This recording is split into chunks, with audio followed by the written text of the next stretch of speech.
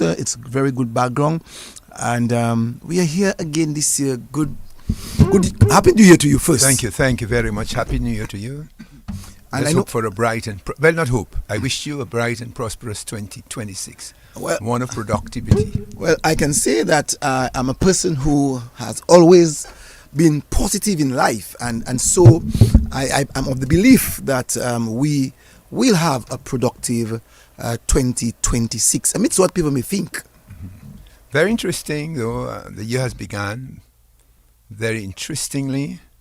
We're following the world news. We're following the Caribbean news. We're hearing everything in terms of Venezuela, which is, the top news now in the Caribbean. Everybody's following. Some people call it extraction. Some people call it kidnapping. So that's the news of Maduro, the president of Venezuela. Then we're hearing some controversy again about, is it refugees? Is it deportees? That is very interesting, Brain. Going back a little bit in December, closing the year where the United States, president with a proclamation. And we know that for a proclamation to be changed, it has to be from the seal of the president. When I say the seal, the hands of the president. And he placed a proclamation sometime, I think the 16th of December. Like as if he was giving us a Christmas gift. And so we saw him again coming down to the following week, saying to us something maybe almost different, but the proclamation was there. And then we saw on the third Sunday, last week Sunday at that time, all of us were glued to our television, and still in awe of the kidnap, stealing, snatching. What descriptive word you can use? Well, there are different words on which side of the fence you are. It doesn't matter what side you are. So it can be extraction. You are extracting something if you want something positive. In this case, if you are extracting and to rip off what someone else has, we can use the word extraction. Well, we in the Caribbean see it as kidnapping, right? But some people, the way. And looking at all of this discussion and all these things, Brain, I tend to wonder, because a few weeks in December, I think the first week in December, the last week in November, we were discussing some condition that President Trump would have placed on the, not the Soviet Union, but yes, he gave to the Soviet Union some 18 points, right, that they should look into ceasefire and to request of Ukraine to adhere and to ask Ukraine to go into an election and so on and so on, looking for peace. And then within a month, we saw, contrary to what President Trump would have said to Putin and to Ukraine, right, where he would have gone to Venezuela. Right. But yeah, we've been following. But one of the things that I found very interesting is that people tend to think it was only Dominica, that was, asked to accept, the refugees. But when we look at the news, we realize that St. Kitts, yes, Antigua, Dominica. We understood that Grenada has also been approached. Grenada has. I don't know for St. Vincent. Yet I cannot speak for St. Vincent. I saw that the Prime Minister of St. Vincent and Grenada met, I think, sometime yesterday. So I don't know if that level of discussion has been ensued between the two. Right. But we are seeing a change in Caribbean. Right. But the CARICOM itself has been approached from reading the news. And so on that same matter of receiving a certain amount, I saw specifically the number for St. Kitts. I know for St. Kitts the Prime Minister said it's 10. 10 persons, and that the United States will be paying for them. To house them or to keep them. That's what he said. No, in this statement. In this, we have to also remember that the country can refuse. There's still an opportunity that the country can say, I'm not accepting these refugees. So it's still there. So it's a hot topic in the Caribbean, very hot. And sometimes, people do not understand what it is to really manage. Some people do not understand what it is to manage a country. When you elect a government, you are actually electing them, yes, sometimes to come to you to have discussions with you. But many a times when you elect a government based on their capacity, that's why you're electing them based on their capacity. Right. You are giving them the opportunity to make decisions for you. So this decision of the prisoners into the deportees, into these various countries, is not an issue where we had to go and discuss with every citizen and to ask them, what do you believe? Okay. What we should do? But you know? you see, just fast forwarding. Remember now, I always told you about the philosophy of the Monroe Doctrine. Yes. That everything west of us is within the sphere of our influence. I told you about it. And strange but true, the Monroe Doctrine, as way back as 1960, that's when it was actually implemented By Monroe. By Monroe, and it has never been forcefully used by any president of the United States. We discussed that Monroe Doctrine when we spoke about Ukraine and Russia, and we knew that the Monroe Doctrine could not have been implemented, but we said, you in particular said that you are of the view that that the United States would like to implement the Monroe Doctrine into Europe. But and finally, you've been hearing that the United States, President Trump has been saying he intend to extend his hold onto Greenland. And we you also spoke about it at one time, Canada. Right. And it seems if President Trump gets his way, most likely that he would have a 51 state. Maybe go on to, who knows, maybe 53, 59, 60.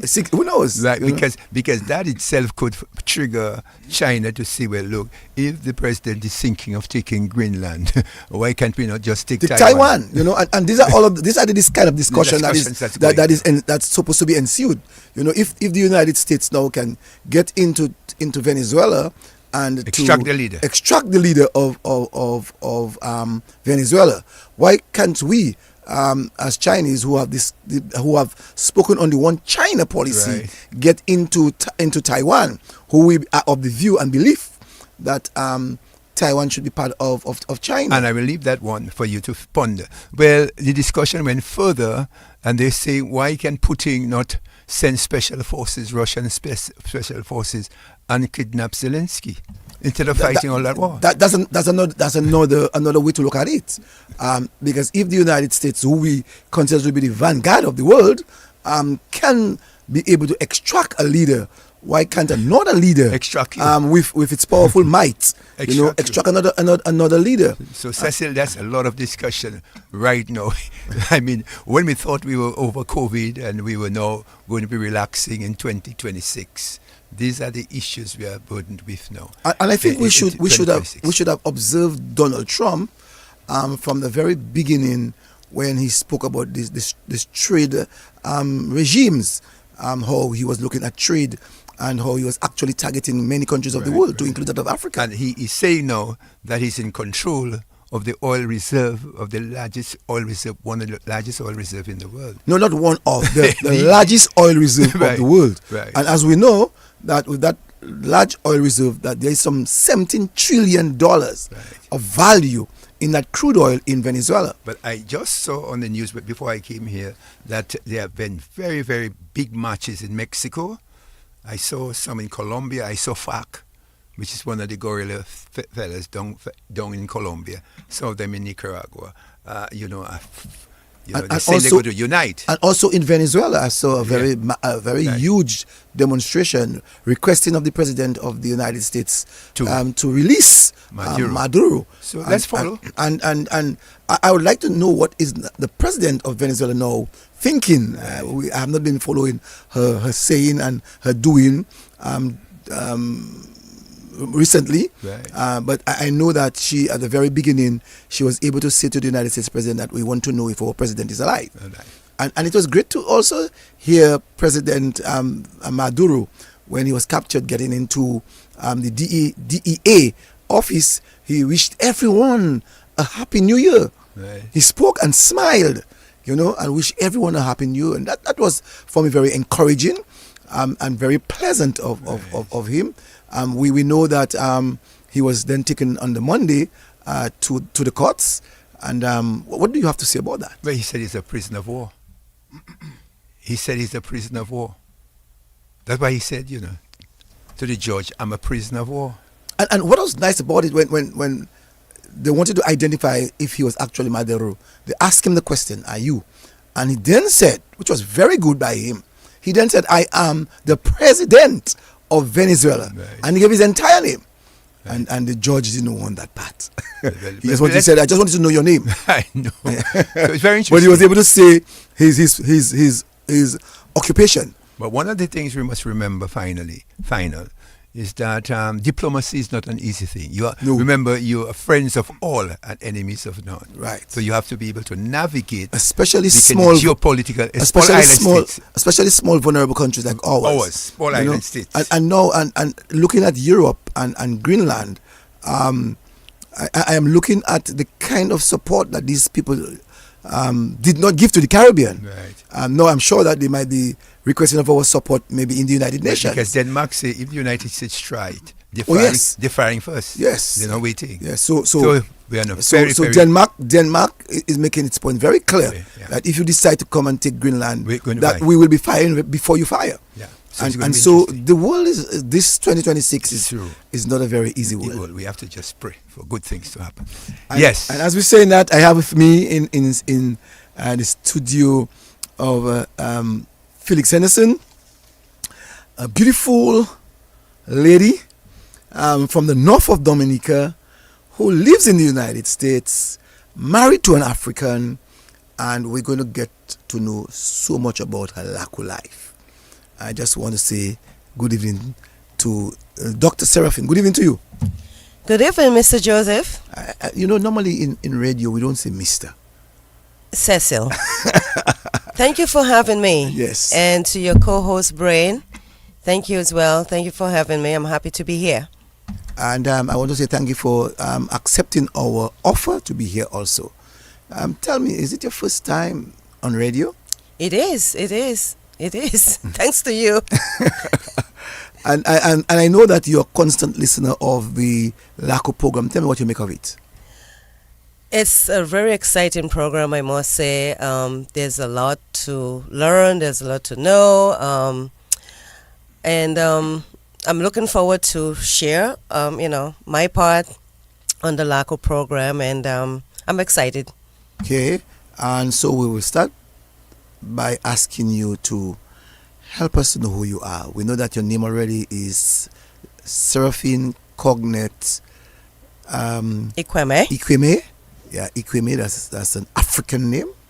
And it's good to see that many of our black Dominicans, Caribbean people are getting back to their roots, going back to basics, and that is Africa. So tell us a little bit about yourself. Okay. Well, as you said, I'm Seraphine Cognet. And so I was born here in Portsmouth.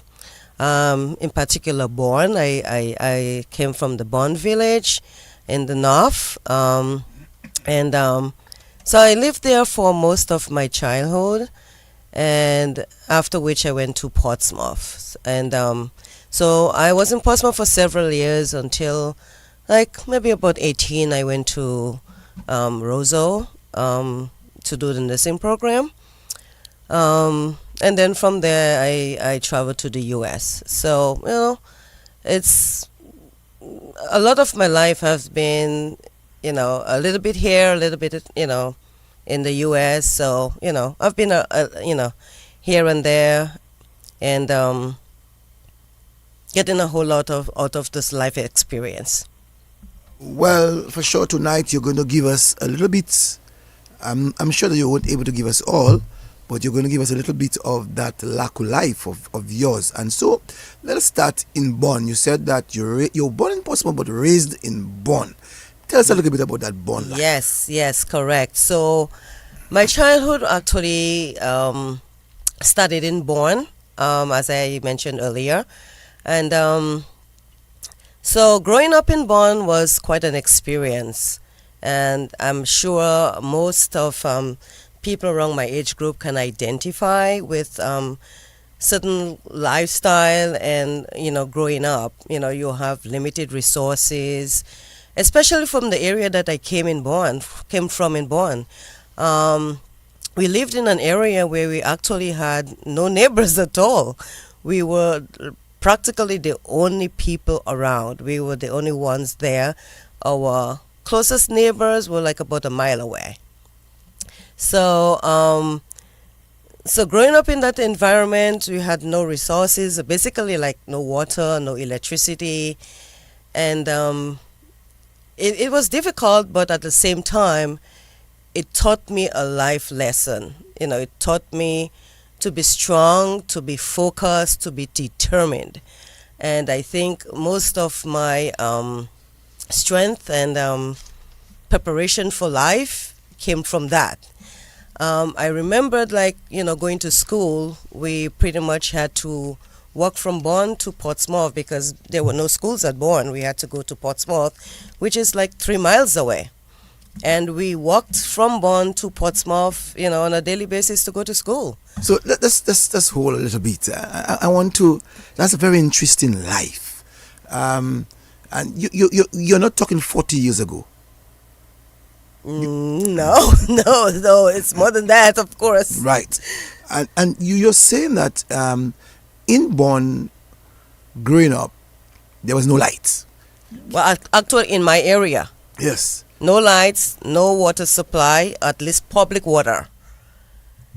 So yeah, So you had to go to a source to get your water. pretty much, yes, How that's what fa- it was called. How far was that source from your home? It was probably like a 5-10 minutes walk, pretty much. So we would have to get our water like early in the morning or late in the afternoon and get the supplies. So, we'd have, whatever we needed for the day. And, yeah. And you said that you all lived a distance away from the closest neighbor. Yes, because my grandparents were the ones who were originally there. And at the time, a lot of people kind of moved to Portsmouth area, but my grandparents decided that they did not want to move. So they were the only people who remained in that part of the Bonn village. I'm sure you are able to tell us the name of that area. How do we call it again? It was actually called, oh my goodness. It's such a long time ago. Yeah, the name is gonna come back. It will come back. I just know it for Bonn anyway. No lights. No No lights. pipe-borne water. That must have been an archaic period. Yes, it was, but at the same time, that's all you know. So you learn to adjust, cope, whatever you call it, and survive. So it was about survival, working with what you have and surviving. And then you also said to us your closest neighbor was how far from you? About a mile away. A mile? Mm-hmm. And a mile would mean, for me in Roseau, from the bridge getting out of Roseau to about Fonkole. That's about a mile. That's I a would big. say from Fortiong to Fonkole. Fortunately, Fonkole even further. That would be about the area. That's a distance away. Well, let me ask Yes. about Bonn, because I know Bonn. I used to be education officer for that area. Is it on the hill by Nanton? Mr. Nanton, up on the hill? Is it in the flat? Below? No. By the Williams? Where No, on the other side? We were all, if you know about the Duvers area, Yes. where the palm trees were. Yes. Right, that's right where we were. Okay. Where did you Right. sir? Huh? Where did you, sir? Oh yes, but that's a good distance away from Bonn. Yeah, itself. Right, so we were right where So you're the entrance, basically you're the entrance of Bonn is coming from Portsmouth. Right. Right, so we were right kind of in the middle after, if you remember the Parlingtons. Yes. Yes. So after the Parlingtons, you come up the hill, and there's this palm tree in the bend. Okay, in the So bend. we were right by the Diverses people at the time. Yeah. So that's where we were. Yeah, that's the area we were in. Cecil, you know that, for instance, there's the asile up on the hill. You come down to the Dewhurst, you turn around, and you get down to the flat. Rose from Bonn? Rose is from Bonn. Oh, From Bonn to that. You So know I Bonn the too area. well. That's my backyard. I just want to say, within that short space of time, we were able to have some 43 people already viewing. I just want to say good evening to Edwina London. She said, welcome, Dr. Seraphine. Esther Dubois, watching from New York. Asquith Pinard said, good evening, watching from St. Martin. Justina Cognet, Old Road. She said the place was called Old Road. Okay, I know. Justina, I can depend on you, Justina. and Franz Mark Evans says, Firefly for light. Did you all that help us to understand that? Yes. But before I go on, let me just first of all say hi to my sister Justina in Portsmouth and Gloria, also friends in New York and Junie in New York as well. And actually my kids are here on the island. They're visiting. Ashley, Bennett, Benson, and Lauren will be coming tomorrow. And their friends are here as well. And I also have my friend Jonetta. She's from Liberia originally, but she's visiting Dominica, and I'm happy that she's here. And I also have a friend Tammy who is visiting Dominica for the first time. So I'm happy that they are here on the island, and we are enjoying our stay so far. And yeah, there are some other people here in Dominica as well who have been making my stay, very enjoyable. The Peter family that we visited today, John and Norissa and their children, and also Vincent and his wife, they have made our stay, really, really wonderful so far. So yeah, going back to the whole story about the label and the firefly And the firefly, the firefly and the label. bullseye and all about the bullseye. Yeah. Tell us So about because that of too. course I mentioned that we had no electricity, right? Right. So the only way to get around at night is to use your, bullseye, right? So you had this kerosene thing, this bottle that you put the kerosene in there, and you put, this little wick, and you made a lantern out of it. So that's what we used to, move around if, from one place to the next during the nighttime, because of course there's no electricity. So yeah, it was quite an experience, but at the time it didn't seem to be awkward because that's what but looking back, and it was like, wow, how did we do it? I can imagine your children saying that to you, Mommy, how did you do that? Yes. Whenever we come to Dominica, I remind them, hello, this is where I came from. Look at it's like pretty much like a jungle. And I'm like, okay, but that's where I lived.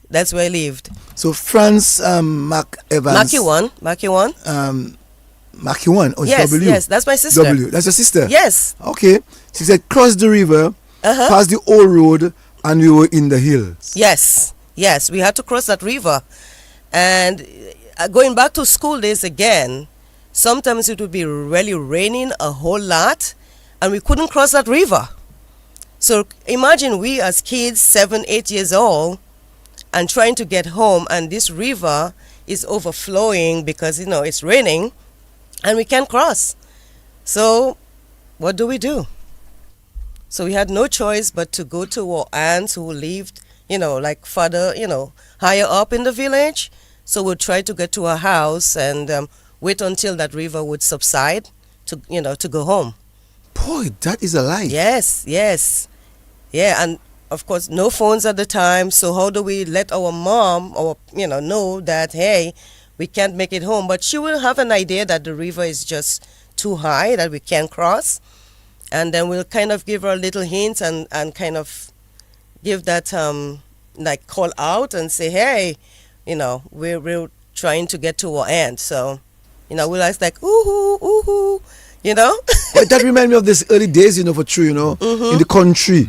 If I remember in Tobino, right? There are some people in Tobino and Lower Tobino. Our aunt Octavia was living lower down, and you could literally stay higher up, Tobino, and shout Octavia. Octavia says, "Look, Avini." You know, Right. so they would have heard that, and, you know, those kind of things. And you're saying that you all also did the same. Yes, yes, yes, yes. Yeah. Yeah. And it's rather very interesting that river when it overflows its banks. No, when rivers overflowing, you can't cross, especially if you live on the other side when there's heavy rain. So you have to remain where you are, otherwise the river will bring you down. And Ivinia Hill says, "Good evening, everyone." She's actually from Mao, it looks like, and she said that she's listening from St. Croix. Just want to say good evening to Ivinia, and also to Petro Labadi said, "Really love listening to Dr. Seraphine." Petro, thank you very much. And then Franz, your sister, said, "Stay in the shelter by Dewhurst until the river went down or subside." Yeah, yeah, that's exactly what I was trying to say. Yeah, because so by the time I went to high school too, and we were waiting at that time, before we used to walk to school. So we walked that 2 miles, 2.5 miles back and forth. So we would, go in the morning, come back by, after school, and we'd have to try to get home. Hold on. We're talking about Bonn to Portsmouth. Portsmouth. Yes, we walked as 5-year-old, 6-year-old, 7 years old. We walked this miles because at that time we did not have that kind of transportation system established that you'll get, you'll just go on the bus and, so we had to walk.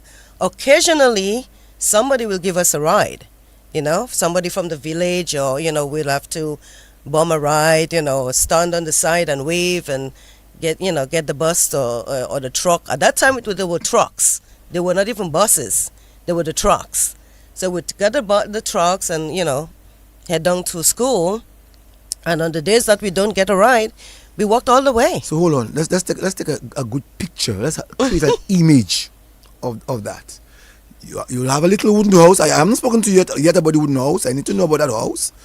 You walked. How far was the house to the river? Just a few minutes, really. Few minutes. Let's say 5. Yeah. Let's say 5. Yeah, a few minutes. Then you have your dandan. Mm-hmm. Your African. I hope your African friend understands the word dandan. You had your dandan, which is your clothes. Right. And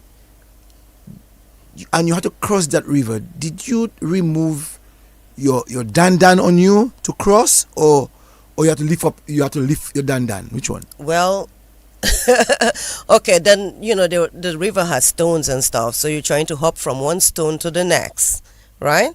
But the one little shoe that you had, you can't afford to mess it up, so you have to remove your shoe.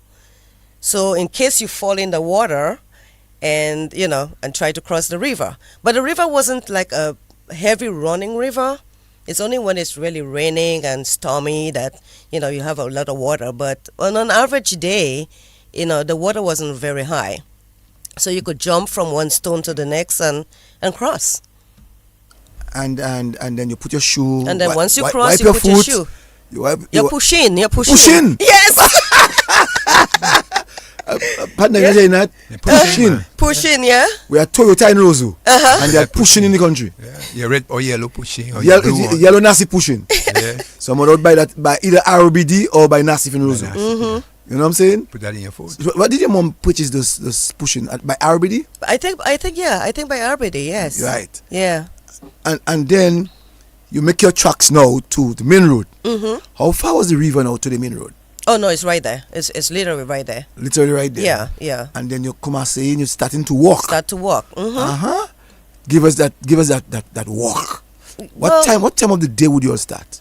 Well, school starts at 9, so it will take you a good hour, an hour and a half. So by 7:30, 8 o'clock, we should be on our way to get to school on time. And if we realize we are not making it on time to school, then we'll have to start running. So there were the light posts, the light stuff, and would have run from one post to the next, walk a few blocks, then run again, just to make up the time so we'll be to school on time. Boy. Yeah, so we walk and run, walk and run, walk and run. You know, if we left late. Mun ka palikot guaya, Chelma? Oh my goodness, Jesus. they, they really don't understand. They really don't understand, or they don't know. I hope your son and your daughter. Yes, I gave them the link to listen, so hopefully they are on, and so they could really get a whole gist. Because I keep telling them all the time, whenever we come to Dominica, I remind them of where I live and my experiences. So they're not naive to what I have gone through. You know, they're very much aware of the whole experience. That's why I keep taking them to Dominica, so they could get the real deal. They even speak like Dominicans already. They are. Yeah, they do. They don't talk like New Yorkers. I mean, they're familiar today, and they don't speak like New Yorkers at all. Yeah. Okay. Mm-hmm. Yeah. Pure Dominican. Yeah, they do. I saw they were trying to help the Guyanese to say we. After every word, you have to say we. Yes, we. Yes, we. And, yes. And the Guyanese, am I saying it right? Yes, we. Mm-hmm. So I monitor that. Your sister also said a while ago that in reference to a situation with you and you all and Justina, that Justina, what she said, one night we came home without Justina and we had to walk back to get her in the dark. She was at our aunt, so we left her and came back in the dark. What kind of experience is that? So you know what it is. No electricity and walking all the way, to Portsmouth and, and then coming back. And of course, here comes the bullseye experience, because normally we would have a little bullseye in the corner by the river in that area. So by the time if it's too dark, so we could pick it up and get it lighted and try to head home, because the path we're going to go through, there could be anything in there. Snakes, you know what I'm saying? The snakes, because, in those days there's the coconut field, and they would have, do the coconut and husk and put it in the corner, and, so the snakes like going under the coconut thing. So going through that area, hey, anything could be there. So, at least having the little bullseye could help us see the path a little bit. But in your mind, you're really scared, because snakes can come up from anywhere, anytime, So, yeah. Okay, so Earl Hamilton said that he is watching from St. Martin, and Brenda Alexander said, good evening, Cecil, Mr. Adams, and your guests. New York is locked in and watching. Happy New Year, Cecil. Happy New Year to you too. My brother Maynard Allen Mann says that good night and Happy New Year's. And Happy New Year, cause we all are watching from Bridgeport. Wife Angela Mann says hello. Oh, that's so wonderful. No. You have to walk to school. You said you had to walk and run. Any recess in those days? Yeah, you had recess at school. At school? But yeah. Were you bringing your recess from home? Well, at that time, you can't even afford to have recess. You know what I'm saying? But the good thing about it, on our way from home to school, there were so many fruits. Mangoes, of course. Guava. Like coconut. Puff poke. Oh, you had that too? Yes. Fat poke? Puff poke. Yeah. And there was this Moisive. There was this Moisive. Yes. So on the way, we were, collecting these little things as we go, the guavas and the Moisive and puff poke, and we ate as we go. So, yeah. So even if you left at 7:30 and you had a little breakfast, those days the breakfast was kakoti? Yeah, whatever we have. Lime bush. Yes. Simi-Cotois. For breakfast? Yeah, you got your tea. And bread? And bread, yeah. Or if you don't have bread, you're going to have to do the roast plantain.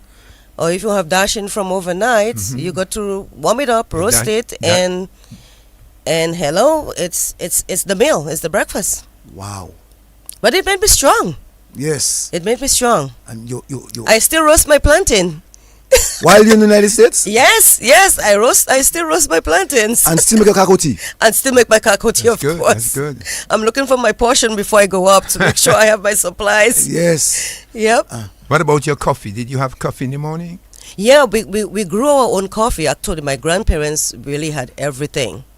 Everything under the sun. They had the breadfruit, coconuts, avocado, all the fruits you can think of. And they were right there at arm's reach. I remember this orange tree was reaching right in front of the window. We just had to reach out and pick that orange. And the coffee was right, pretty much right there. So, we did our own coffee, pick the coffee, dried the coffee beans. And when they're dried, then you roasted them.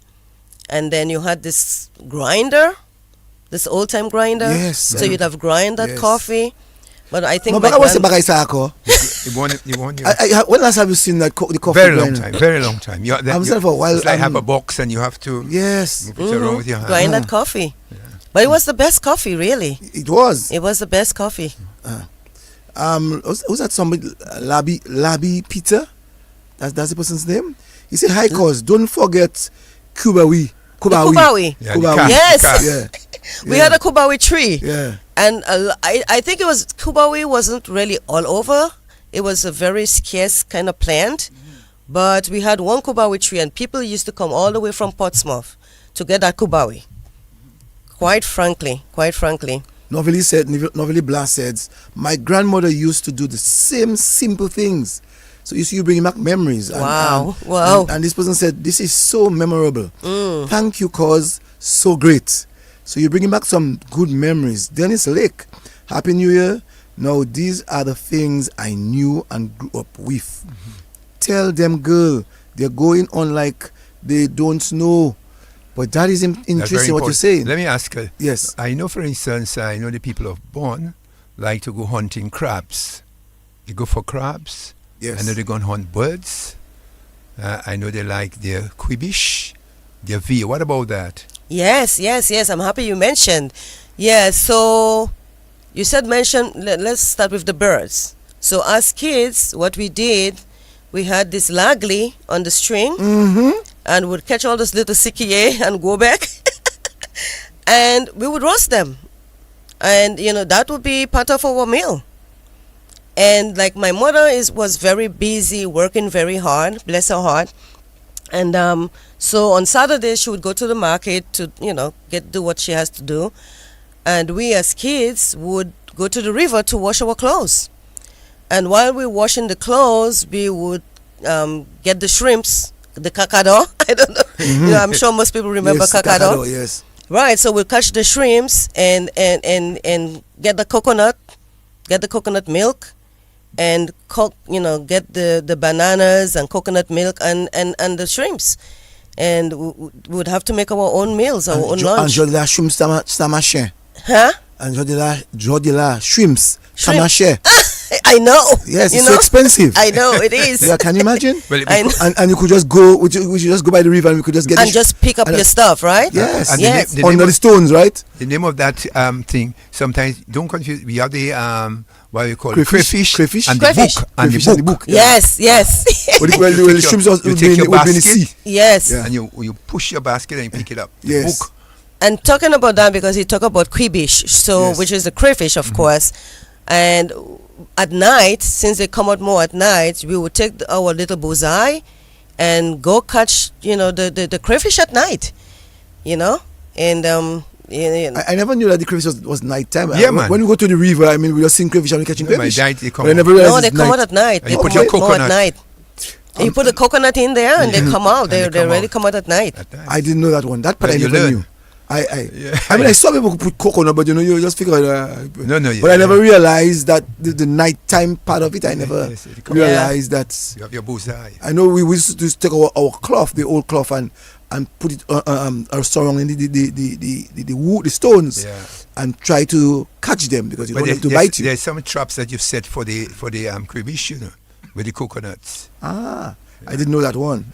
Hamilton Joseph said that Cecil Goodnight, in February of 1967, when I started working at the Public Works Department in Portsmouth.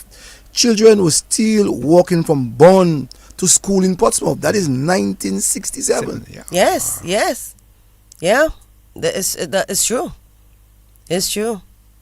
So even beyond 1967, because I started high school in 74, so even 1970, when I was in primary school, we were still walking. We were still walking up to 1970, as far as I remember. So, because... For person who did not understand, I said to you, you are not dying now, you are very strong. Amen, amen. Oh, yes, I got 9 lives, yeah. That's guaranteed.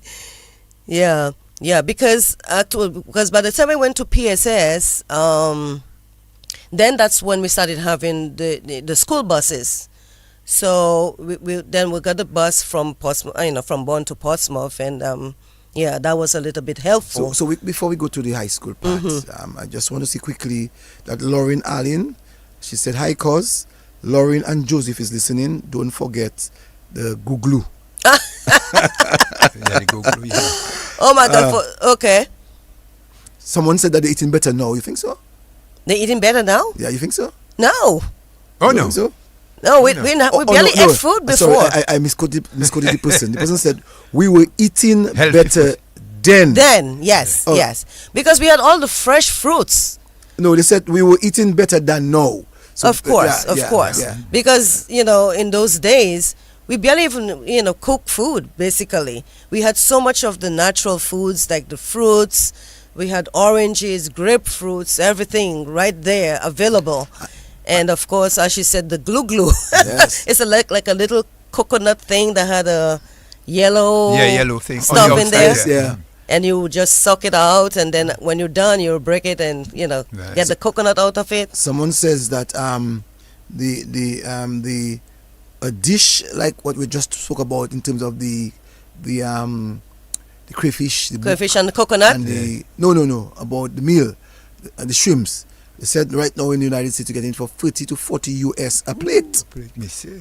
That's a US lot of money. dollars. Yes. And That's a lot we of could money. just go and stretch our hands and get that out And, there. and catch your shrimps. Yeah. Let me throw something at her. And one of the favorite mangoes in that area? Mango Madwe. Yes, we had the best mango madwe. Yes, people from all over came. Actually, before I forget that part, mango madwe is what paid my way to school.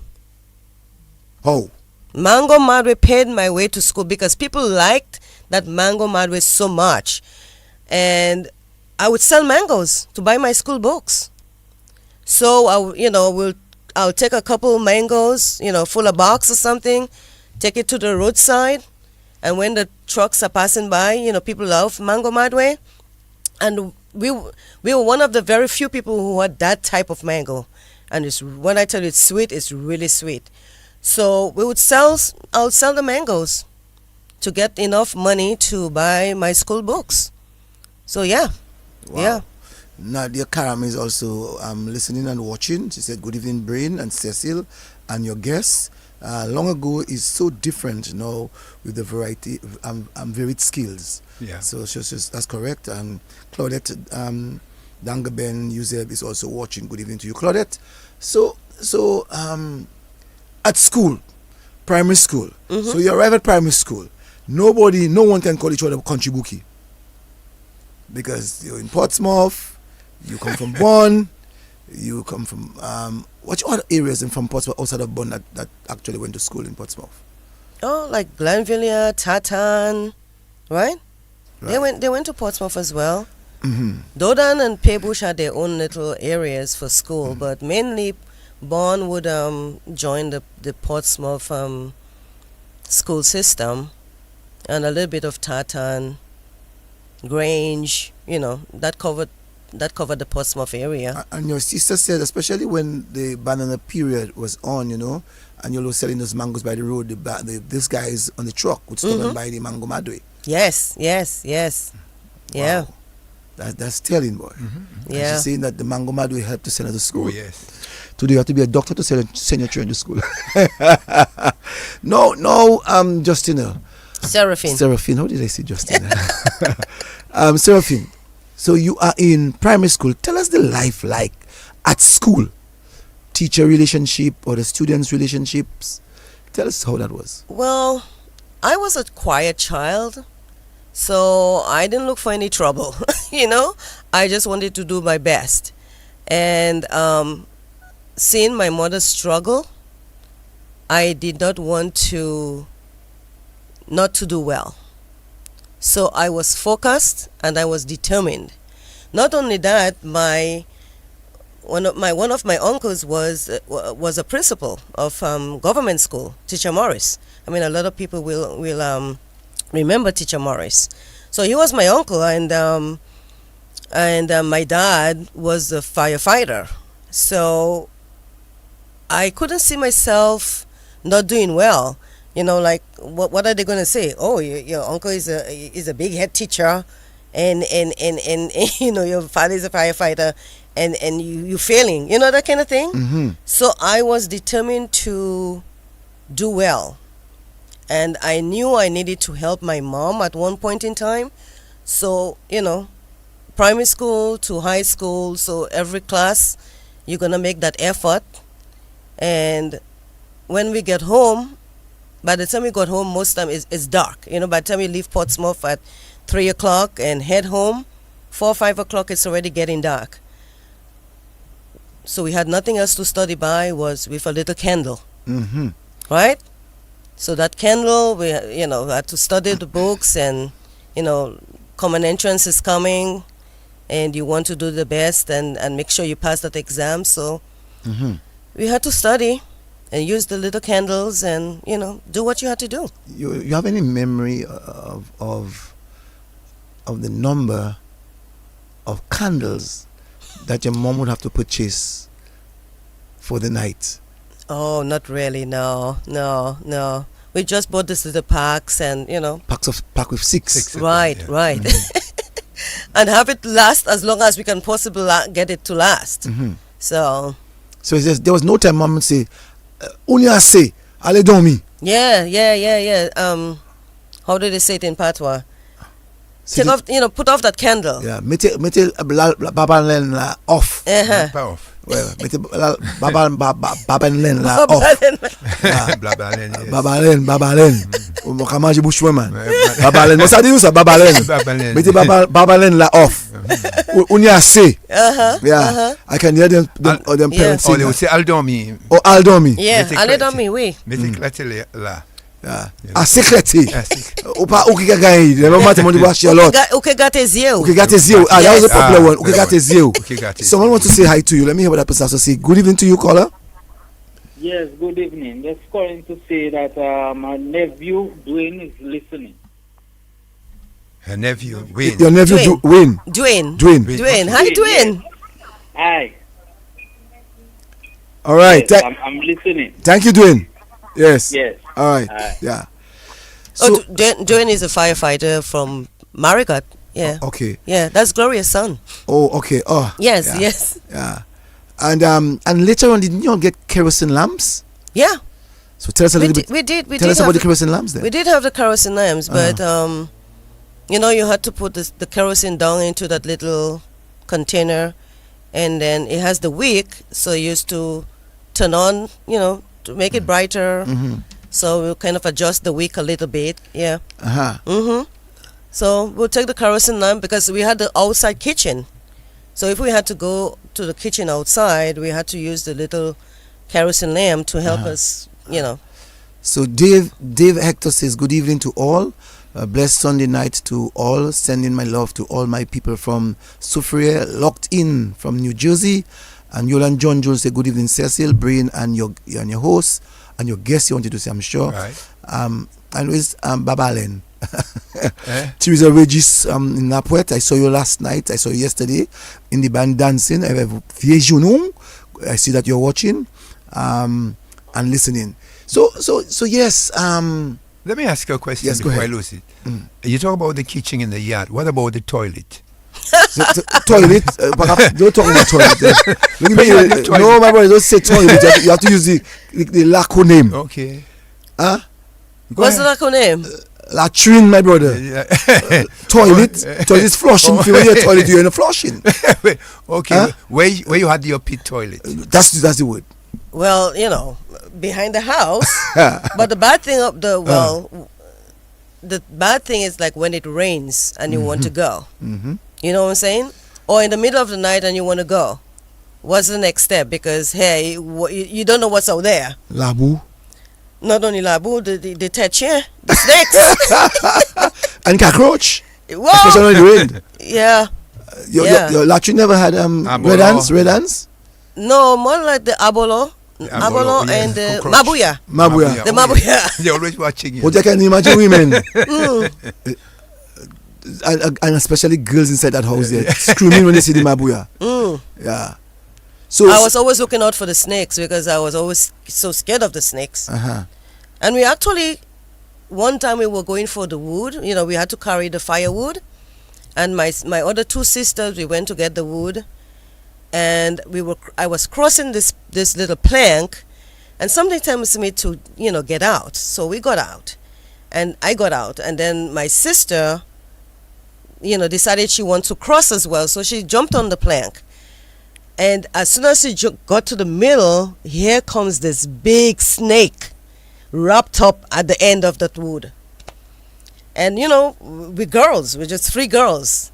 And this snake is right there. And we try to tackle it. And it hooked our dog. We had a dog called Tig. So it hooked our dog and tried to pull that dog into a little area, like some pool of water. And it would not let go that dog. So we were all screaming and screaming and screaming, and eventually we got some stone and hit it, and that's when it let go that dog. But it was huge. It was huge. You're lucky it wasn't one of you only took, boy. Huh? You're lucky that it was not one of you. Yes, because it was wrapped and ready to attack. But thank God I jumped off that wood and, so, but we killed it though. That's the amazing thing. We killed it. Three little girls. Three girls, yes. And we tackled that snake. I mean, it was no little snake. It's not like a kulev. Uh-huh. It was huge. It was huge. It was at least 6 to 8 feet, 6 feet, I would say. Wow. Like the boa long. constrictor ones? Yes. The big one. Yeah, they're big. It's actually like as big as your arm, I would say. It was that fat. It was big. Wow. And we tackled it. We tackled it until we killed it. It never jumped at you all? No, because it went into that water. So we tried to get, you got this stick, and we were hitting until we killed it anyways. But yeah. Someone said that Amos King said that you all shared the same experience in growing up under more extreme circumstances. Wow, so can you imagine? And your sister said that the toilet was a tree trunk. Hey, Papa! Oh my God! Yes, sir! She didn't have to sell me out like that. I was trying to make it a little decent, but oh my gosh! Yes, yeah. Oh, well, it's the truth, but hey. Yeah, but we graduated from that. We did have our pit, okay? Yes. So Petro said, Francisca, you're not easy.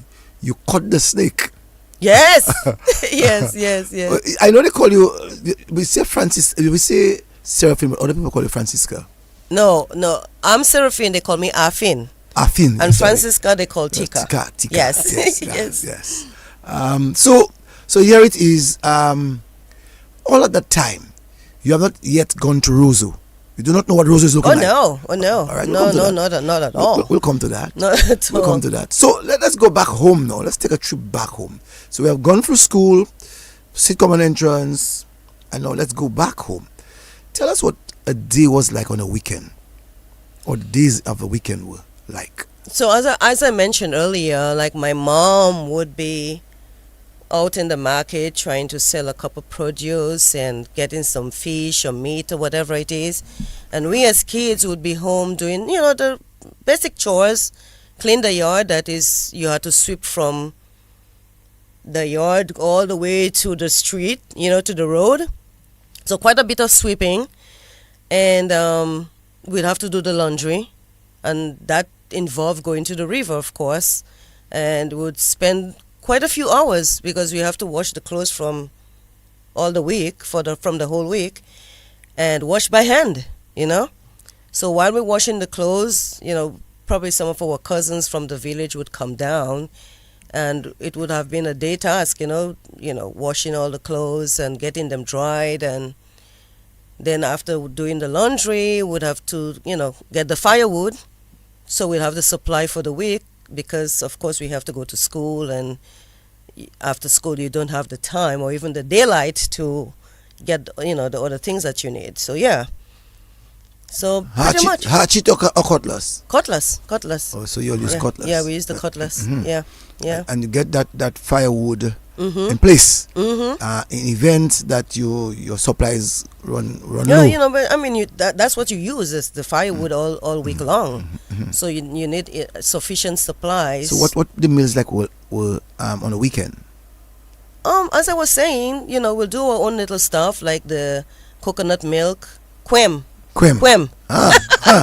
bananas and coconut milk. Uh-huh. So we make the quem, right? Mm-hmm. Yeah, or if you have the breadfruit, you do the roast breadfruit and kai. Kai too. Yeah, Yes. yeah. Everybody would have their little Portion. sprats and portion. You dry the little fish. You dry it yourself. Over the fireplace, and then You clean that first, and you Yeah. put that over the galta. yes, And yes. you ensure that you have your portion of fish for the week. Right. So you Yes. have your roast kai and your breadfruit, Okay. and you used to use the coconut to make the oil. Mm-hmm. So we had the coconut oil with your kai and your roast plantain, breadfruit, whatever you got. Mm-hmm. Yeah. Let me ask you, what about, I know for instance in that area you have a lot of either maniku or agouti. What about the maniku and the agouti? We had a lot of maniku, not too much agouti, but quite frankly, I have not even seen agouti per se. But maniku we had a lot, but I was so scared of them though.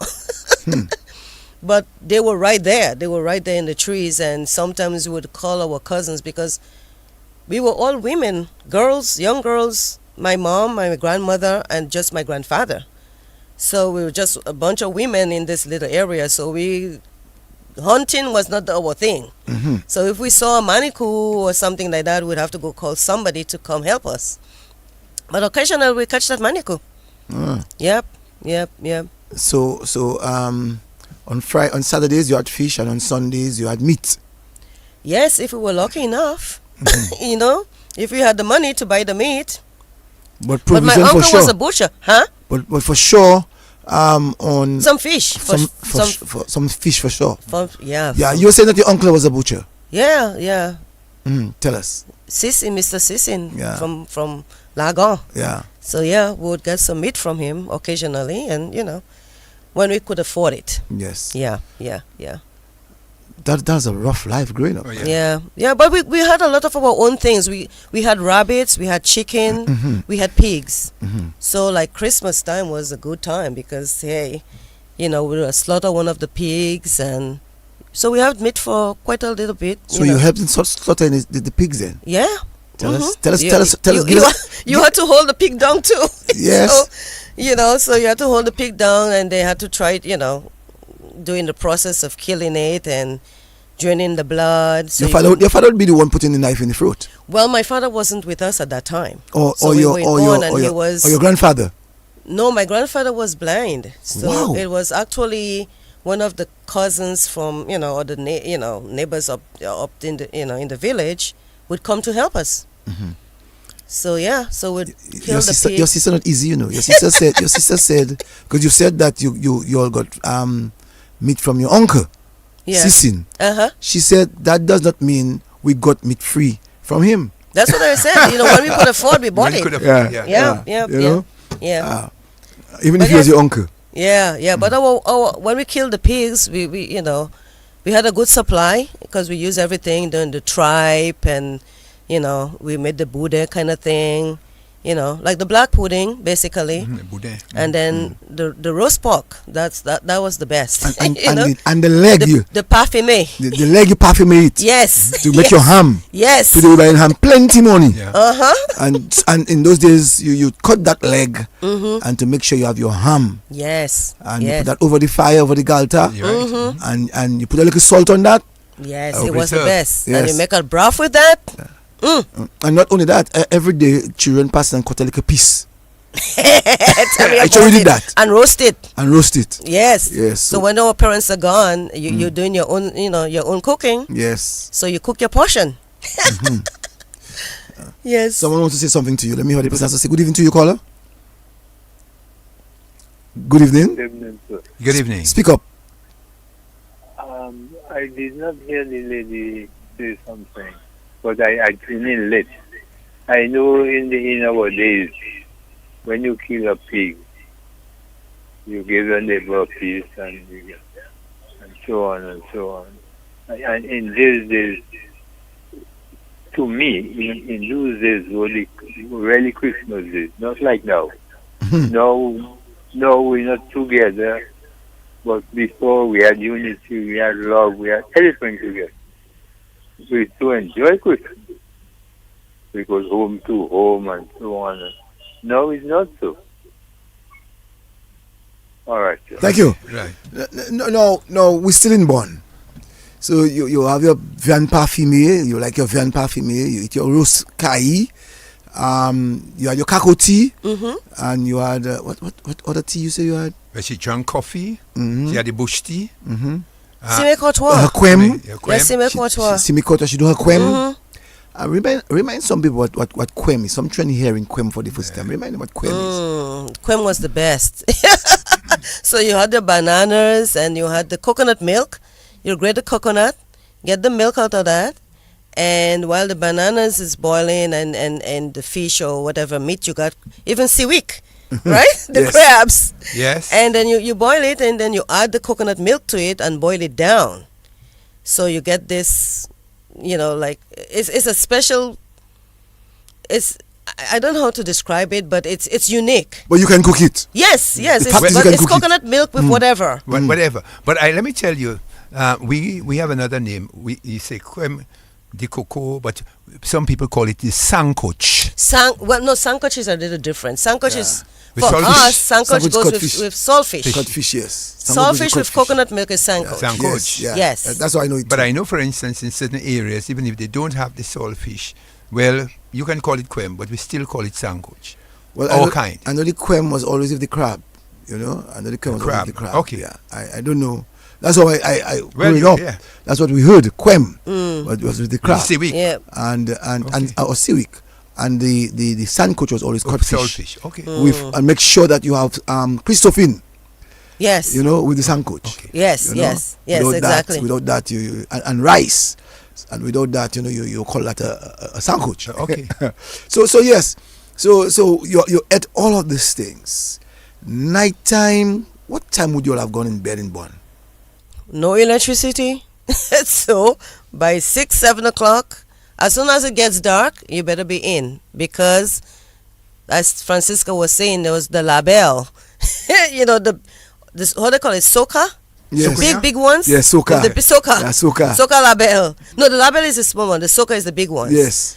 And that was scary because they would zoom under the trees. And remember, we're in the jungle. Practically, it's the jungle. Yes. No houses, no electricity, no lights. And these things are passing through. So they Sukuya. were scary. Sukuya. They were sucking up in truth. Yeah, a sukuya. So you can hear your mother saying, "Ale adidava sukuya pong." Yes. Because in those days you would see this big soca. Yes. And we yes. think it's sukuya. Uh-huh. And especially when they're standing in one spot. Yes. And they're not moving. Yes. Oh my God, that was the sukuya in truth. What is the experience that you had with sukuya? I just heard things. I just heard a lot of things, a lot of stories about, Removing the skin? right. But quite frankly, in my nursing experience, there was a situation where somebody came to the hospital and had no skin. And Real? the story, yes, That's a real story? yes, That's no fake? no fake, no fake. And it says she didn't have time to turn back. Yeah. So Sukuya was real then? Yeah, of course. As far Hold as I on, know. let me. Pas fait mon bois, pas fait mon pour me nania, pas fait mon bois, pas fait mon bois. I am not drinking, don't make me drink. Oh my goodness. You telling me Sukuya real? Well, from the stories you hear, you think you feel they are No, real. but you're saying that someone removed their skin, came without their skin. Yeah. Like they were burnt. You know, because somebody is burnt. Yes. Right. So the skin is Mais out. il pas moun la pas brûlé. No, not from Not from fire. Right. Definitely not from fire. What? Yeah. I cannot believe that. Okay. Paul Michel said that they used to call not Sanko just to say in Paul Michel. Oh no, she was talking about the light. Lakou. Lalo, So Lalo, the yes. soca was Lakou. Okay. yes. Right. So in Paul Michel would say Lakou instead of saying soca. Let's see what's going to be. Although I sometimes I don't take calls, but I don't know why I'm taking calls tonight. Good evening to you, caller. Just as the woman who line, you know. Ah. The woman was exposed in the hospital in the mortuary with no skin on her. Papa, Yeah. She don't tell any lie, she talking the truth because I myself saw it with my eyes. Okay. All right. Thanks. So that's the second person said they saw it with their eyes. So it really is Sukuya. Yeah. So monkey got deep and Sukuya. It really. I don't say it's a church. People go in church, you know. Normally they say the people who normally go to church early morning is the Sukuya. And what is this? What is this saying that they had? If you want to catch them, Sand? well, I don't understand. Different all the- things. Or you call, I don't believe it's not cultural. Man, to catch a Sukuya, they say when the person come in your house, you're taking A penknife? no, it's pen knife. Different What do you need the pen different ways, knife? Different ways. I don't know. Put a penknife in a clove? I don't know. No, well, they said that if someone comes to your home early morning Uh-huh. and asks for salt, pepper, and seasoning, that's no that person is a Sukuya. Oh my gosh. And he said that also that there's this cross. Remember this cross that you would have, and the fish net Okay. to prevent them. And if they come in your house and they see they go in, that's not that person Sukuya. That's what they used to say. Yeah. The other one that you say is if you stick on the left, Right. if you stick on the left, much of it déjà. And they cannot pass on your I left. catch two already. And they will squeeze to pass on your left. I held two until they block whole of Roseau. But there was a big story about something like that. Yes, in Roseau one time. me. Catch them. I said, oh, so pas sorti aujourd'hui là. I stay on the left, and the two of them stick, and they can't move. The two Sukuya, the two witches, they just could not move, and they block whole of Roseau. Oh my God. What happened? I saw them, and Papa, our grandfather, our two of us have the same grandfather.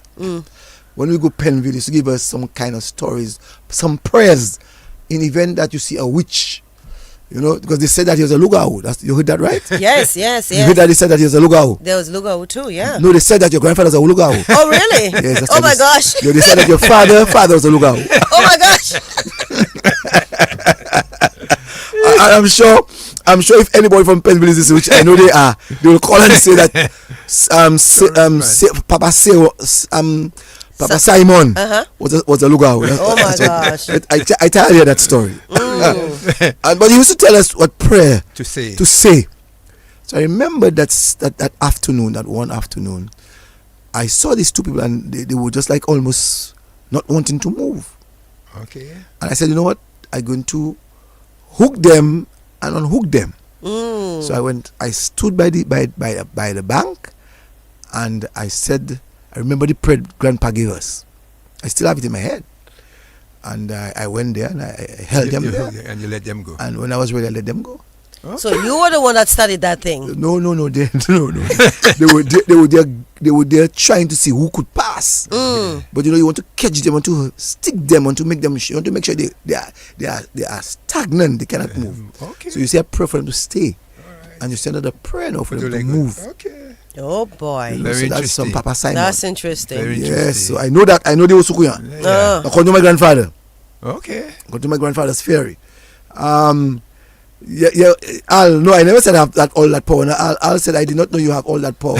I never said all that power. I'm just telling what my grandfather taught me. Yeah. You know. And someone said also for the sukuya, small calabash with garlic. You have to put some. When you have the skin, you put some garlic and in a calabash, and you'll catch them, hold them. Oh my goodness. You're in all kind of story now. All kind of story. Dr. Seraphine Ma Jackson, big time sukuya pudie. But I don't know why I read that. Your sister is a dangerous. I don't say no more. About sukuya papa. Sorry about that, my lady. Nobody know who is that. They don't know who is that. No, I didn't finish say where. They didn't say where. So yes, we get back. So yeah, the person said, "I'll tell me was it by All Saints University?" Yes, it was by the same area by All Saints. That's where I catch the sukuyas.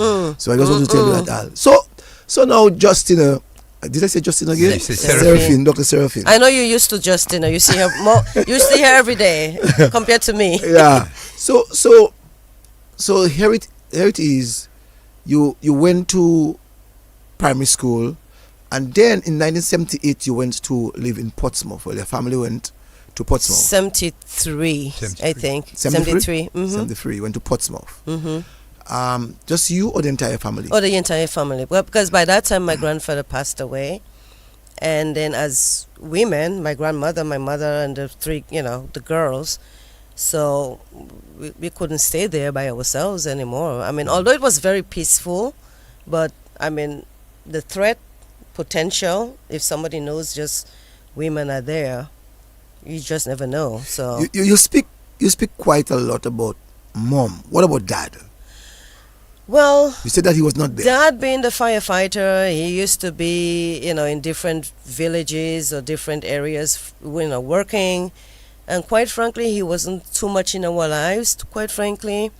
So we really didn't grow up with him that much. So by the time we kind of transitioned back to Portsmouth, and he would be working in Roseau, and we're living in Portsmouth. So, we were not really connected to that extent. Okay. So yeah, he didn't really play a major role in our lives.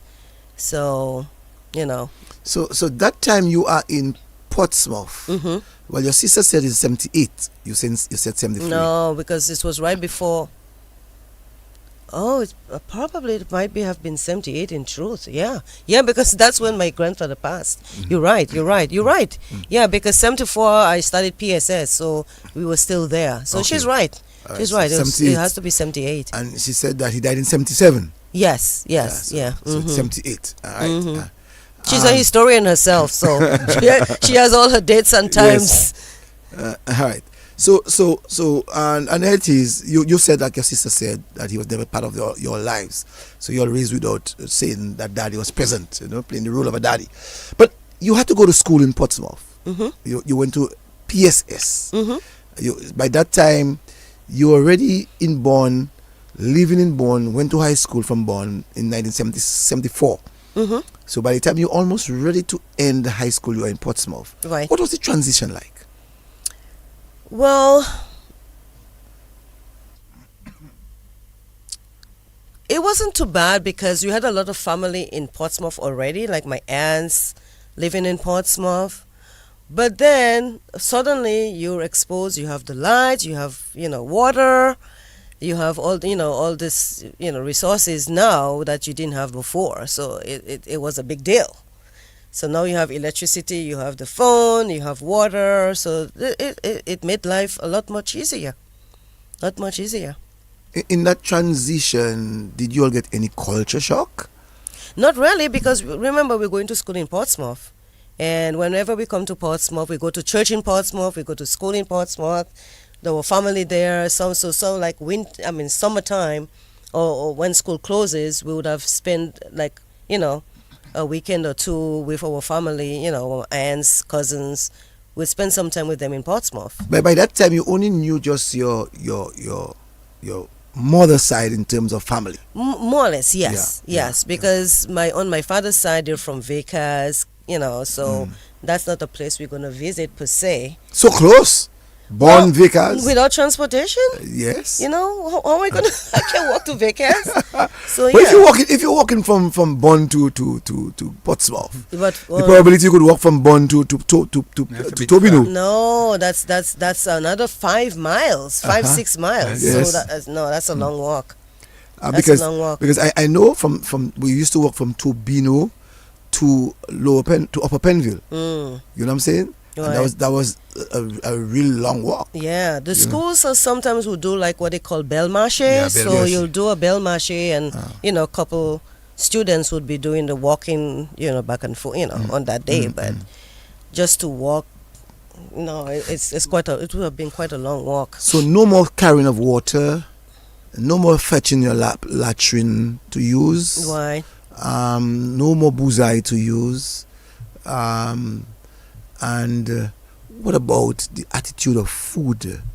How did you transfer from eating rose breadfruit? How did you transfer that life attitude now? So even if we went to Portsmouth, we still had to still have a very strong connection to Bonn, because we were already very much involved in agriculture. So remember, Yes. we had all these fruits and vegetables, and growing our own, bananas and everything. So we couldn't just abandon it and have a city life. So we had to go back and take care of the farm. Like the few animals that we had, the goats, the sheep. So we went back. We would go back on a very regular basis to take care of the plantation. Okay. And that would supply us with most of the things that would need, in town. Like provision and food and stuff like that. So so we went back. So you never really abandoned not Bonn? at all. No. Not at all. You went Not back. at all. We did not. According to your historian sister, she said that we knew Auntie Judith, Sissin, and Uncle Stephen, and Uncle Hunt. And Justina said that Mom, for real, went back to Bonn to do her farming. Yes. And we were pretty much a big part of that farming too. I remembered even before we went back to Portsmouth, we, like at that time there was a lot of banana, plantations. So we were very much involved into planting bananas, and we had to help our mom. So on the banana days, like the days that they would sell the bananas. We call them Boxing Day. Boxing Day. Here you go. And we would have to carry the bananas on our head. Like myself, Francisca, Justina, Junie would have to help our mom and carry the bananas on our head to the boxing plant and make several trips And get your token. and get whatever it The is. token would have been given to every time you ship a box, right? Right, something like that. Yes. Yes. But I remembered very well that we had to carry the banana. And not only did we do the banana, we did coconuts too. So we had to sell the coconuts. Hey, France heard you, man. France said bananas and coconuts. Yes. Oh my God. Yes. And so we would, and by the time they did the coconut, peel the coconut stuff, and so we sell the coconuts. But you're trying to carry as many coconuts as you could possibly carry, so you'll lessen the trips. So you're 12, 13, 14, 15 in this age group, and you're carrying like about 30 coconuts on your head.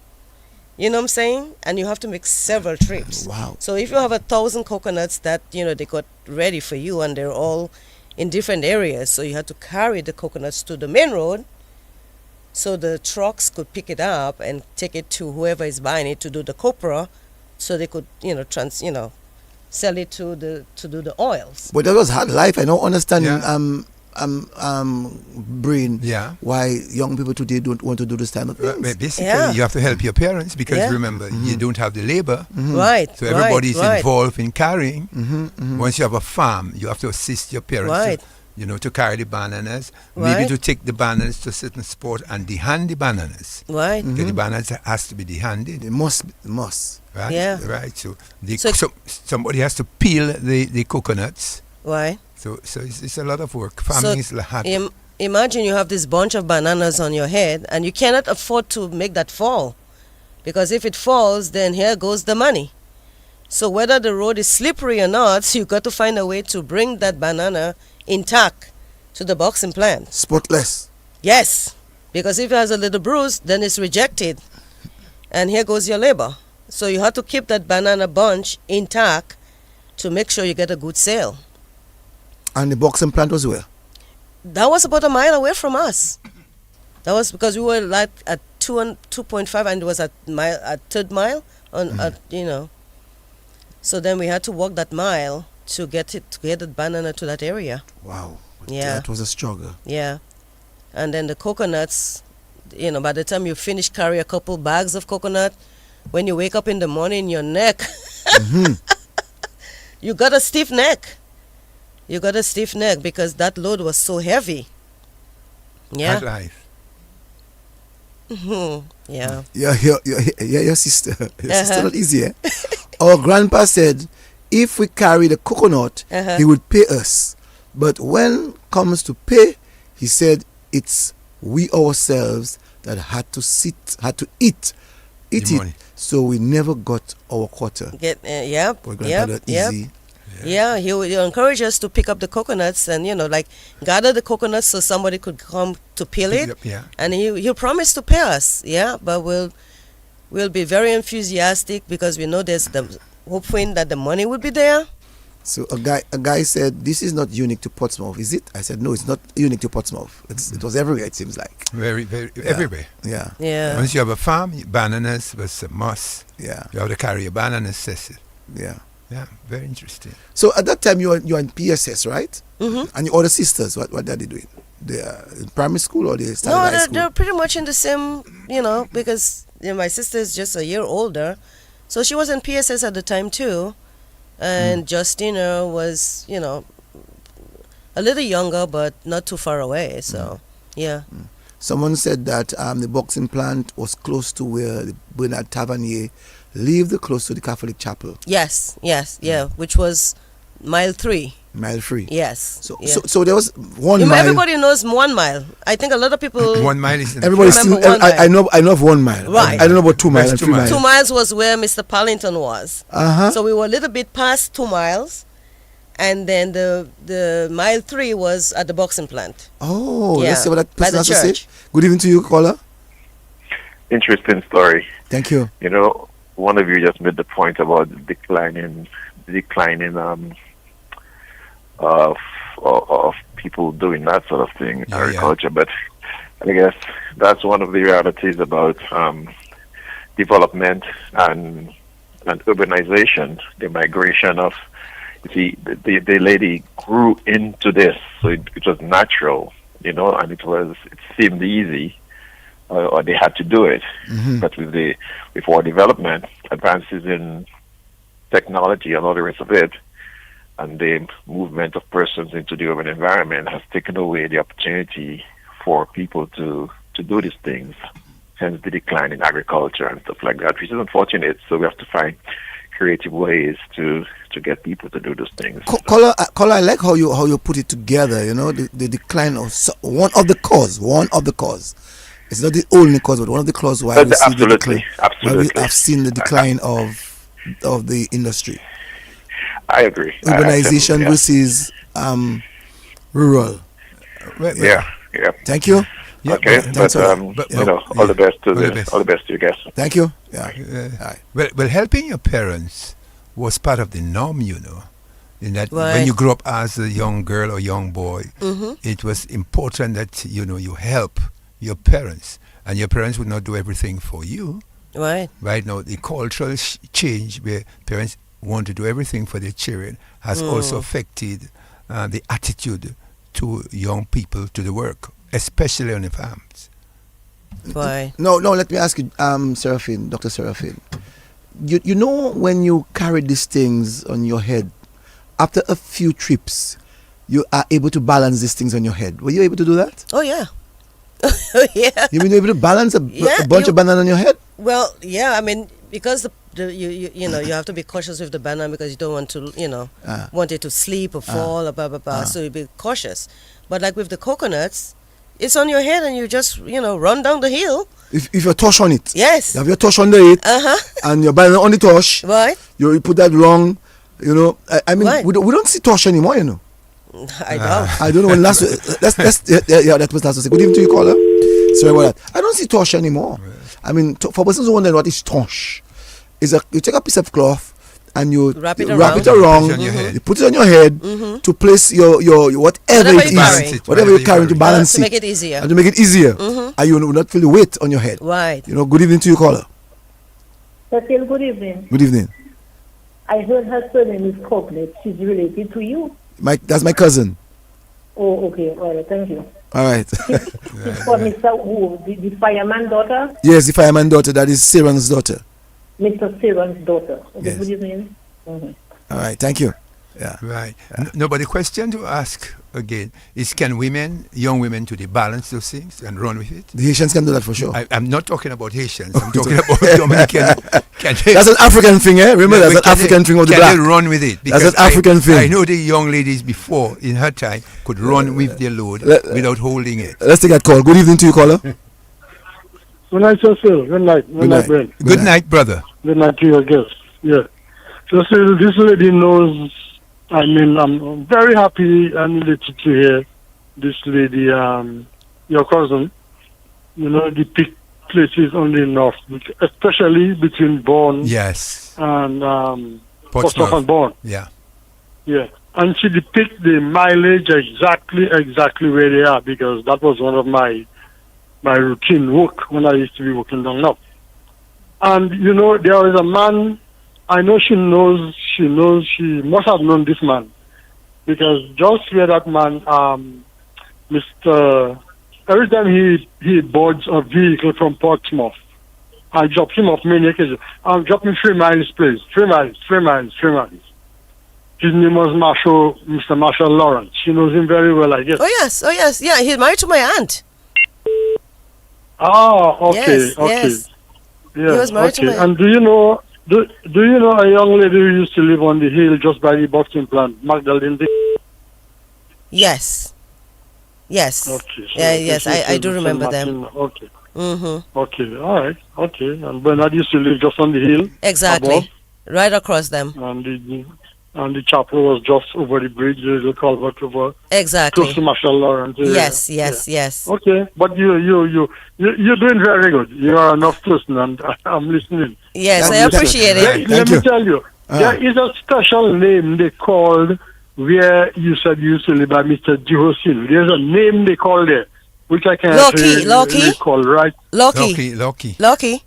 Loki? Yes. Yeah, because I know after you leave the bridge where my Mary used to have a place, Right. Mary, Uh-huh. you walk up that hill. Right. Mon And then excellent. you meet the palm trees. Mon excellent. Uh-huh. My name? Uh-huh. No. She said the place name was Mon. No, she said the place name was Mon The hill was Mon Excellent. excellent. Most excellent. Okay. Yes, but the area is not. The area is known to me. In fact, the entire north is really known to me. So, Oh, that's but nice. you're doing good, and you haven't forgotten anything from when you're growing up. Appreciate it. Thank you. You're welcome. Thank you. Yeah. So we were talking about the carton. Some persons say, some persons say the torchon. Some persons say carton. Some persons say the the torchon, or whatever it is. But to really do this, I mean, you had to do a lot of carrying of bananas before you could get that to balance.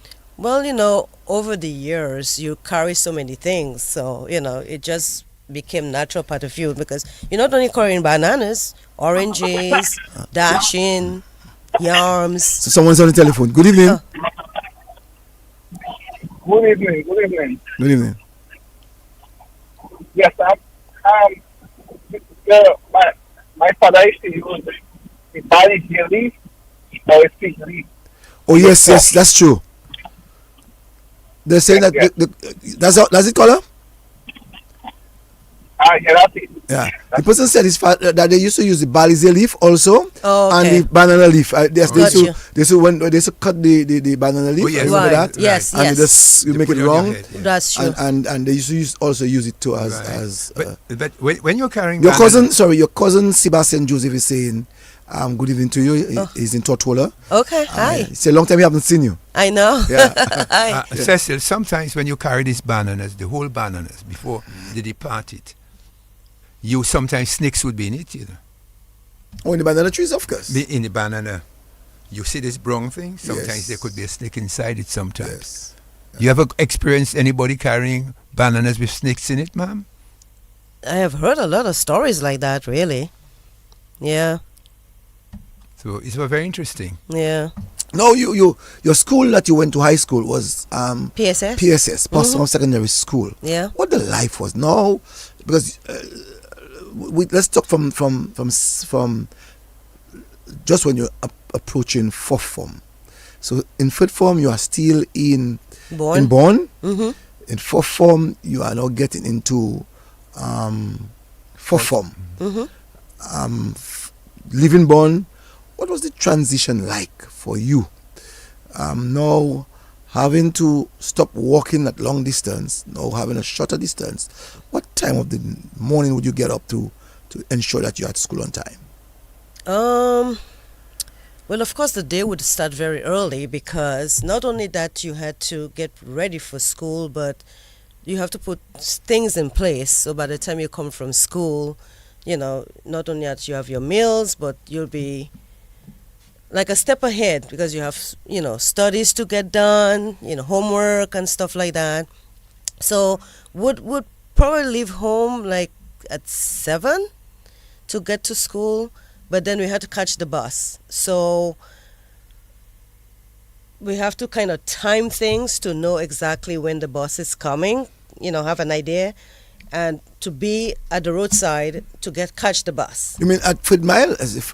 No, where we were living in the Portsmouth. Bonn area. I'm talking about Portsmouth. I'm now. talking about Portsmouth. Okay, well, Portsmouth. By the time we, like you said, third form, fourth form, and I mean, we're going to PSS. Mm-hmm. So we just walked from Zikak to PSS, which was not a long way at all. Just maybe 15-20 minutes walk.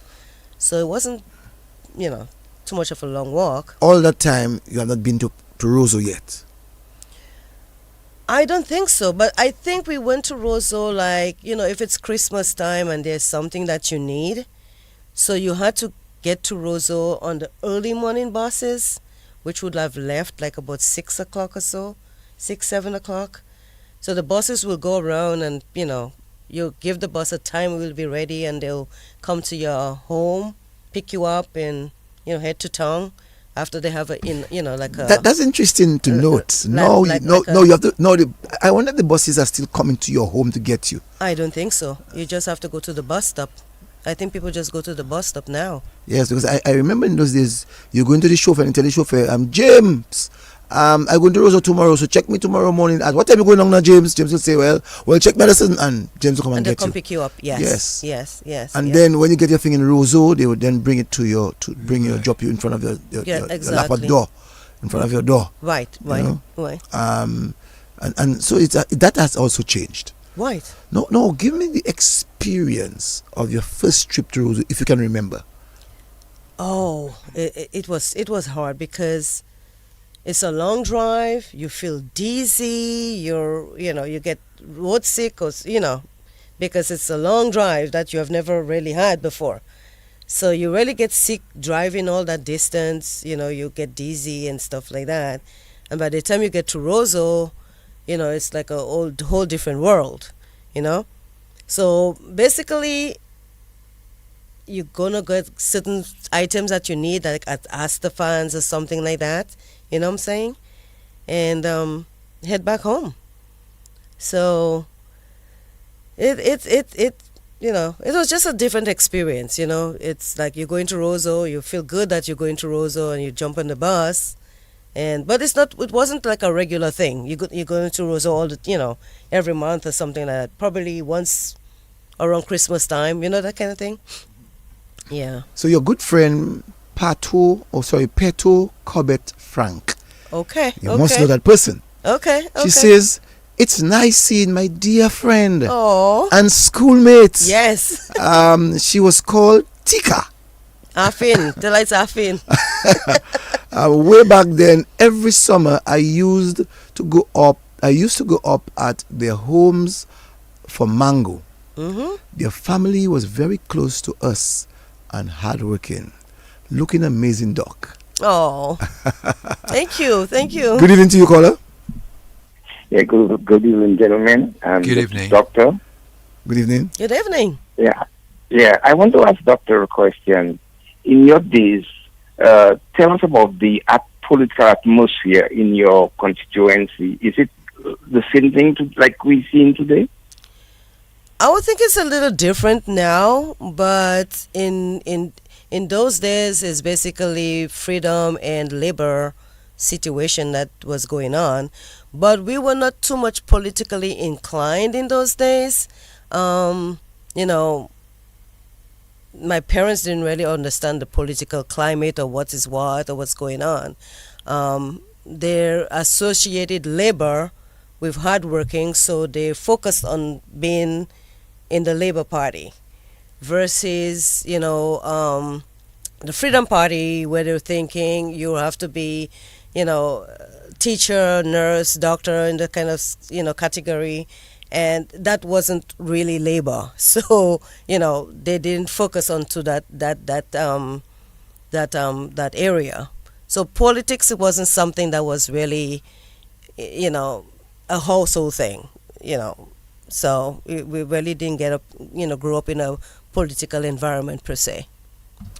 No, I like the answer that you gave to the individual. It gives good clarity as to how people in those days would determine who they support. Mm-hmm. So the Freedom Party would have been amidst the middle class, or we normally say bourgeois class. Right. And Mm-hmm. people would consider persons who are working at the public as public officers or public servants in high office Right. would be considered to be freedom. Right. And those who are farmers or fishermen, agriculturists, and so on, they would be considered labor, because you have to work hard. Mm-hmm. Exactly. I like Exactly. that. I like it. I've never heard that before, but it's the very first time hearing it. But that's a nice way of putting it. So yes, you're giving us your trip to Roseau for the very first time. Motion sickness, tired. When you get to Roseau, there's something different. What was different about Roseau? And let's say Portsmouth. Well, in those days, Portsmouth didn't have all the stores per se, but you go to Astafans and, this is a very big, different store, you know what I'm saying? So you're like, oh, wow, look at the city. So that was the main difference, really. No.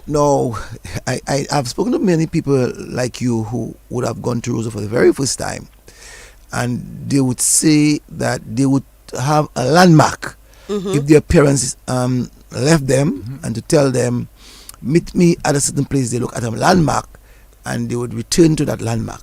Did you do that yourself? Oh, no. So you have to go from whatever. You have to from go. Portsmouth. You can't afford to get lost, so you have to stay, wherever your parents are going. You're gonna have to go there. So yeah, and for most part too, I would remember it's maybe a doctor's appointment that you probably have to go to as well. Dr. Griffin or one of Dr. Sorrento in those days. So you probably go into a doctor's appointment or something very, very important that you have to do in town that Portsmouth doesn't have. Imagine I do not know how your sister knew I was going to ask you that question. What about Batter Shoe Store? Yeah. Remember Batter Shoe Store? Yeah, of course. Mm-hmm. Of course. That was the only shoe store in town was Bata, right? Yes. Yeah. And you remember Astafans very well. You remember Nasif in those days? Right, exactly. So tell me, what was the life like in Roseau when you started to come to Roseau for the first 5 trips? What did you make of Roseau? It's just the fact that they had a lot of, things more than Portsmouth, and, it's a city, so you're hoping that you could be in the city too. But you guys were living in Roseau too. Mm-hmm. So I remember coming and visiting a couple times, to get a little city life as well. So yeah. So I visited a couple times, so yeah. Your sister's strange, man. You have your phone if you're watching WhatsApp? I don't. Your sister... I don't know, your sister is following my brain very well. And she said, stay by my aunt. Yeah. So you see, I'm on point. Yes, you're on I'm point. on point. I mean, it's strange that you're. So coming to Roseau, did you come on a bus or did you come on a truck for the first time? A bus. I think it was a bus. Would you remember? But was when it we a truck? were in the country, we came on a truck. So we had to leave very early and catch the truck blah blah blah. You make arrangements, of course, and it was a truck initially Okay. until the bus system started coming. Mm-hmm. But when we were in Bourne, of course, it was the truck. The truck. Mm-hmm. Bedford trucks. Bedford trucks. Bedford Bedford trucks. truck, something 3 like that. ton and 1 ton. Remember them? A little bit, Yeah. a little bit, yes, yes.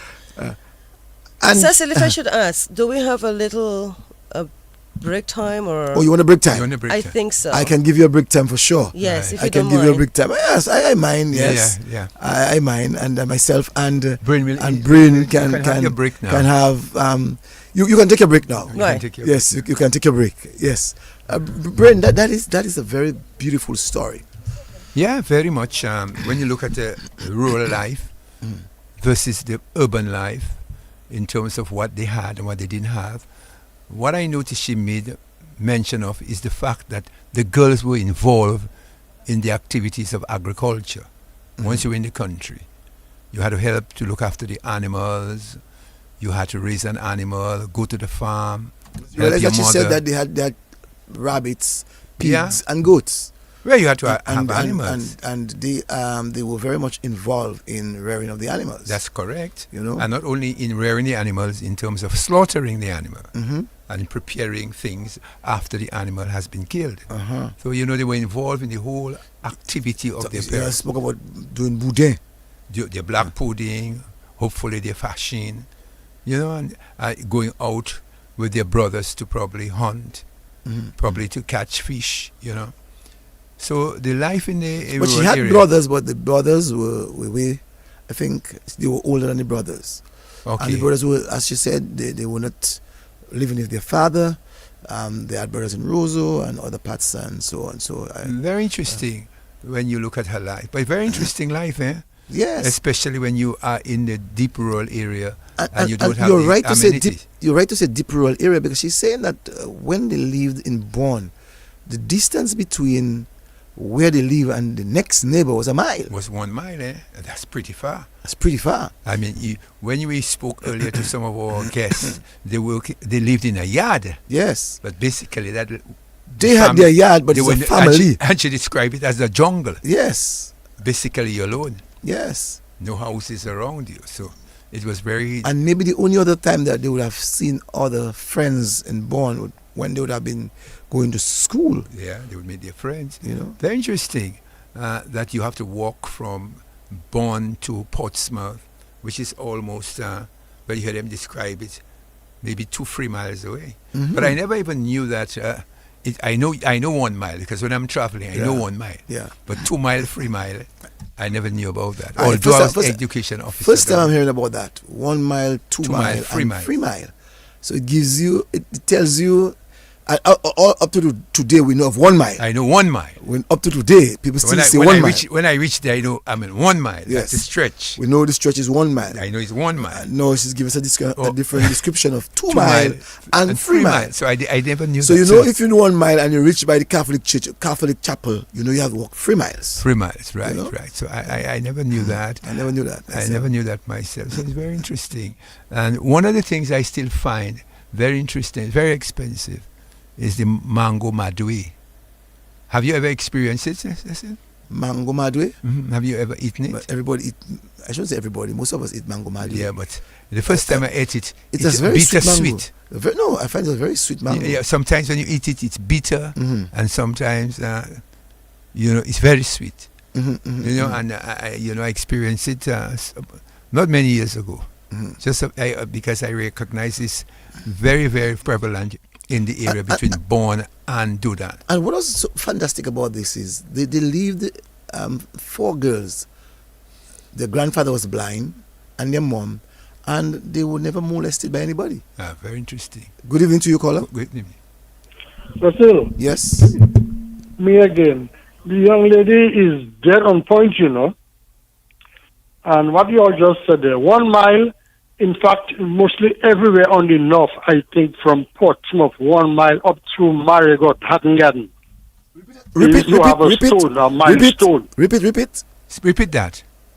From 1 mile. The 1 mile pole was exactly where the agricultural station is on the left side. Okay. It was right there. And that road was going up to the agricultural officer's house up the hill. Wow. I can remember Mr. Roll Patches, Pat Patches' father, they were working there at one time. No, exactly. She just said where Mr. Paddington lives. Well, he's not there anymore. He's passed away. But where their house was, used to be that second mile pole, 2 miles. And right in the corner, just before the Catholic Church Chapel in Bourne, on the left side there, right in the corner by the embankment, there was a stone marked 3 miles. Wow. I think the only place I used to see the mileage marked, and that was going all the way up to Hatton Garden. So you know exactly where the milestone would be. What is that? Area. What is that milestone? Every mile. It's a milestone. It's a piece of a stone. It was carved with the number written on it. Okay. So every mile you would have made, you would have seen the number. With the number. Okay. And every mile you go, you see the number on that stone. Wow. That's good. Just by the police station in Calibishi there, you would see, I think, maybe 9 or 10 miles. Oh. So they would have been doing that in yes. So you'd know what the distance is. Where you are. Okay. You would know where the distance is, yes. Yeah.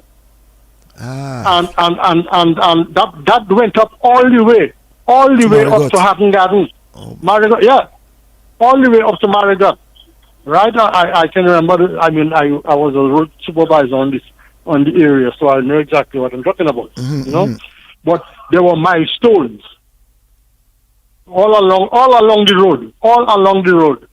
And what identify those places more is like lately when we used to give guys cutlass in contracts, would identify the location to them from that point to that point, 3 miles, from that point to that point, 1 mile from that point to that point. Okay. Just around the Blenheim Junction also. There used to be another milestone. I can't remember exactly what number, but 5 or 6 miles or thereabout. I like that story. Yeah, very interesting. Yeah. Yes, so they had all those things before. On the north, especially, they were all along the side of the road. Okay, then. And they were very depictive because you could see them. And every year we would go and paint those things in white so that they could be visible. Okay then, thanks man. Thanks man. Yeah. Thanks, man. Take care, man. Yeah. Thank you. Right. Okay, this thing happened, as someone is saying, that this happened when the British was building the roads, and they did that to represent every mile. Well, very interesting. That's what I was told. And here it is, Rosalind Sever Macklin said that in Goodwill, there is a milestone in our yard. What?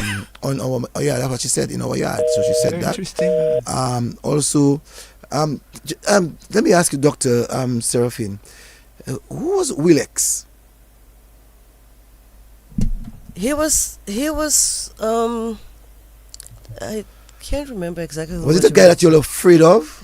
Sort of. But he was a scary guy, but at the same time he didn't really bother people too much. We just know because of his, physical appearance that he looked scary.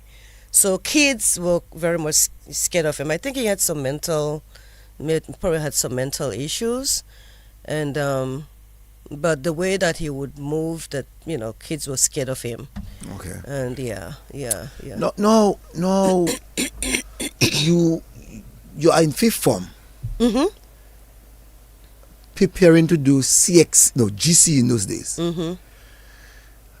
What was your mindset? Oh, I wanted to pass these exams, really. This exam was the exam for to your next major, life role. So I had to do well. So of course I prepared as much as I could, and I didn't do as well as I wanted to, but at least it got me to some comfortable area. So yeah. Yeah, what someone said. Uh-huh. I think your sister would have Wow. said that. Said that he went to jail because he kissed my auntie. So what she said? What did she say? That Welex went to jail because he kissed your auntie. Yeah. Well, there was a story about that. Yes, yeah. But you know, they were younger, and you know, so yeah. But just the person he was, he did have some mental issues. So that was a challenge for people in the community. Just he being unpredictable. You know what I'm saying? So, but he really didn't bother people per se. It's just that his character, you know, you were scared of him as a child. So you went, you did your GCE. You were not satisfied. How many subjects you did? Did I? How many subjects did you do? Oh, at the time you had to do 9, I think. Okay. And nowadays we had to do 9, but I got 5. Okay. So I wasn't satisfied with 5, but at least it was, you know, sufficient enough at the time. Yeah. And I'm sure that you would have heard about sixth form. Right. But sixth form at the time, you're living in Portsmouth. I don't have any connections to Roseau per se to go to sixth form, plus the financial, you know, the home to stay and all that. So sixth form wasn't really on my radar. I was more focusing on finding a job to help my mom. So so immediately after leaving PSS, I actually started teaching right away. Pretty much like 17, I started teaching right away at the St. John's School. So that was my first job. Okay. Yeah. And you enjoyed it? Oh yeah. Even today, the kids that I taught in those days, they still call me Miss. Yes. Miss? Yes, they still call me Miss, quite frankly. Yeah. Wow. Yeah. And at what time did you decided that you had enough of teaching? I really didn't decide that, hey, teaching is, you know, that's not for me. I actually couldn't make a decision what I wanted because for some reason they called me for a nursing interview and I was like, okay, what do I do?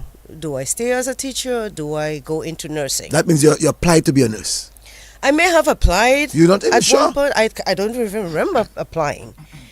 So I was like, when they called me for the interview, I was like, what do I do? Do I do nursing? Do I stay as a teacher?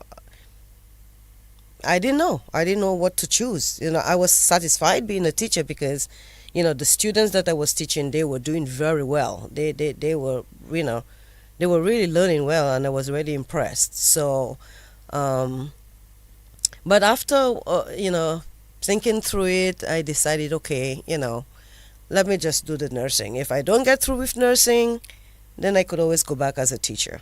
So that's when I decided, let me do nursing instead. So what was the road now for getting to do nursing? What did you do? So after the interview, I had an interview in Roseau, Portsmouth? No, in Roseau. We had to go to Roseau for the interview. So I remembered interviewing with Dr. Sorrento and Nurse Douglas, and there was a third person. I don't remember who was the third person. But that was my first interview ever. So I really can't tell, you know, is that a good interview? Is it a bad interview? I don't know. But surprisingly, they called me. You know, they called me to start the nursing program. So you would have known for sure Nurse Douglas? Yes, yeah, because she was from the north, you know. I mean, she's from the north. So yeah, and Dr. Sorrento, of course, you know, was a well-known physician. So, you know, everybody knew Dr. Sorrento, so yeah. But at the interview now, this is a big interview, so okay, you know, it's like, you know, you're shaking, but he made me very comfortable with the fact that he was from Vegas, which I didn't even realize at the time, and then he knew my dad. So he was asking me certain questions, okay, did you have the six finger too? I'm like, no, but I'm like, how does he know that? You know, that kind of thing. So yeah. Yeah, so getting into nursing, you know, by the time they called me and say, okay, we want you to start the program, then there was a whole, you know, different story in itself. So. Your sister also says, we're going to come back in a while on the aspect of the nursing. Your sister also said that Michael was your student who is now the principal of the government Yes, school. he is. Yay! Yes, and he's one of my students that stayed connected. Ah, Yes, Michael. yes, and he still calls me Miss. Michael still- Even being the principal of the school. Big Michael. When I Big meet Michael, Michael. I was called Michael, sir. When I meet him, I say, sir. Very well. Yeah. I tell him Seraphine. Just say Seraphine. Yes, I can imagine the respect. Yes, Yeah. they do. No, so let's get back to the nursing. So yes, you're very comfortable with at least two of the out of the three. Nurse Douglas from Portsmouth, Mr. Dr. Surrender, Dr. Surrender would have known your dad. You know, going for the interview. What do you remember of that interview? I was just scared. I was just scared because, hey, I don't know what to expect. I've never been to an interview. So, but whatever questions they were asking, I just answered to the best of my ability.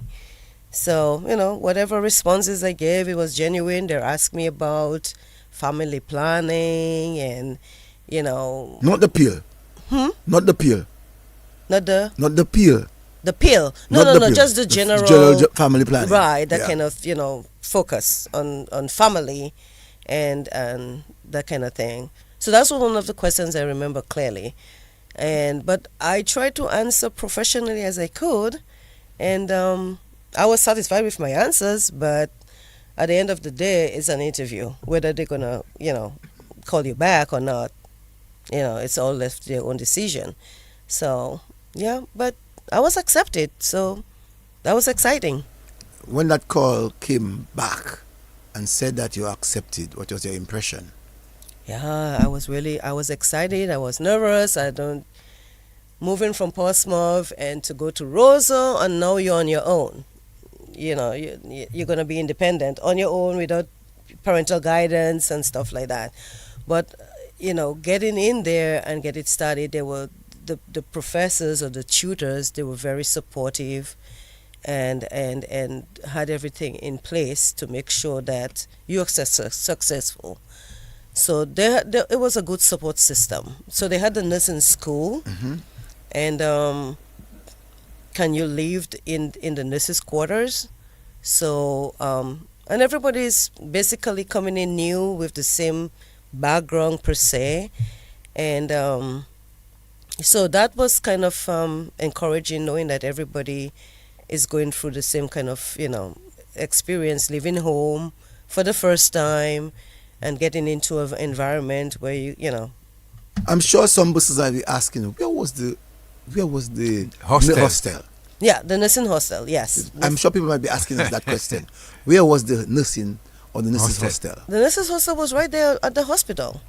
It was next to the hospital, and so you had nurses from like the first year, second year, third year living there, and so you got some tips from those who were there ahead of you, So your first year, second year, you're coming in as the first year, but the second year people are giving you some tips as to what to expect, what to do. Stuff like that. You see, and that's something that we need to compliment Right. the British for, because even when you went to Dominica Grammar School, you would have the opportunity to stay at the Hostel. At the hostel. Also, St. Mary's Academy, you also stayed at the hostel, because Gordon Henderson himself, who came from Portsmouth, lived at the hostel of the St. Mary's Academy. And the nurses, as we all know, had At this, the hostel. at That's the a hostel too, yes. A lot of people might be wondering, where is that location of the Right. hostel? As you heard Dr. Seraphine said, it is on the compound of the hospital. But I just want to say, it is the big building on the eastern side of the main hospital. Well, but let me see. But if they know where Alford was it's Alford right Ward. at the back Back of of Alford Well, Alford Ward. yeah. So where Alford Ward was, it's at the back. Back of it. I said the east, so I should, Right. we can see it. Yeah. Well, I know, for instance, from the time you left the dead room, where the dead room was. The More mortuary? tree, my brother. The mortuary. But we used to Nobody- call it the Nobody's dead scared room. there. More tree. That's how we knew it. Yeah, the That mortuary. fellas would say, but if you want to go and check a nurse, you go by the dead room and you just go up the area there. The building there is the hostel. Well, if you capo, if you capo, my brother, you know what I'm saying, you're not body in. Yeah. I wonder how did you all feel living right at the back of the mortuary when you first went there? Well, it wasn't a big deal because you didn't really have to go through there per se, but during the first few months of your training, you had to go to the mortuary to see an autopsy. So after seeing that autopsy, your whole mindset changes right away. Yeah, you know, dead people, when you die, you die. Right. But there was a lot of stories and incidences, in fact, that happened that scared a lot of people too. Which one? So for example, in those days, like say they found somebody on the roadside, they would not take them to the ER or the casualty as they call it here. They would not take them to the casualty, they'll take them straight to the mortuary. But one night, as the story goes, there's this person that was placed in the mortuary. He was probably a drunkard or whatever, picked him up on the roadside, put him in the mortuary, and this man got up during the night and realized he's in the mortuary. But at that time, you had the security was guarding the mortuary at the time. So the dead man got up, and it's a true story. The dead man got up and ran out, right, trying to get help because, trying to get the attention of the security person. So the security person seeing this dead man coming out, ran, started running. So the dead man is running, well, and security is running too. So it was quite a scenario, and blah blah blah. Well, let me tell you the real scenario of the incident. A police officer was here, and they gave us the police officer that happened. It was a police officer. A police officer. Okay. Yeah. So here it is. A police officer is guarding the dead room. Right. We used to call it dead room in those days. Dead room. Yeah. And the drunk man, Eric, was his name, Oh. from Virgin Lane. Oh wow. And Eric was how would you call him when you get drunk and you drunk so much? Colic. He got warm colic. They say colic warm. And when he recovered, he realized he between two dead men. He got up. He banged the door. The door found itself opening because it was not latched from outside. Right. And the door opened, and the police officer saw the guy running. So here goes the police officer running. Right. The guy's living in Virgin Lane. The policeman is running. He's at the front. The dead man is at the back. And they go to the same route. Oh my God. Because the police station is by Virgin Lane, not far from Virgin Lane. So the policeman is running until the police station. When he arrived at the police station, he went to the police station and Eric continued running to Virgin Lane. Oh which is my not far. gosh. And the police officer name is Frank. He's in New York as we speak. Oh wow. Oh wow. True story. True story. True story. So I got that story already. Boy. That was something else. Right. And so you were at the nursing hostel. Nurses hostel, at nursing school. How long was the program? It's like a 3-4 year program. So you have the first year, second year, third year, and then after third year you do the exams, so that you can get a diploma. So yeah. And you got your diploma after the program. Right. But like they give you this little. You have the white uniform, but they give you this little stripe. So one stripe is 1 year, two stripe is 2 years, three stripe you're third year. So then you have an idea, what year the student is. So, and if you fail, then you're out. You're out. You're not even given a chance to be an assistant nurse. No. If you fail, you're out. You're out. So, and then, but you repeat, but the people in your group, they move on and they have 2 stripes and you're left behind with 1 stripe. So, you don't want to, to lose your cohort group. So you try to stay in your group. It was a kind of prestigious thing that you're moving along. Oh, I'm a third year now. That kind of scenario. Were you at that time as a nurse? Were you warned that if you were pregnant and you were not married, that you had to leave the nursing? You had to leave, but you couldn't even bring your family into the nursing hostel. You couldn't bring your family to the nursing hostel. You couldn't bring your friends. And yes, if you did get pregnant during the program, you'll be kicked out. And what about when you become a nurse? Would you still? Not once you graduated, then you make your own decisions. Blah blah blah. They're not gonna take you up because you're licensed now. So Because I've heard even if you're a licensed nurse uh-huh. and you were not married, Why? you were not allowed to be pregnant. No. Well, at least not in my era. Yeah. Probably years before that, but in my era, era, whatever they call it, it if you were a student, you got pregnant, you would have to leave. But after that, once you graduated, you could do whatever. What was the experience like? Having to visit the ward during the doctor's rounds. It was sort of challenging to some extent because these doctors, they're, like they know it all and you're a student. So you had to be prepared. It was really kind of, I don't want to call it rough, but you had to prepare yourself. So what you do as a student the night before, if you're working on a specific floor or ward, you would go the night before and learn the patients and their conditions and study as much as you could to be prepared for the rounds.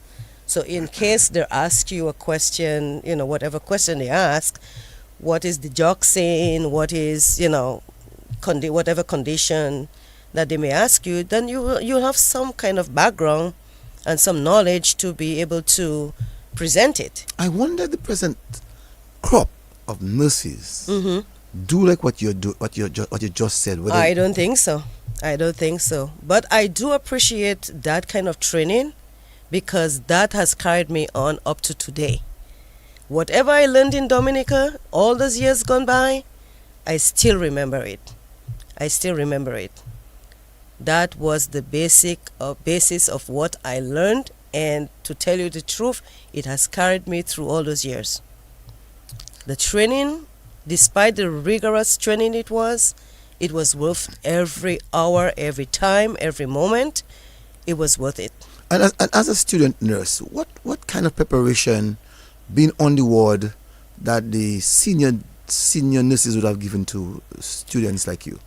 Well, since you're on a rotation and you have to learn as much as you can, so the first years they expect you to learn certain things. You like temperatures, blood pressure management, wound care, and stuff like that. But as you grow more, you get into more in-depth things like medication management, condition management, prep for surgery.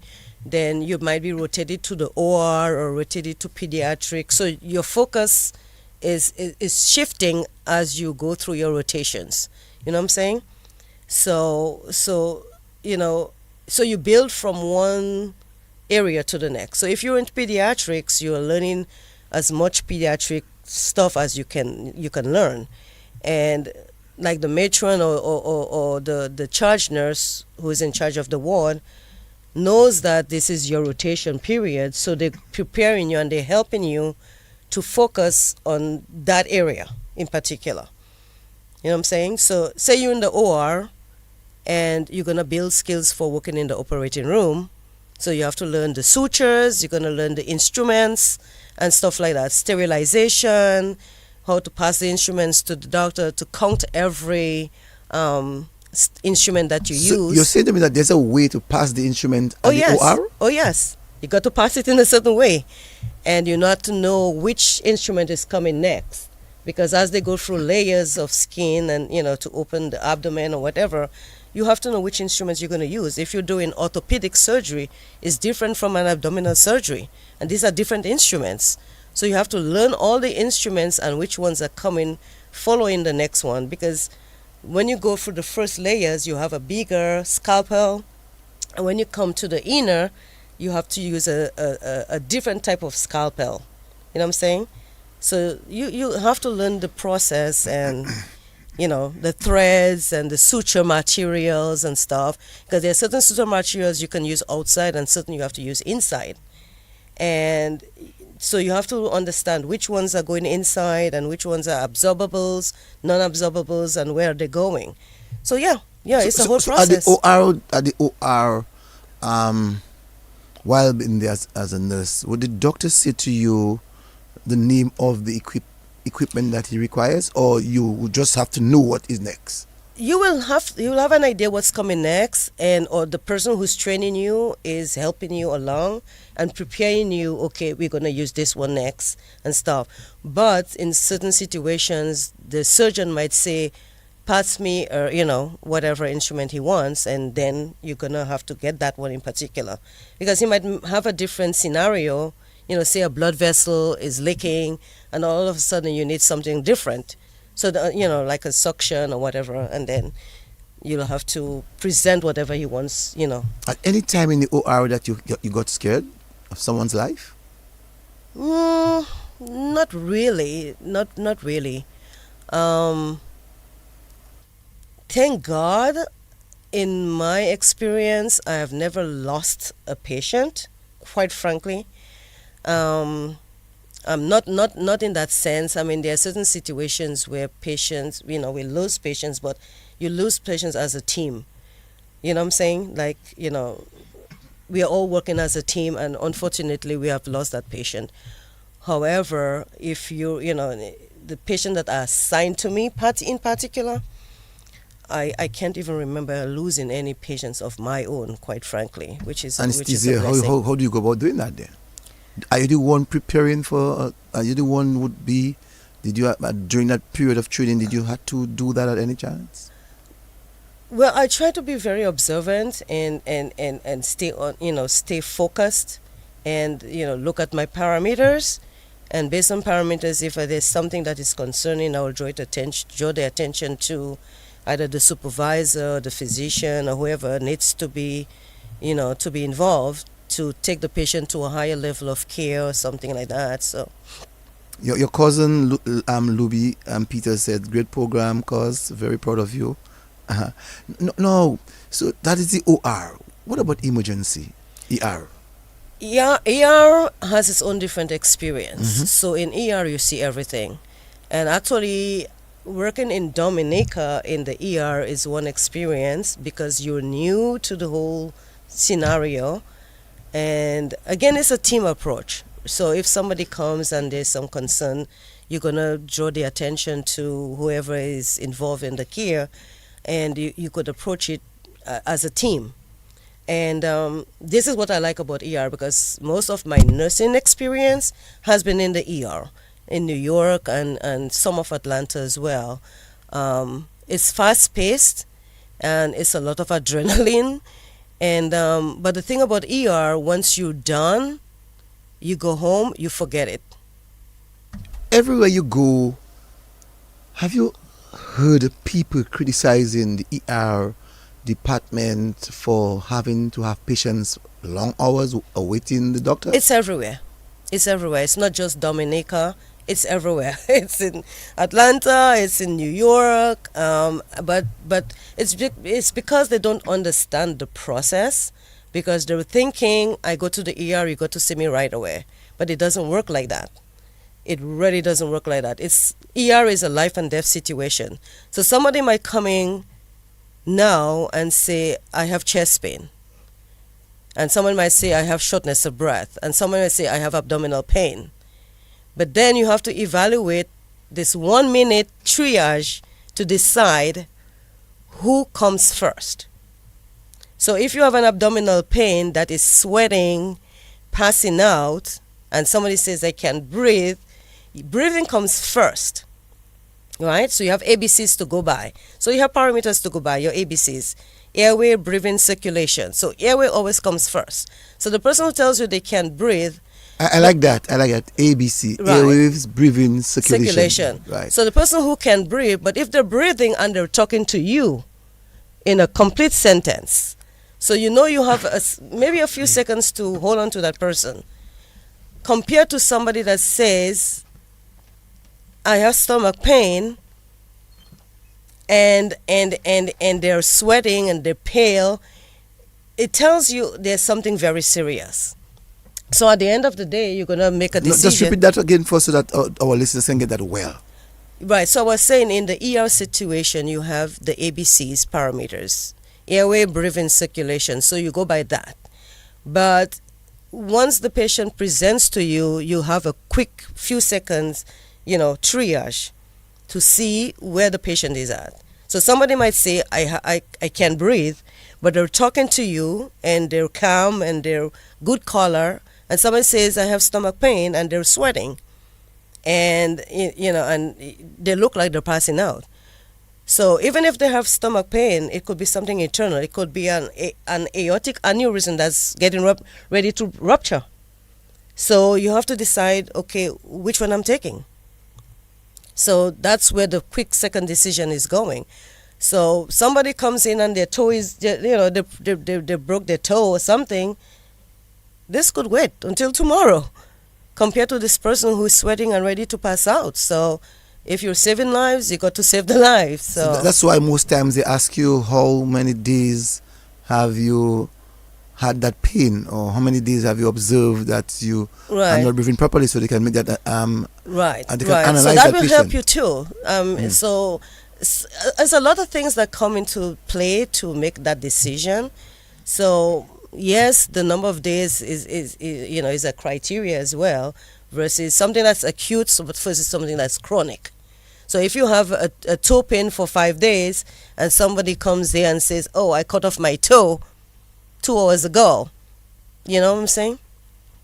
So proper management is what's required. Yes. You've got to have good assessment skills and quick thinking, critical thinking. That's what you call it, critical thinking. It's really crucial to make that decision very quickly if you're going to save lives. So you're saying that the ER, wherever you go in the world, the management of the patient is what's important. Yes. The ABC of the patient. The ABCs. I remember that for sure. Yes, they'll go by the same criteria. Whenever someone comes to me and say, "Oh, I went to the hospital. I was there for 7 hours." Yeah. I will say, "Well, you know what? The hospital has the doctor and the nurses have to ensure that they do the ABC." Your airwaves, breathing, and circulation. And if A comes first, or if A came to the department first, but C is the one that is critical, you got to do the C first. Right. And That's where your triage comes in. And the probability, the probability is that you may have to stay a few hours, because they may have to ensure that they have to ensure that they stabilize that patient. Exactly. Exactly. That's good knowledge. That's good information. Mm-hmm. What are other experiences that you find that in the ER that is required to be known by listeners? Outside of the waiting experience, it's a whole process. So you come in, you sign in. It takes a while to get the whole thing together. So you're going to have blood works. The blood works is going to go to the lab. The lab is going to process it, send it back to the physician. And then you have to look at the whole picture, put the blood works, the x-rays, and urine tests, whatever else is necessary to make that medical decision. So once you have everything together, plus the patient's response to, say, pain management or medication or whatever you're providing at the time for relief of symptoms, and it's going to take a couple hours to come to a conclusion or to make a decision as to what you're dealing with. So it must be known by all that once you get to the ER, it is not a 5 minutes process. It's definitely not a 5 minutes process. It's definitely not a half an hour process. Just for basic, to come in and say what's your problem, and work up that problem, and to make a decision, to get the labs back, x-rays back, and to make a decision and see what your response is to whatever we're dealing with, it will take a good 4 hours, just on average. Wow. The only thing, if say you have like a fractured toe, all it takes is an x-ray basically. Okay, your toe is fractured. All right, let's just put some casting or whatever, depending on the circumstances though. And you'll do some casting and send the patient home. But no 2 day is the same. You might have 3 hours of downtime, put it that way, and the next 3 hours might just be chaotic. So that's why the ER is very unpredictable. Very unpredictable. It could take one patient only to just have a complete chaos. Say you have a 12-year-old that fell from a 10-story building. Everybody's focus is going to be on that 12-year-old to save the life. So all the resources are pooled towards that 12-year-old or whoever, whatever is the situation. So you're trying to save a life, And what about the management of the ER in terms of doctor ratio, nurses ratio? That I really would like to know. So that's critical too, and it's crucial that you have a good patient provider-patient ratio. But as I said, every day is not the same day, but you are preparing in the event that you have, like more patient than you anticipate. So say the ER is divided, most ER is divided in different areas. So you have a slow area, you have a critical area, right? So patients who are really critically ill, they'll go to that section. You have an area that is not as critical, and then you have the slow area. So the areas that say are critical, they are well, sufficient staff to man those areas.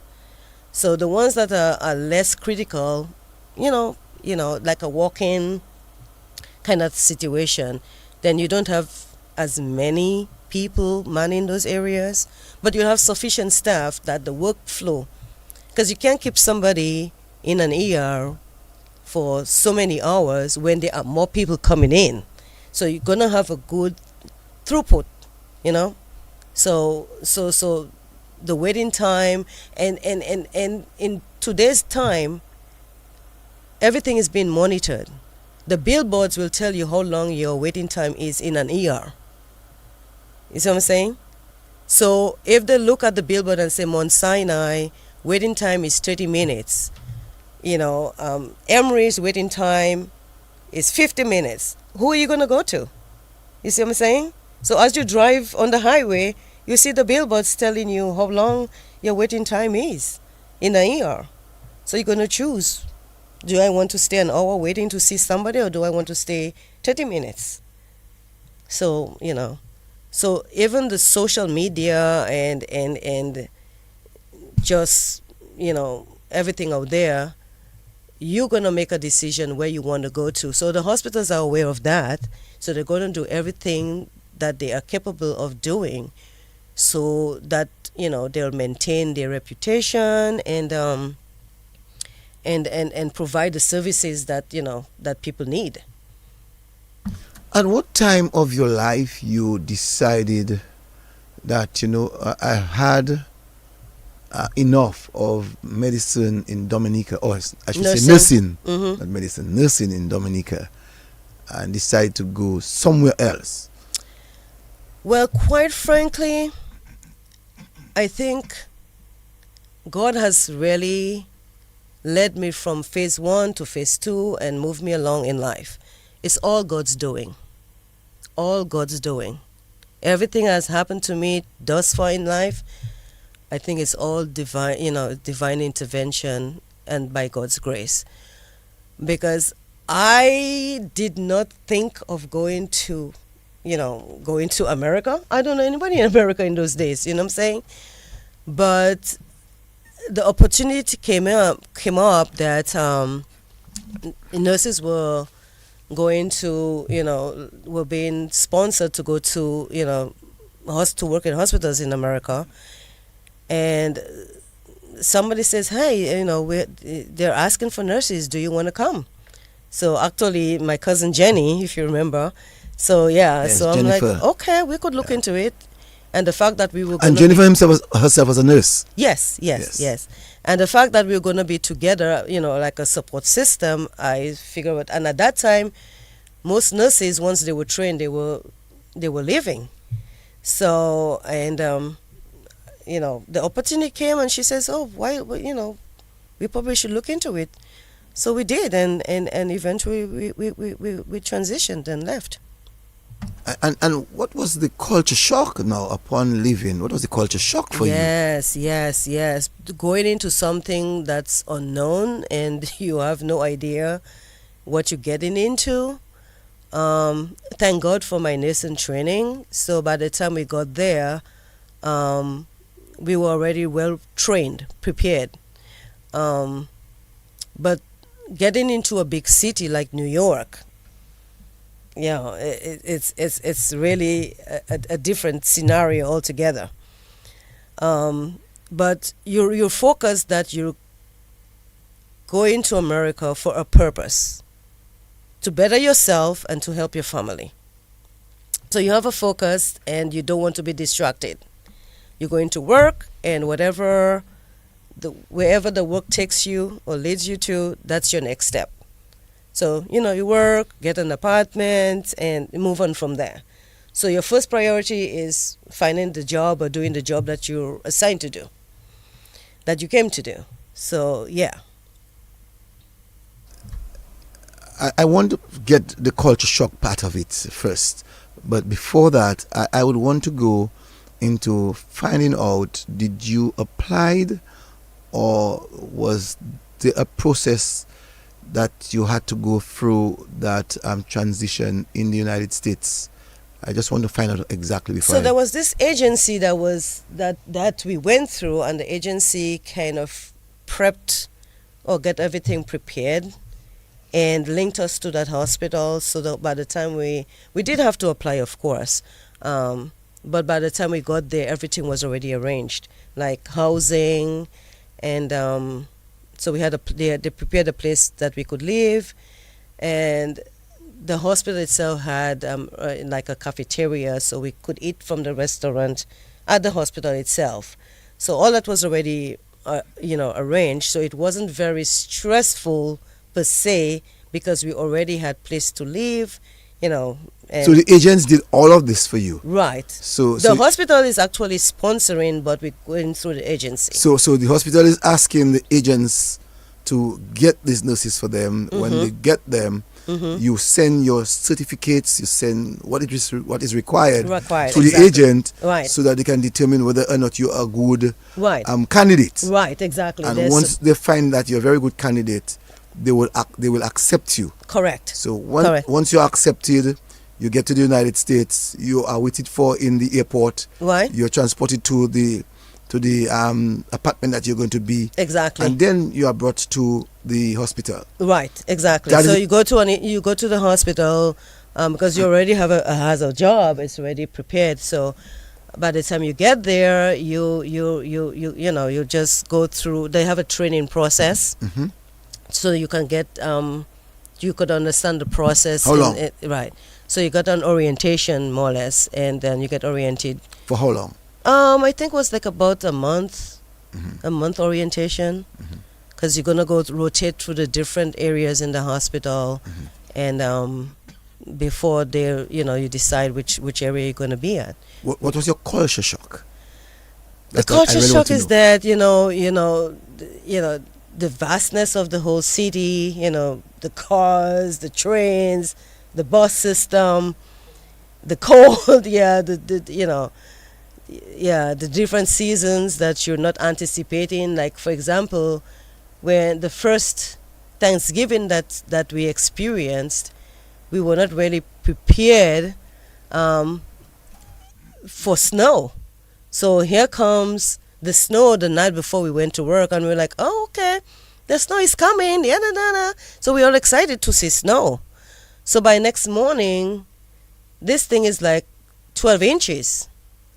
So we're not prepared, like clothing, jackets, sweaters, and all these things. We're not prepared, because all we know, we're going to take the bus to go home. But guess what? It was Thanksgiving. The buses were not running, the taxis were not running, and we're not prepared. But we were like about 10 blocks away. We decided we're going to walk. How could you walk in a foot of snow 10 blocks away? So by the time, that was our first snow experience. 10 blocks away is like, what distance would you do it? I would say it's from here to, oh my God. I don't know. The bridge? The Huh? bridge? No, it's closer. Closer It's much from closer. here to... I would say from the bridge to past from the Nassif? bridge to Astafans. The bridge to Astafans? Yes. Okay. Like that kind of distance. Yes. So yeah, and we decided we're gonna walk. So unfortunately, we didn't have the proper attire. We didn't have the boots, the snow boots, and the jacket, the winter jackets and stuff. So by the time we got home, we were like frozen to death. Wow. Seriously, your ears, your fingers, and they're starting to defrost, and it's so painful. So painful. So if you had to do a mile, you'll be dead. No kidding. Frostbites and all, But we were not prepared. But we learned the hard way. We learned the hard way. No, getting to work now. What was your shock? Your culture shock to get into work now. So, different atmosphere, different attitudes, right, everything different. Right, but the thing about it is, working in healthcare, you're dealing with patients, right?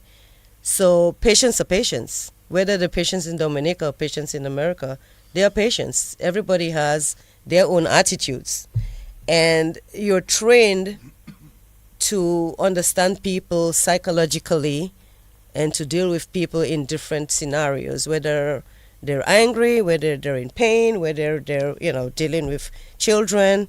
So you're trained to deal with people at different levels, put it that way. So you're dealing with a patient, whether the patient is in Dominica, St. Lucia, or Jamaica, or America, you're dealing with a patient. So once you understand your role in taking care of the patient to make the patient better, you do what you have to do. So whether the patient is, black patient, white patient, it doesn't matter. You're trained to just take care of people. A bigger hospital, bigger challenges. Yeah. Same care. Yes.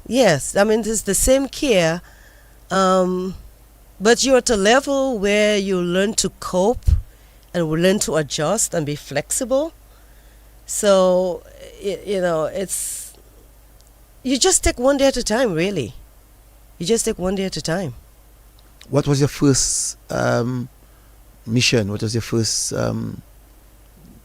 duty that you had to perform? What ward? What department? You mean here or? No, I'm talking about in the US. Well, since we're coming as newbies per se, you tend to start on a med-surg environment, so you get a feel of what, starting off med-surg, medical surgical, and while you're there, you decide where you want to be, whether you want to be in ER or you want to be in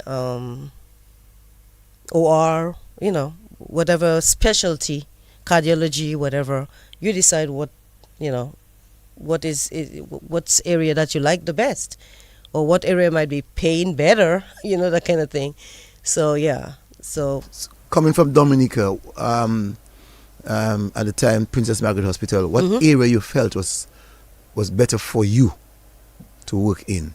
ER. I always liked ER just because of the pace, and because when you work on the med-surg area, you tend to come back to the same patients, and sometimes some patients could be very challenging, not by personality but by the task that involves. So say if you have a patient that you assign to that is weighs 400 pounds, this is your patient, and you're going to have to find means and ways to manage that patient. So, and they tend to, if you're given a certain number of patients, you tend to come back to the same patients until your rotation again. So you come back to a patient that is very critical and has a lot of needs a lot of critical thinking skills to deal with that patient. So sometimes you don't want to come back to that same experience every day. So in the ER, you have once that patient is discharged or admitted, you don't see that patient anymore. Most likely. Very unlikely, except if it's a patient who is a recurring, say an alcoholic, that might be a frequent flyer, put it that way. But for most part, you won't see the patient again. Once you sign off that patient, this is it. Your experience is done. So what is the kind of relationship then between doctor and nurse in the ER in the United States? What kind of relationship that exists? We work as a team, and everybody knows their role. So you at the time that I did as a nurse, and you know that patient is a critical patient, you're gonna have you make that doctor be aware, hey, this patient is presenting as whatever. So once you make that presentation and they realize, okay, this is a critical patient versus a patient who just needs a workup and to figure out what's wrong. So you make a decision what direction you're going to go. Then that might involve respiratory therapy, the radiologist, whatever. So as I said, it's a team approach, really. So, and you might need support of your colleagues, but your colleagues sense whatever is happening. If say, somebody comes in from a motor vehicle accident and they got fractured arm, fractured this, it's automatically that they know that you alone can't just deal with this one patient. So everybody will come in and help stabilize. And once that patient is stabilized, then they're going into their own, personal roles, but, and continue their own stuff. But, everybody would be on board to help do that initial stabilization. Getting to the United States on that program, that agent nurse relation, were you all the first group to have found yourselves with that kind of? No. There were several people ahead of us who had used that opportunity to transition and to move to the U.S. That was actually one of the ways to get to the United States. A lot of people wants to go to the United States, but they don't have the means and ways to get there. But that was that's one of the means to get there, and people use that opportunity to move on. Are you the one that is responsible to determine where next do you go in terms of the management of the nursing business in any hospital, or is it done by the administrators? Well, sometimes it's the administration, sometimes it's your own personal desires and what you want for yourself. If you want to remain as a bedside nurse, you decide that for yourself. If you want to advance, then you seek ways to advance. There are so many programs that if you want to have a bachelor's in nursing, if you want to specialize as a cardiac focused nurse, if you want to, have a master's, you decide. Explain to us what is a bedside nurse. Basically, med-surg, nursing in itself is more or less bedside, to put it that way. However, if you're in a specialty, you don't necessarily have to be working on a med-surg floor, doing the basic, wound care, medication. So say you're working in cardiology, you're dealing with cardiac issues. You know what I'm saying? So the patient doesn't necessarily have to be in the hospital. He could be at the doctor's office, doing like EKGs, monitoring, and cardiac monitoring, put it that way. And so you don't necessarily have to be, trying to look at the patient that comes from the OR and have to do, whatever, like Foley catheters or nephrostomy tubes and stuff like that. You don't necessarily have to do that. You could be doing, things in different areas. Many times people say to you that when you go to the other side of the world, let's use the United States, that's what we're talking about, to do bedside nursing, the salary is so much more attractive than that of the salaries in the Caribbean. That's one reason why a lot of people are leaving to go to the US because of the compensation. So, say for example, like a travel nurse. My friend is a travel nurse, or used to be a travel nurse, put it that way. And the compensation for doing travel nursing is so much more, say like doing like hospital nursing. So just say you want to go to work in California, or you decide you're going to do a travel assignment in New York. Whatever they're paying is probably 10 times what you probably make in a local hospital. So what do you want to do? So if you're a single and it's not a problem for you, you go to California where you could make 10 times more. But if you're married and have children who are in high school, you can't leave them and say you're going to go to California. So it all depends on what your priorities are and what your needs are at the time. I like that differentiation. Travel nurse, where you can move from your present location or your current location to another area to give the same service. Right. But the pay is different. But the pay is going to be different. Exactly. Is it because you have moved from one location to another? Or is it because you're going to have, because the compensation is going to be more, you're going to have much more work to be done? No, not necessarily more work. It's the need. So say Hospital A in California does not have the staff to man their needs. They're going to seek outside resources to help them.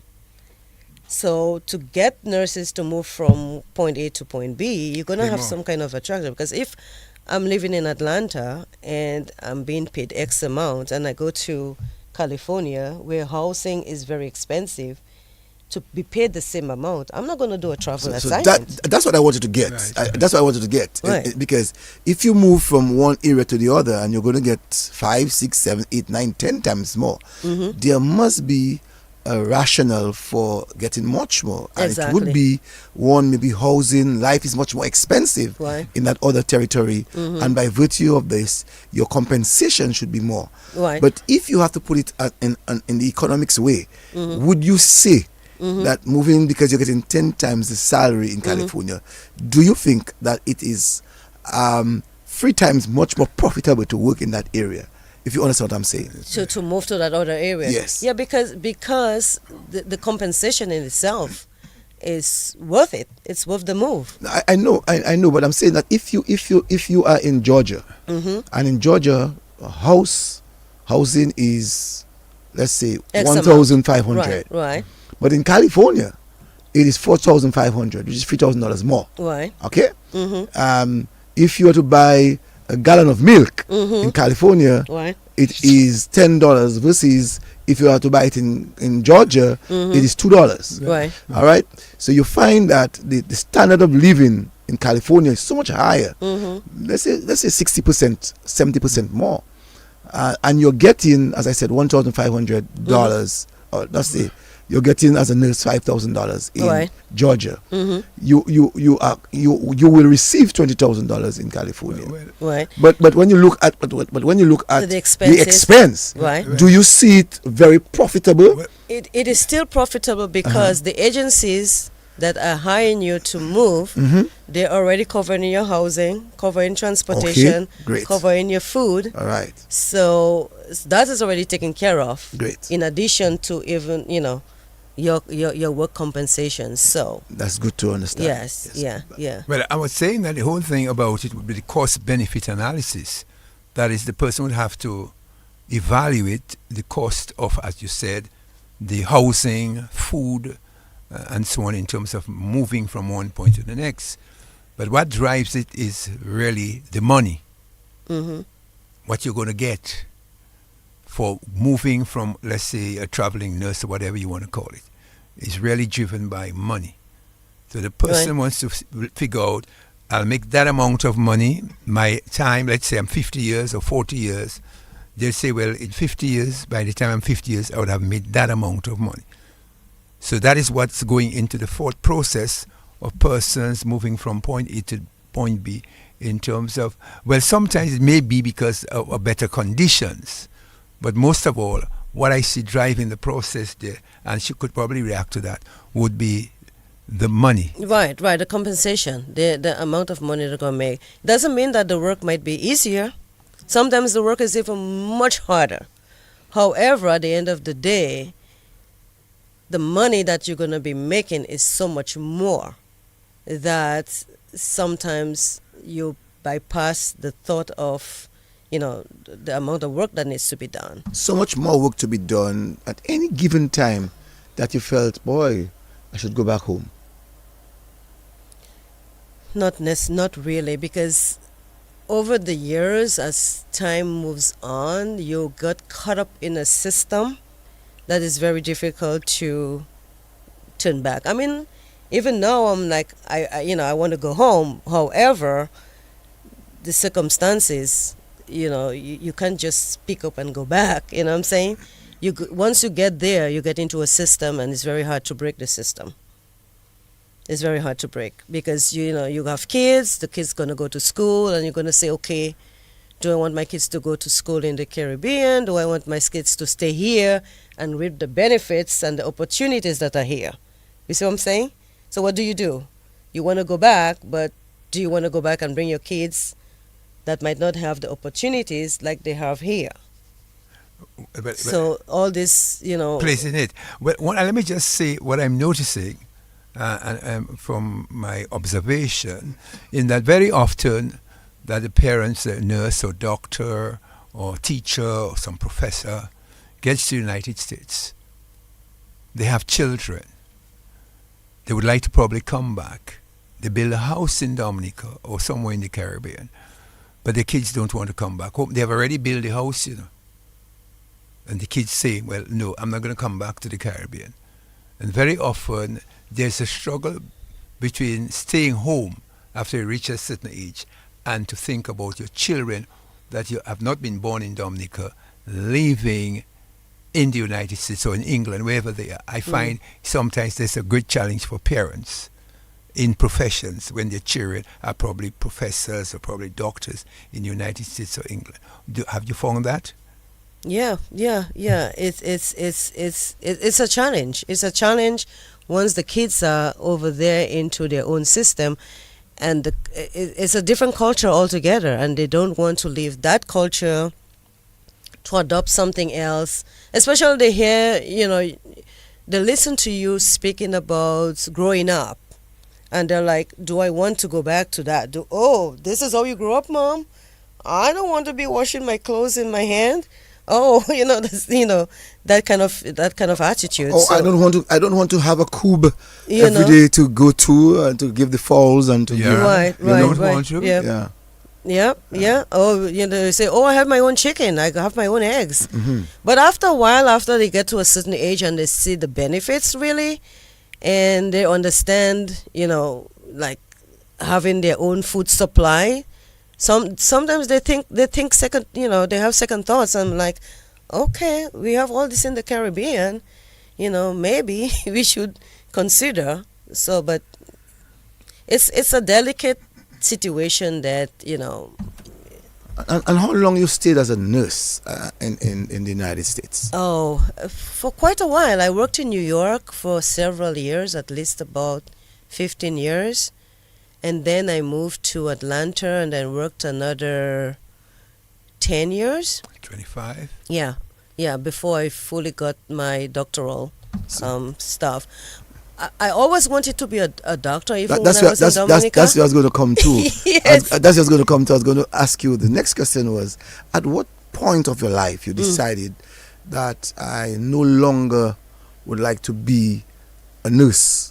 But I would like to be a practitioner in terms of the medical field. I always wanted to be a doctor since growing up to some extent. By the time you did nursing, I considered it. But at the time, you had to deal with the cadavers yourself. And I did not want to be dealing with cadavers and being alone to do, like your neuroscience and stuff like that. So I didn't want to get involved in that. So the doctor part went out of my mind.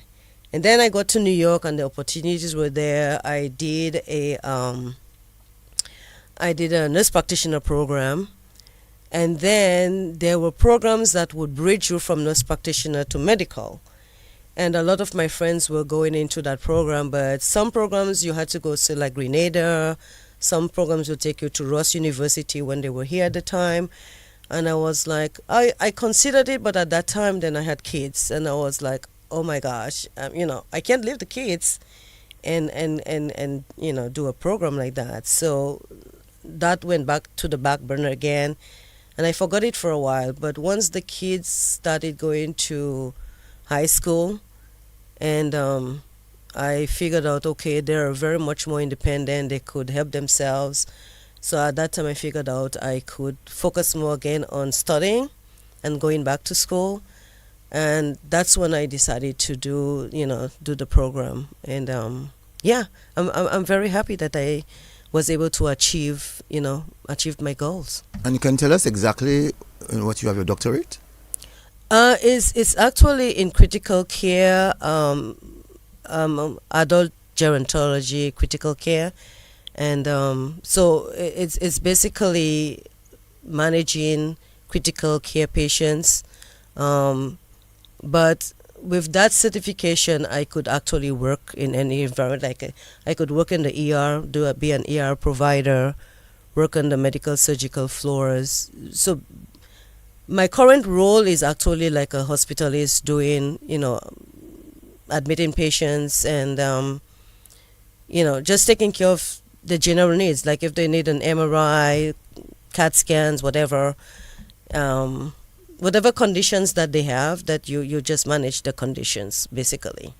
So how does it feel from moving from assisting patients as a nurse to administering patients as a doctor, medical doctor? Good question. So being in the nursing role for so many years, you're doing everything anyways, and you actually was telling the doctors what to do at the time. Being a nurse, you have to draw to the doctor's attention. Hey, I have this results. Did you see that? Or the extra result came. Did you see the extra results? And sometimes you have to be, at the time being a nurse, you tell the doctors, hey, did you realize this is going on with this patient? You collaborate, put it that way. But most times you're doing the work itself. So after a while you realize, but wait, you're doing everything the doctor is supposed to be doing. The doctor is basically just prescribing and telling you, ordering you to do what needs to be done.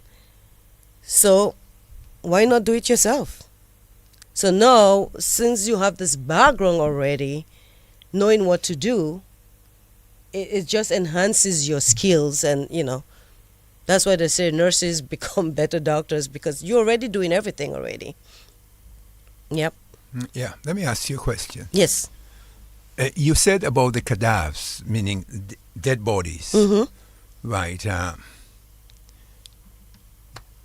How is it when you're looking at these dead bodies, working with this dead body? Because I know quite a number of nurses don't like the dead bodies. The cadavers. Yeah. So initially, if you're training as a nurse and you have to deal with a dead body, it probably is going to stay on your mind for weeks and months and stuff. But you learn to decompress, put it that way, because you speak to your colleagues and you put it behind you, because there's so much more that you need to get done that you can't hold on to it. You got to let go. It's like taking care of children. If you have a child, that you lose the child, you lose a baby in the process of caring or whatever, you lose that baby. You can't go home crying all the time about losing a patient, to put it that way, because you have more patients to take care of. So at the end of the day, you're gonna have to learn to let go. But there are ways and means that how do they call it again? That you come together as co-workers, the doctors, the nurses, the caretakers, whoever is involved in caring for, the patient that you lost, and you do a debriefing. So you say whatever you feel, you cry if you have to cry, and then you leave it there and move on. You move on. Let's go back a bit back home. As Seraphine, as that young girl in Bonn, having to cross that river, having to walk more than a mile to get to school, eating cassava and so. And now she's a medical doctor. How much of what you were doing in Bonn, I'm talking about Bonn, how much were you doing in Bonn that prepared you for what you're now doing? It has prepared me in every way. It has made me strong. It's made me strong. It's made me focused. It opened my eyes to every possibility out there. Because as a child growing up and having all these challenges, you're looking for answers. You're looking for different ways to manage, to make things work. So you learn from a very early age to manage your time, manage your resources, learning to be independent, and learning to be focused. So yes, it has carried me throughout the years. My childhood experiences, exposure, whatever you call it, it has really prepared me, for bigger roles. Let me ask you a question here now. For all what you've learned through your experience and so forth, how can you translate some of that knowledge to your small island state, Dominica? Have you been working, when you come to Dominica, do you visit the Princess Margaret Hospital? Do you get... It's the Dominica-China Friendship Hospital. Politically correct. Well, the Dominica-China Friendship Hospital, do you share your expertise with them? Oh, yeah. I not necessary to the hospital in particular, but say, for instance, a couple years ago when they had Hurricane Maria, so we came down. I was one of the team members that came. With the medical team? Yeah, we pulled all our resources together and came down and worked in different areas in Dominica and helped during the hurricane time. We helped during the recovery. So there were providers from North Carolina, Texas, Atlanta. So a couple of us came together and came down and helped. I worked in Portsmouth during that time. So there were some that went to Marigot, some went to Delices in that area. And so we were all over. There were about 50 of us that came. So yeah,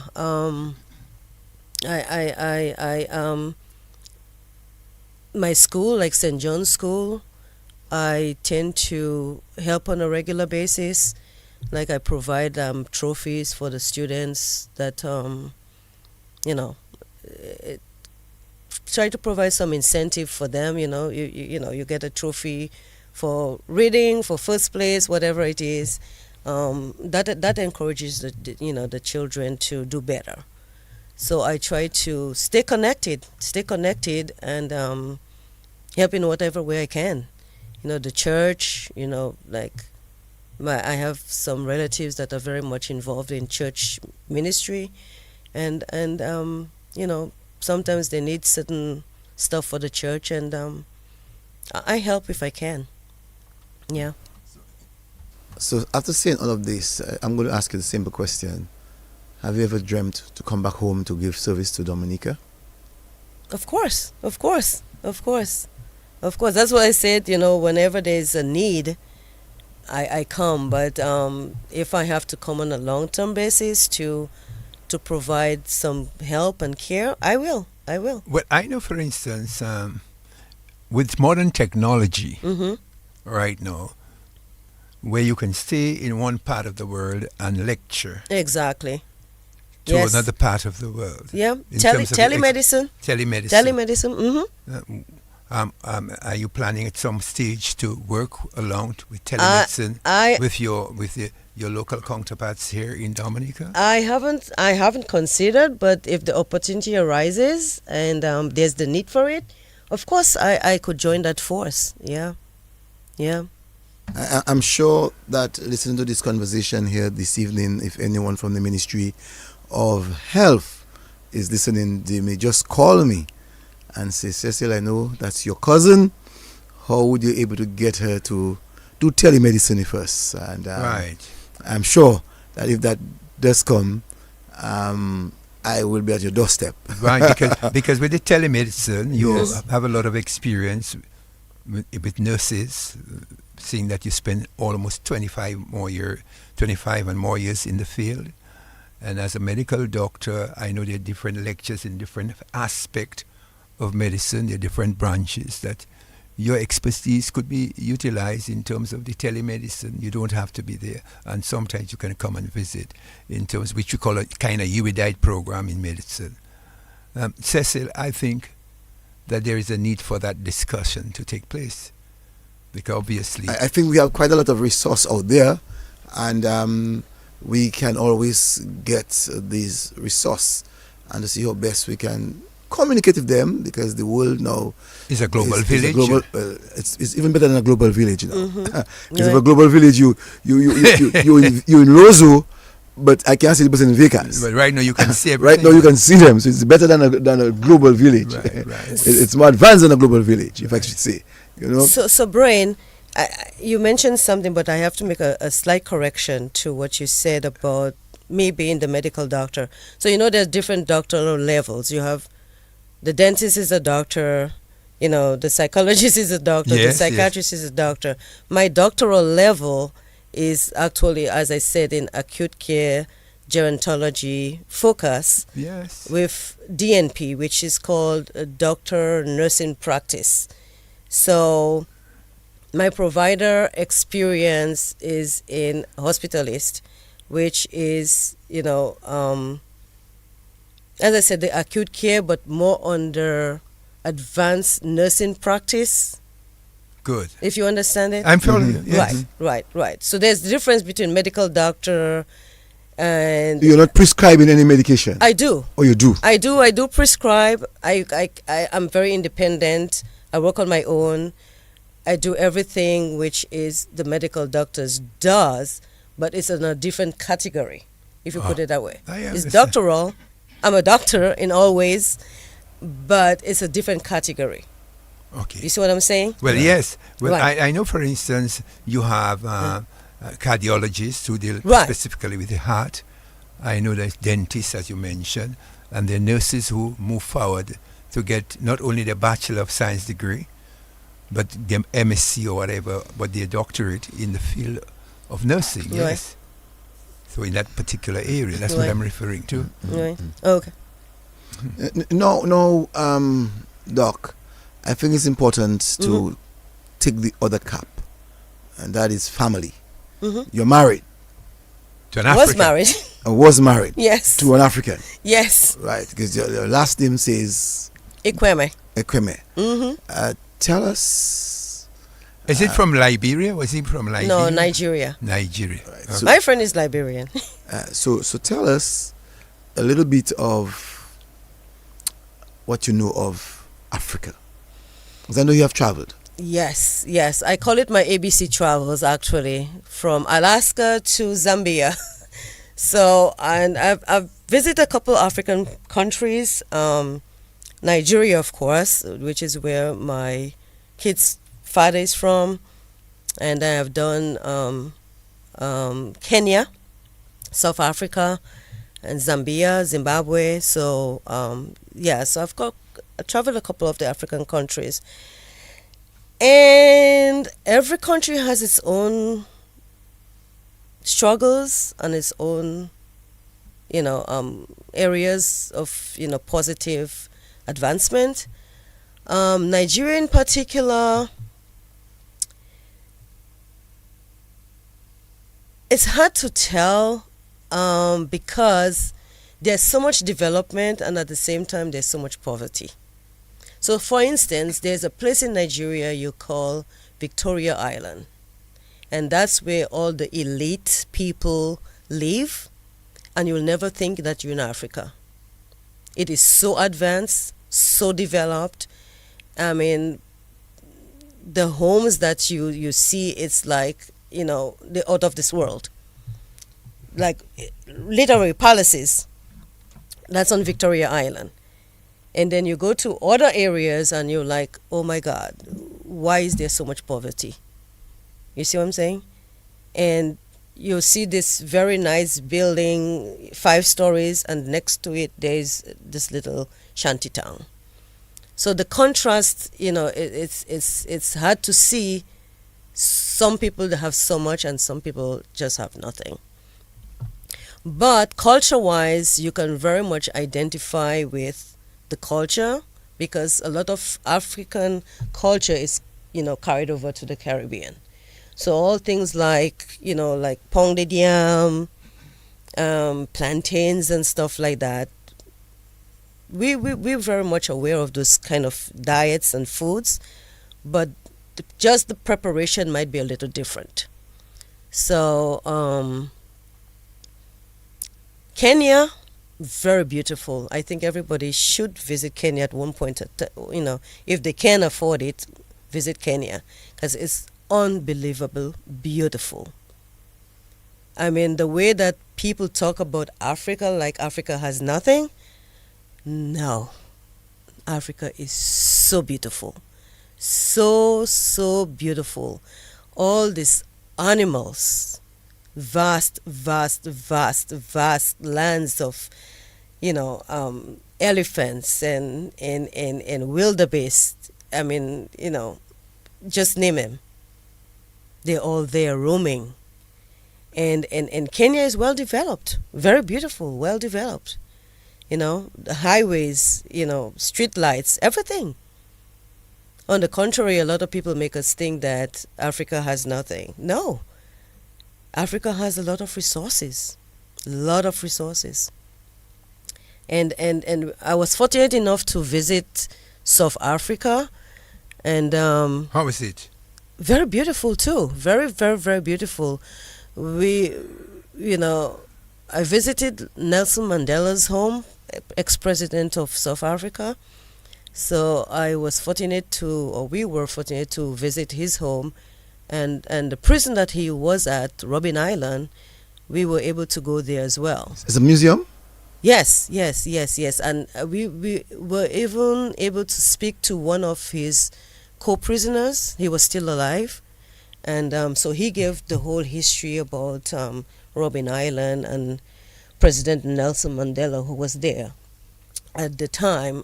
Ex-President Nelson Mandela.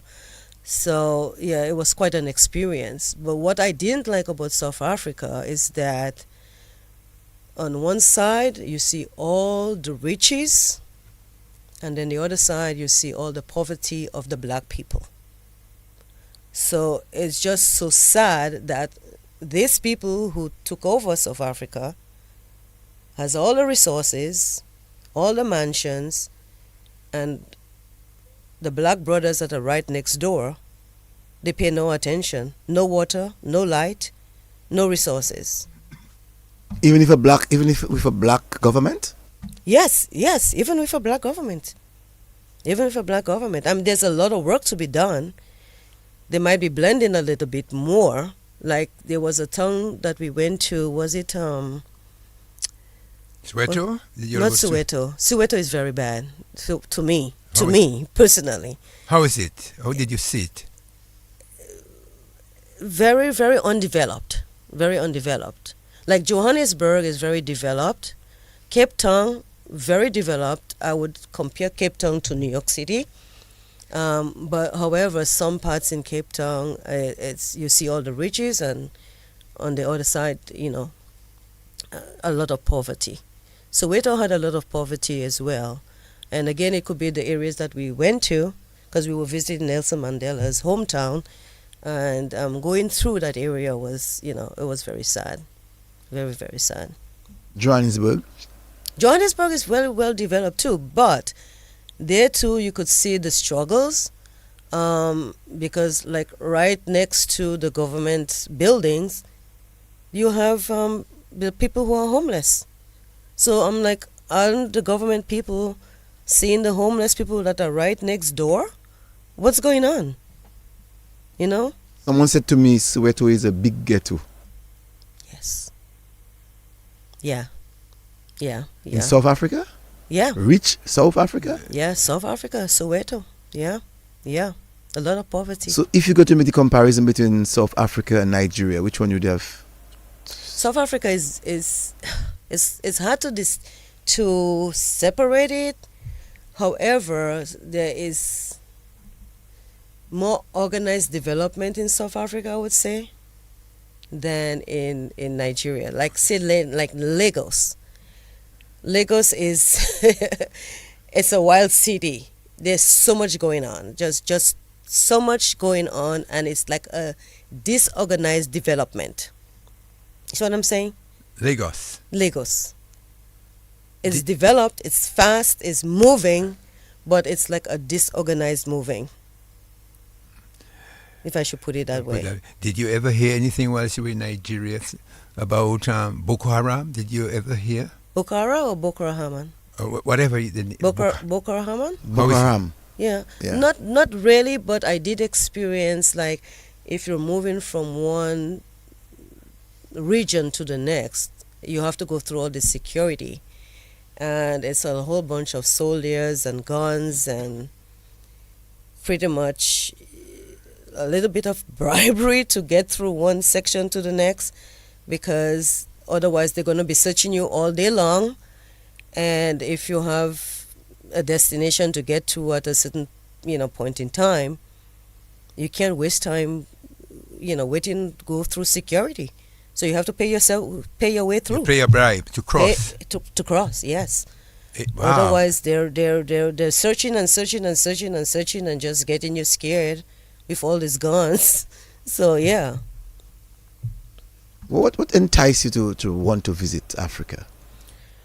I was like exploring. As I said, I have done this A to Z traveling from Alaska to Zambia. So I always enjoy traveling and learning different cultures and seeing different places. So, yeah. What you make of Zambia? Zambia, like every African country, is struggling. They have this very beautiful Victoria Falls. Very beautiful. I think Victoria Falls is the biggest falls in the world. Yeah, if I remember yeah. well. Mm-hmm. Huh? Yeah.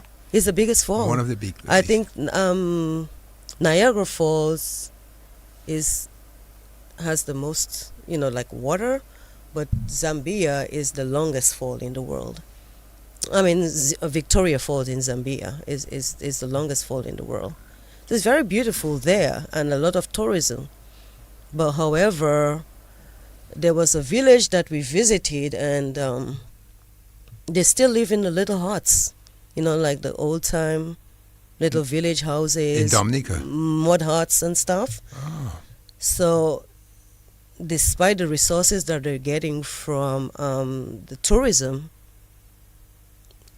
I mean, are they purposefully living this little village so people could understand the past and how they live versus, You mean these huts are made out of mud? Right. And families live in them? Mud and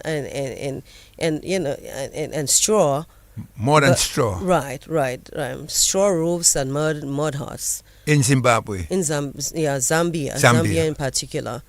And but the kids are running around, like simple things that could be treated easily. The kids, are suffering, which I think, if with a little help, they could, be a lot better. They could be a lot better. So let me ask you then. When you look at the influence of the West, I'm talking about when we talk about the West, we talk about the United States. Mm-hmm. How much influence does the countries that you have visited in Africa, you feel that the West has very much influence over?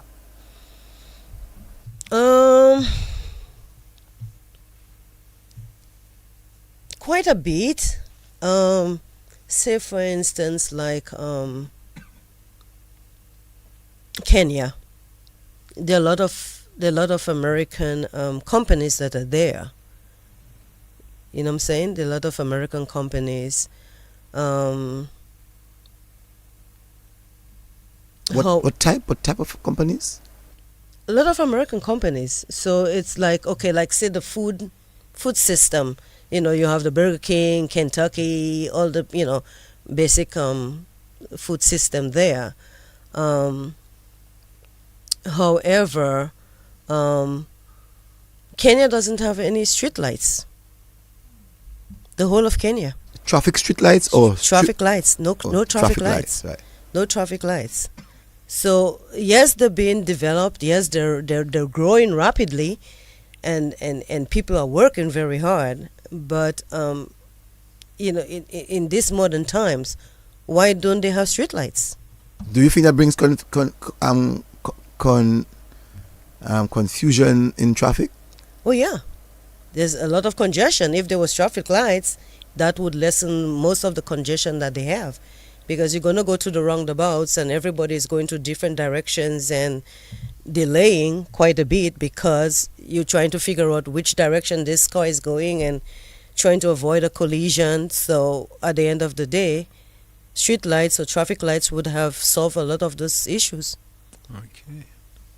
Medical, what do you see of the countries that you have visited? I'm sure by virtue of the fact that you're in a medical field, you'd want to know what's happening in those countries. Yeah, as I was saying, like for example, like Zambia, a lot of kids are running around with simple little disease, like skin conditions that could be easily treated, but in their situations, they're not being treated.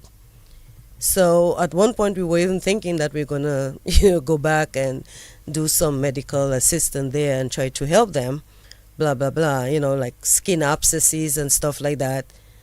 It just takes, 2 seconds to lance an abscess and get it drained. But the poor children are running around. The abscesses are that big. Where do they go for medical care? They don't have the resources. So it's very sad to see that simple things that could be easily treated are being neglected because they don't have the medical attention or the resources that they need to take care of things like that. Since living in Dominica, what do you make of Dominica and its development? The development is very slow, I would say. However, I enjoy Dominica as it is, quite frankly, because with development comes a lot of issues that you don't want to see at your doorstep. As small as it is, and listening to the news, sometimes you hear a lot of negative things that are going on. So with development, there are going to be a lot more trouble and a lot more issues. And the question is, are we ready to take on the issues that comes with development? Say, for example, we have highways. Okay, with highways comes in accidents. And are we equipped to deal with the type of accidents that are we going to be dealing with? Yes, you might have like a collision. However, there are circumstances when the collisions are so severe that the injuries that people sustained, head injuries that might need burr holes and, all these things, are we prepared for these things? You see what I'm saying? So, yes, development, of course, but, is the population ready for all those things? I wanted to ask a question, but I know that you have to go back to the United States, so I choose not to. I will not to. No, ask. It's okay to be political. I mean, we could always be, sensitive to it, but, Well, I'll ask you then. What do you make of the extraction of the president of Venezuela to the United States on the 4th of January 2026? Yeah, I heard about that, and it's a sad situation.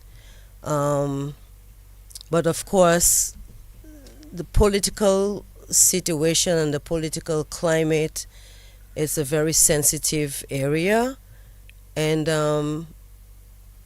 the president of a country should be respected, and there are ways and means to deal with issues that may arise. Say, for example, they're supposedly dealing with drug trafficking, which is what is leading to a lot of concerns. Well, I can tell you that from what the president has said, as President Donald Trump, it was very clear on the Tuesday after the Sunday that it was not an issue of drug trafficking. It was an issue of the wealth of the country, which is crude oil.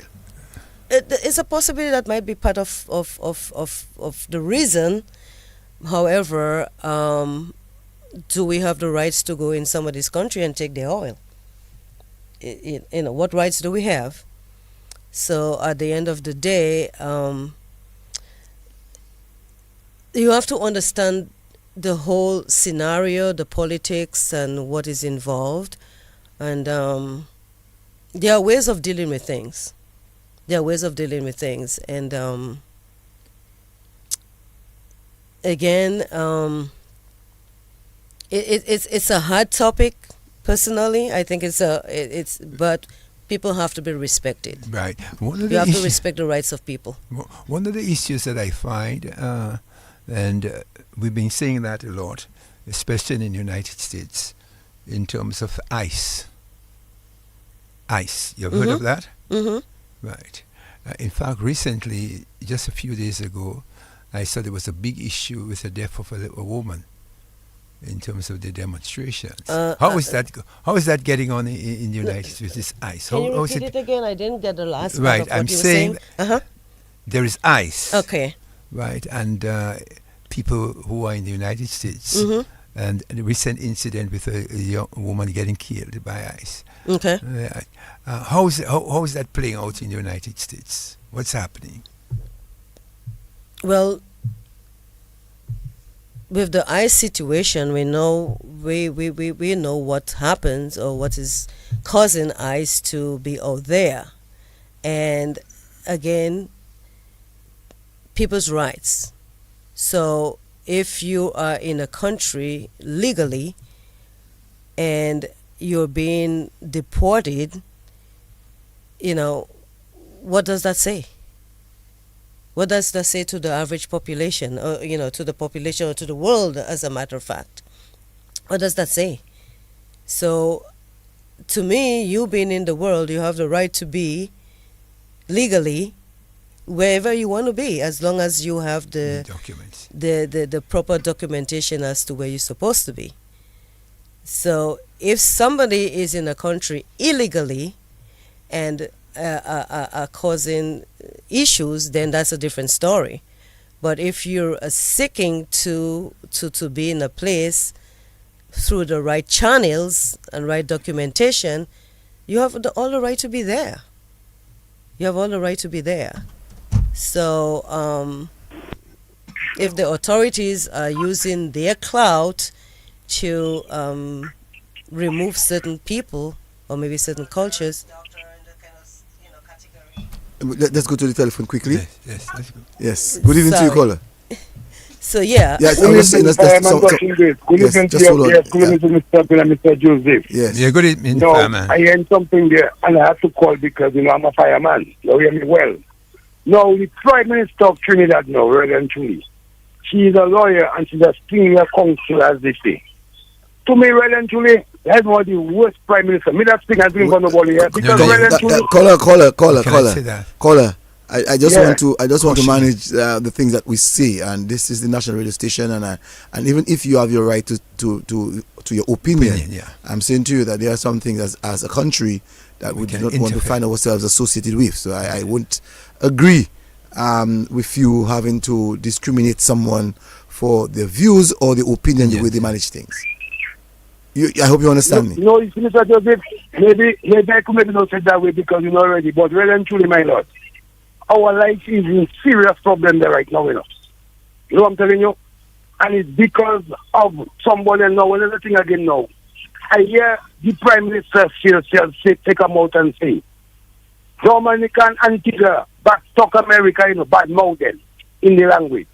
So me myself saying to myself, another region, Caribbean, we're going to be as one family together, work together, be together. You as a senior country among us, our island among us, using this type of words among us after something not correct. And I find well and truly we have to get that real straight and serious because I not no joking in our life. And slowly it's looking like always making it as for joke, but like a serious problem in our life. And we have to get that straight and we have to fix it, you know. It's not no arms, no fighting, nothing, but it's a serious problem. I tell you, and slowly I tell you after. I don't talking for talking sake because Marcus said many shall be called, first shall be chosen. A nation without the roots and the culture is a tribute of heaven. And you're up and running, thank you. Fireman running, we're in a bad condition. Bless up. Thank you. All right. Yes. You're saying, Doctor. Right. So at the end of the day, Martin Luther King, Dr. Martin Luther King was just one person, and he made a difference, right? Right. So we all can come together and fight for our rights and make a difference. But we have to have our own vision and our own goals and work together to ensure that our rights are protected. I agree with you. Yeah. Very interesting. Yeah, very interesting. Yeah. I was about to ask, what does the American people think of the present administration, especially in your area? I shouldn't say Americans, in your area of Georgia. About the present administration? Yes. Well, I'm living in the South, so that makes a big difference. So Atlanta is part of the South, and the South has a different culture, a different approach, a different mindset. So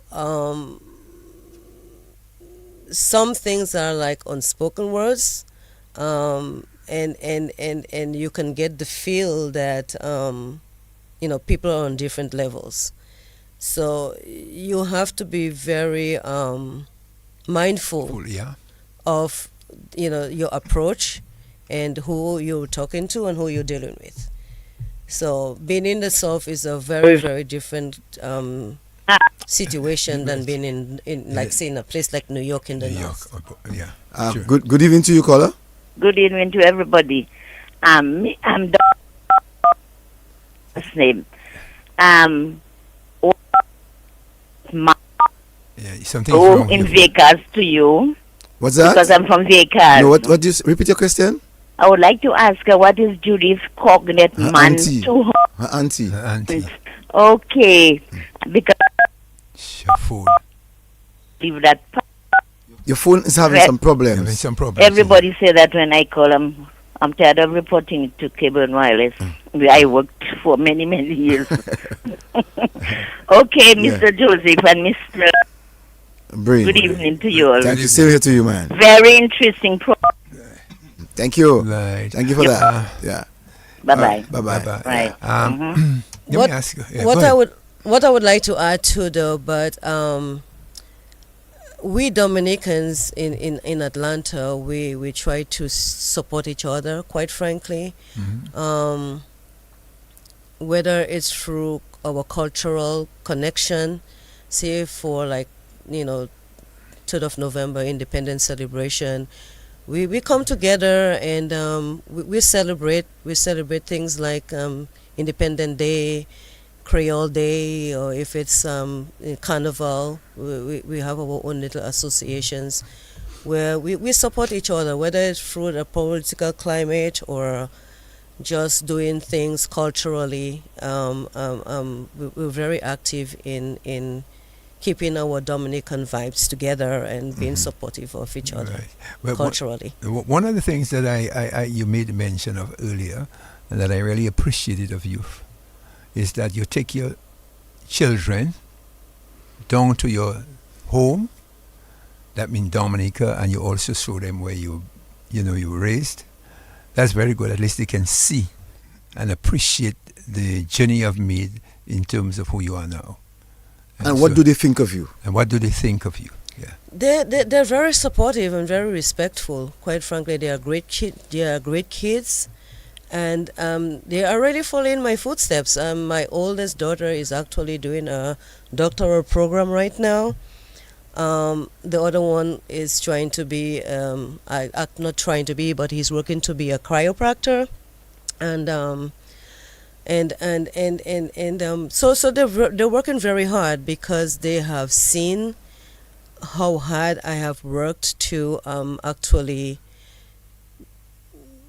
make them understand that life is not only about material things. It's all about you as a person and what you mean to society and your contribution to life. So, What do they come to appreciate about Dominica most? they appreciate everything, the nature, the fresh air, the natural beauty, the food, and they're very much culturally connected. Even in Atlanta, when we have little cultural things, they do participate in those cultural things in back in Atlanta. So, How were you able to bring your friends to Dominica to convince them of your I country? always show Yeah, them very things that are going on in Dominica and tell them how beautiful Dominica is. So they always want to come. Even my colleagues, they want to come. But I decided just to wait and take them to the to November celebration. So hopefully I'll get some of my colleagues to come because they have heard so much about Dominica and they want to see for themselves about the mountains, the rivers, the beauty, the waterfalls, So yeah, I always go on social media and say, look at all the things that Dominica has. So they're very curious and want to come as well. I realize the friends that you have brought here, talking to me today is a good sense of what you have been able to say to them, to have them here. Right. One has been able to say to me that she's been able to breathe better. Right. Yes. Yeah. She's been saying that all along because prior to coming, she felt so congested. But she said since she got here, the air, the breeze is so fresh and so pure that she actually felt better. She felt she's breathing a lot better, which is really nice. And she's from Liberia? No, this other one is from Georgia. She's originally from Georgia. I wish you could get the Liberian friend of yours to say a few Liberian. words. Oh, she should. Where is she at? I think, Brain, can you go out there and just get her? Yes, so that we can get her to say a few words. I mean, why would you come so far? Right. So close. That's really nice, really. And to be so close. Yes. That's her second trip to Dominica, actually. Second trip? Yes. That's her second trip to Dominica. So if she didn't like it, she would not come back. Yes. Yes. I want to have a few words with her. Yes. I have already actually brought a couple of friends over the years to visit. So yeah, this is not the first time that some of my friends have come. So I wanted to take a chair and sit by one of the mics. Janetta, you wanted you to come. Yeah, come right at the front so we can take your picture and we can see your beautiful face, so beautiful African face, and we can have a conversation. Yes. You can go to the other mic, Seraphine. Oh, okay. And she can come to the middle. Okay, here you go. You try to make the mic come a bit closer, Seraphine. You two come closer, Seraphine. Okay, so we can see you get closer.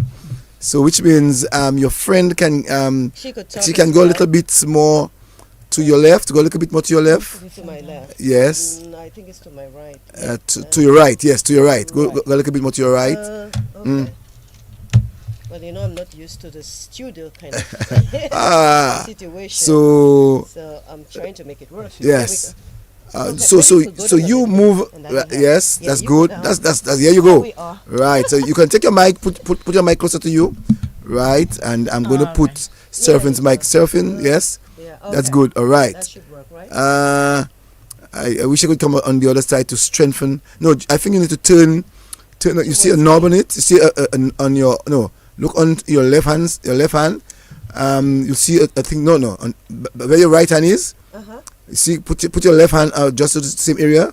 Go a little bit high. No. Go a little bit high. You see something to turn. No. You'll see a knob that you can turn. Right? No, not here. And on the side. No, on the side. No, on the side. No, not at the back. No, on the side. No. On. Put up your hand. Go up. Come down. Right there. No, come down. Right. No. Turn it. You are seeing something to turn. Right there. Turn this. Turn. No, hold on. Well, maybe you have to say Right. Go You could play some music. Yeah, no, you speak Right, still. well, very interesting. Right. Well, we are going to introduce a friend of hers from the African area of Liberia, as you know. Liberia has a lot to do with Caribbean history as well. So we'll get her to do some more. But so far, we've been talking to a friend, the doctor, and she's given us some of her profile in terms of where she was born, which is Dominica. And, very interesting to know that we have a lot of intelligent people outside in the diaspora, or which I prefer to say overseas. And it's interesting that we can come and speak to them on the Lakou. So just want to apologize for the mediocre work that we just did. Okay. Normally we like to be very professional. Right, go ahead. But sometimes we have to help others. Okay, tell us your name, African lady. I like that smile. My name is Jonetta Patience Munger. But why African ladies are always calling the names, or the parents give the children, the girls, Patience? Quite a number of Africans I've met, their middle name or their first name is Patience. I wonder why. You have to wait. Tell us a little bit about who you are, where you're from. We know that you're African, but where in Africa you're from? I'm from Liberia, the west coast of Africa. Mm-hmm. And what you make of your visit in Dominica? Reminds me so much of my own country. I always tell my sister Seraphine, Liberia reminds me so much of Liberia. Everything is the same of Dominica. Mm-hmm. So it's just about the same, just another continent. Just another area. Just another area, but it's almost the same. Yeah. But when you heard of the stories of Seraphine and the way she brought up, what you made of what she was saying? I think that's what bound us together as sisters from different mothers.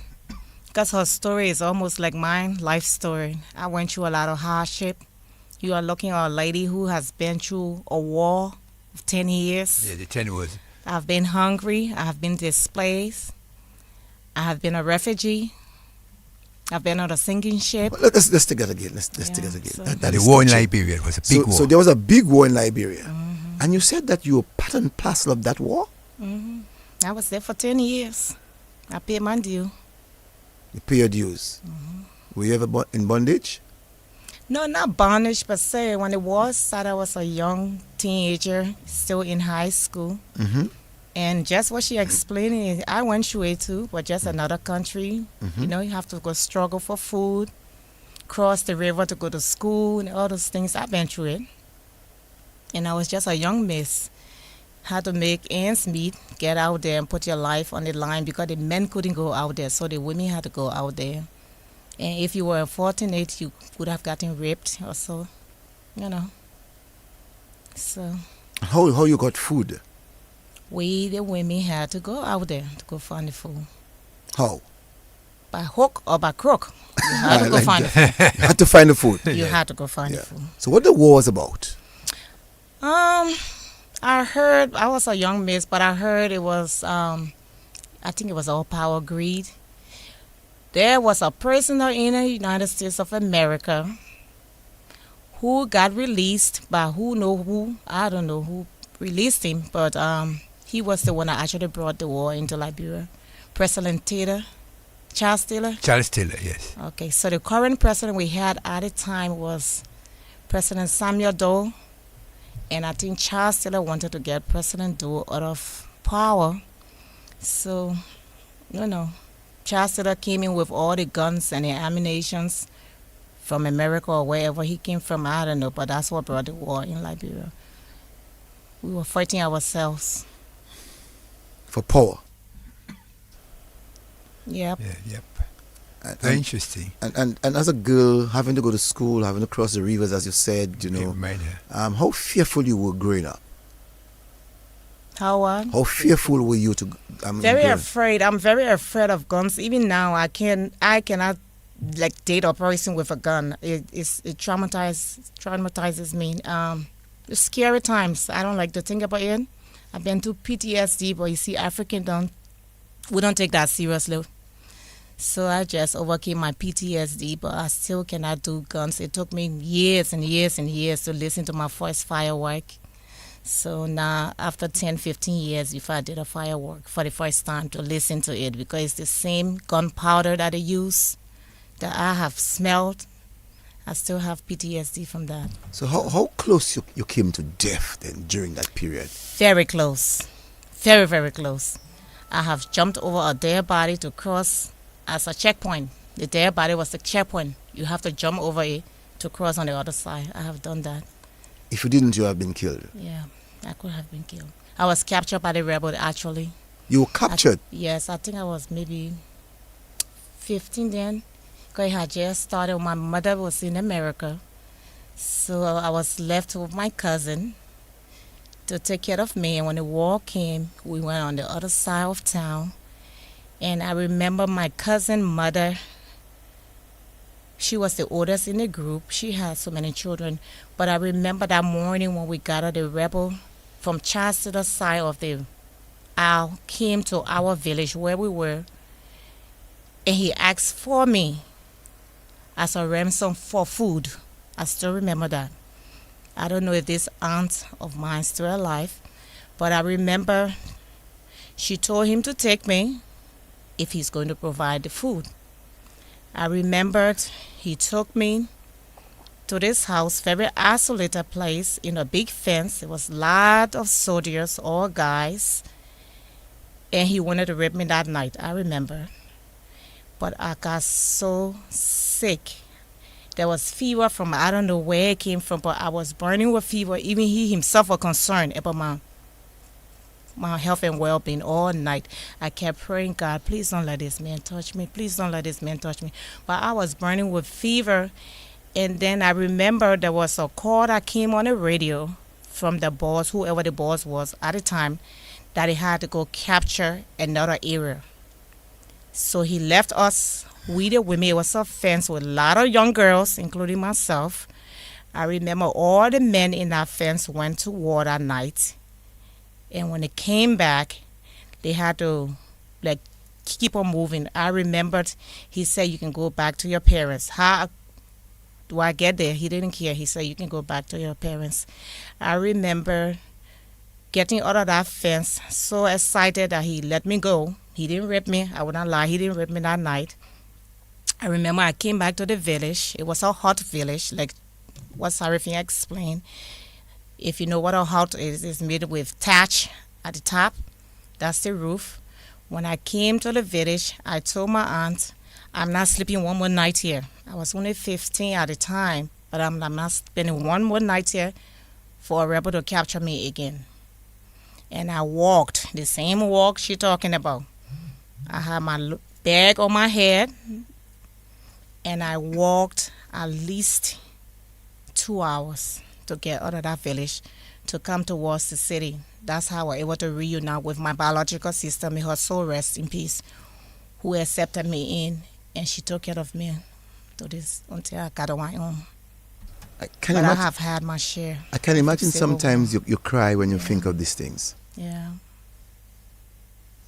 Someone says to me that Charles Taylor was from Trinidad, was born in Trinidad. But I don't know. I know he was here. I heard that too. And how did he felt that he should have had power in your country? I don't know if you were actually born in Trinidad. My country, Liberia, is how do I say it? We have a lot of different nationalities in Liberia. Remember the slaves.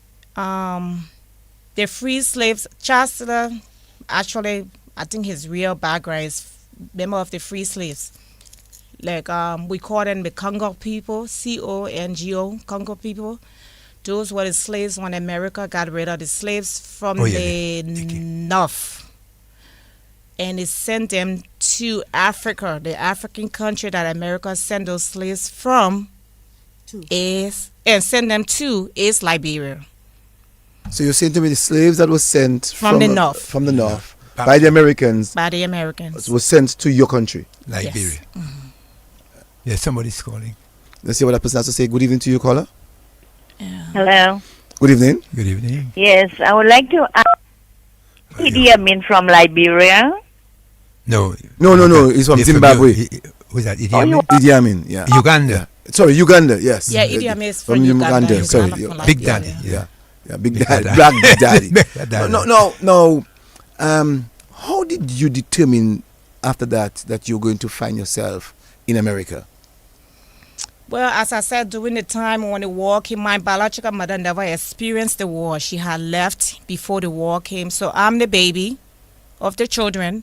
Imagine leaving your child with a family member coming to America to try to make ends meet. The same thing Sarafim's mother went through, trying to make ends meet for your children. And the next thing you know, your two babies are there stranded and you can't get back. So my mother didn't experience the war. My other sister in Canada and I, we were just left with relatives to watch her with the dreams that one day she was going to send for us. So we all was, we were all split apart. So someone said that Charles a Taylor young was miss struggling with no mother. Someone said that Charles Taylor was a prisoner in America, jailed, and Yes, they he was. released him to Liberia. Yeah. So that was strange that he was in jail, found himself in Liberia by the Americans, and then was fighting with But he ruled Liberia for a while, Charles Taylor. He was in the army. But very interesting story. It's very, very, very interesting. But however, it's nice. But no. I am not free. You that's your second trip to Dominica. What do you make of Dominica? Dominica is a nice country. My country is like maybe 5 times Dominica. The size. It's a small country, but everything is pretty much the same. The homes look the same. The warmness of the people, it's the same. The fruits, the vegetables, the same. But the roads, very narrow. Our roads are very narrow. Very. She was very scared the first time she came. She was really screaming. I'm from Africa, and I'm telling you, your roads are very narrow. So let me ask you, do you drive on the left or do you drive on the right side? We drive on which side? Let me see. We drive on the right side. The right side.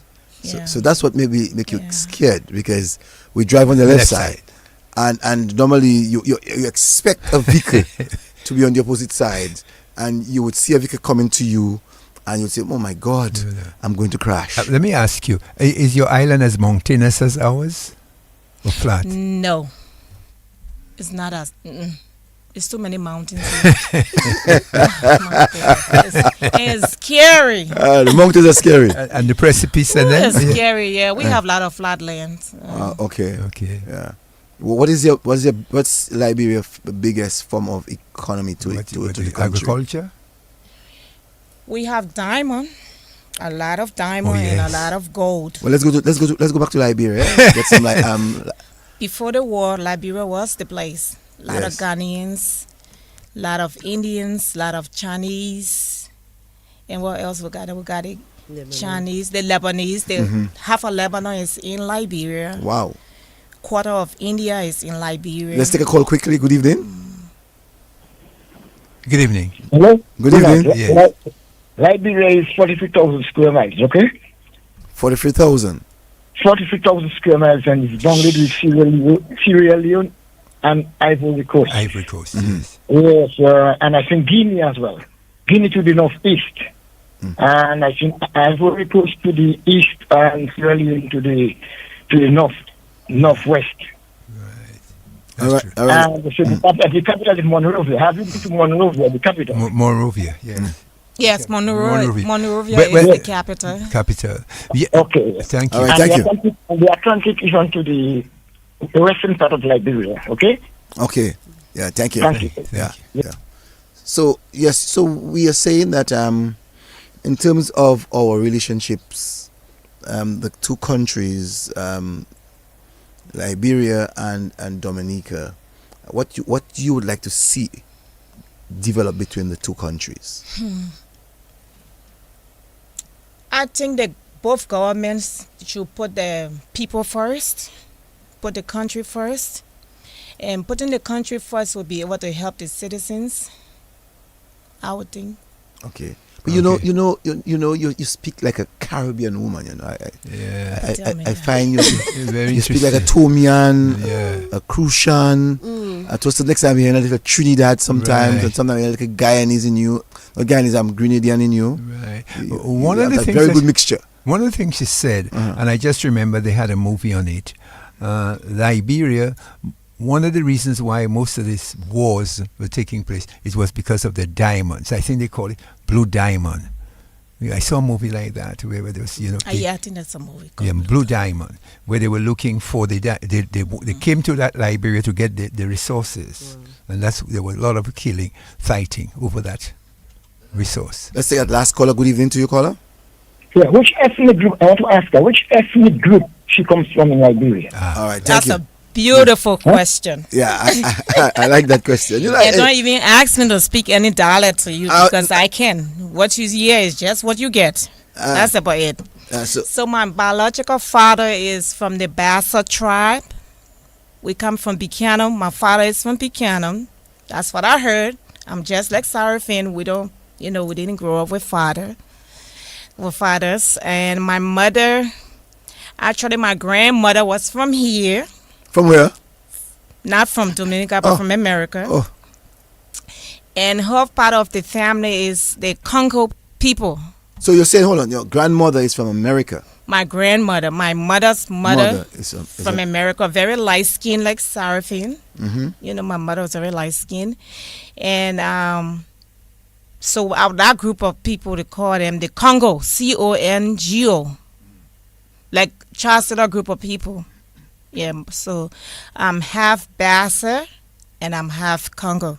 But because I didn't grow up with a father, so I'm mostly on the Congo side because my mother didn't speak any dialect to us. So let me ask you, did your grandmother, by mother, had your mom in Africa, in Liberia? My great-grandmother, you mean?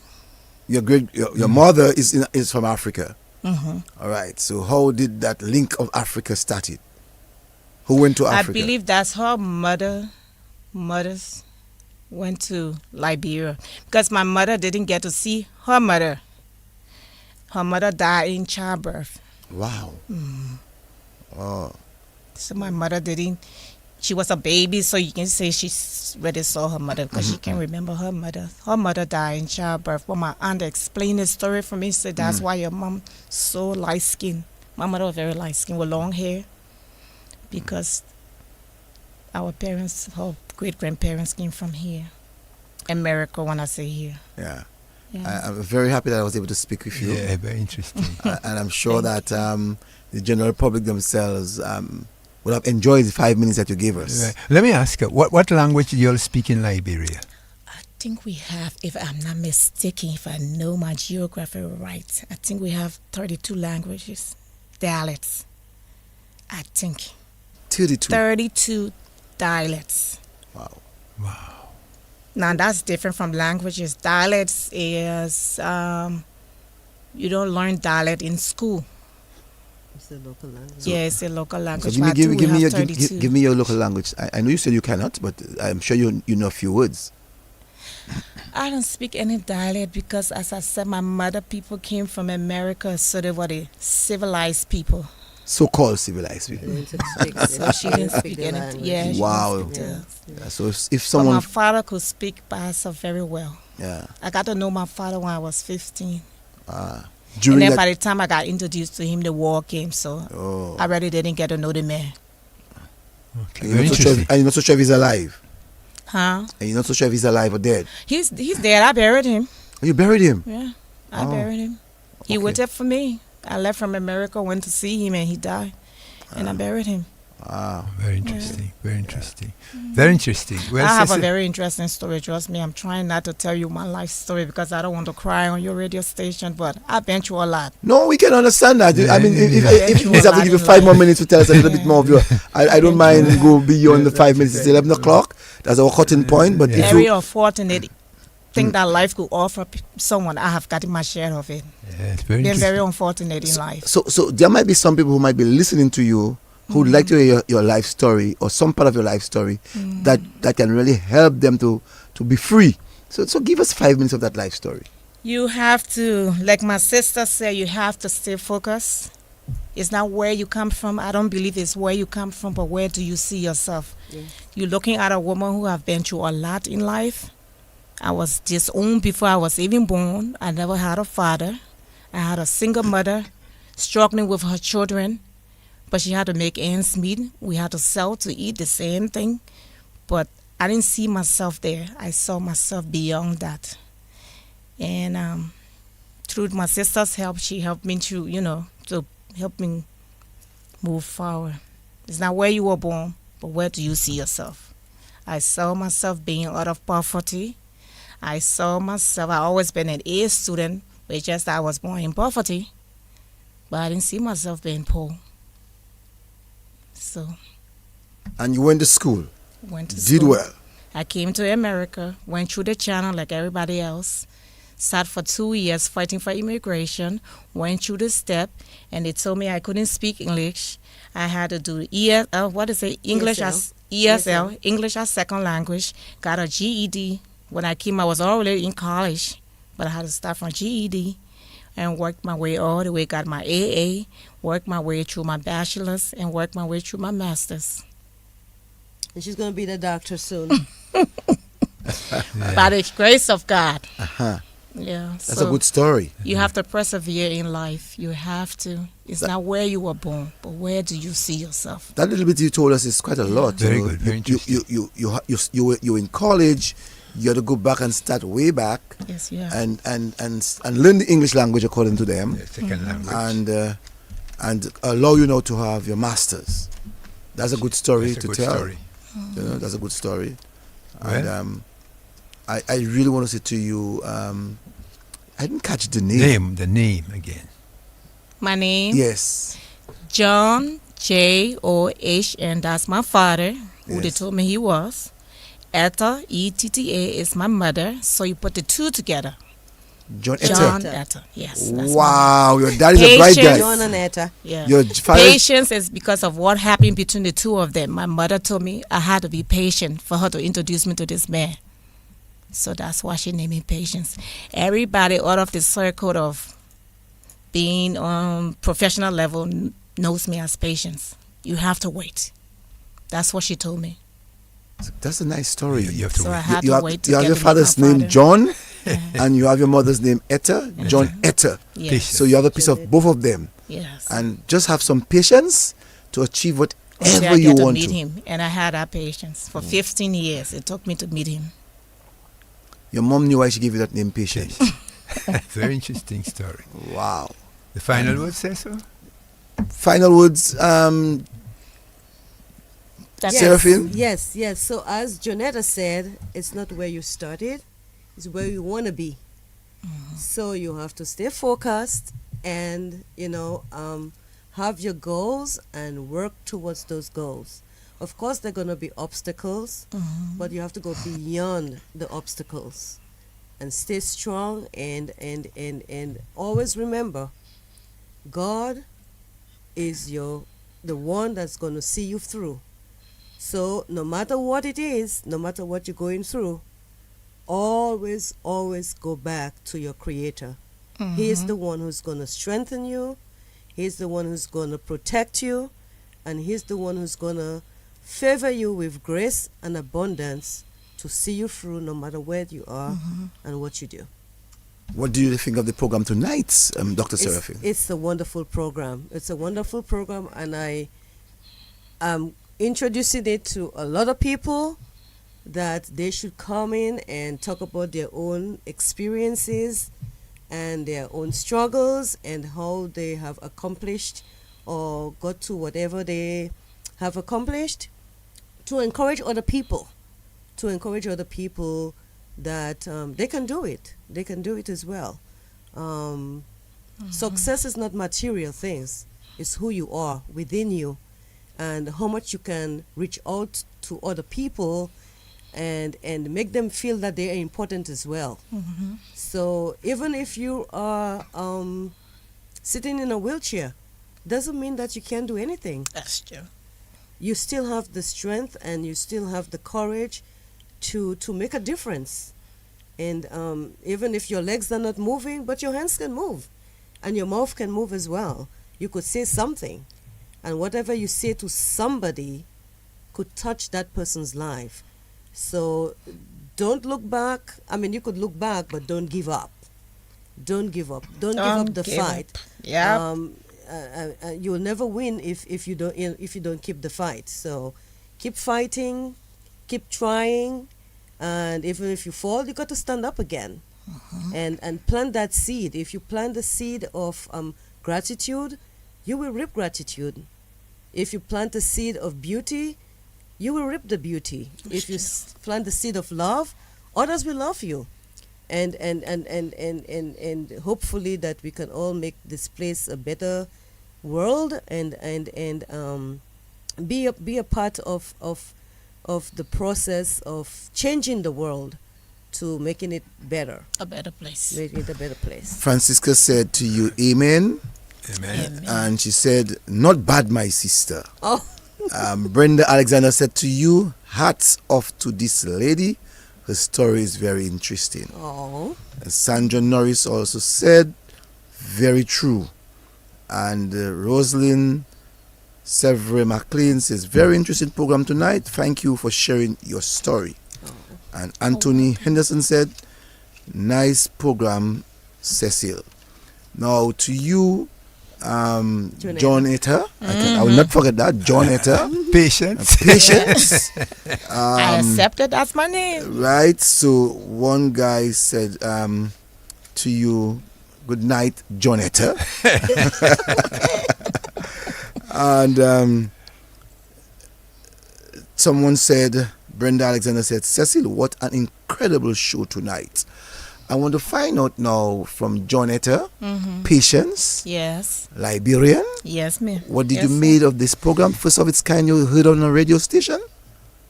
Yeah, this is my first time on a radio station, and it's actually a nice program. I didn't know my sister could talk, you know. She's very soft.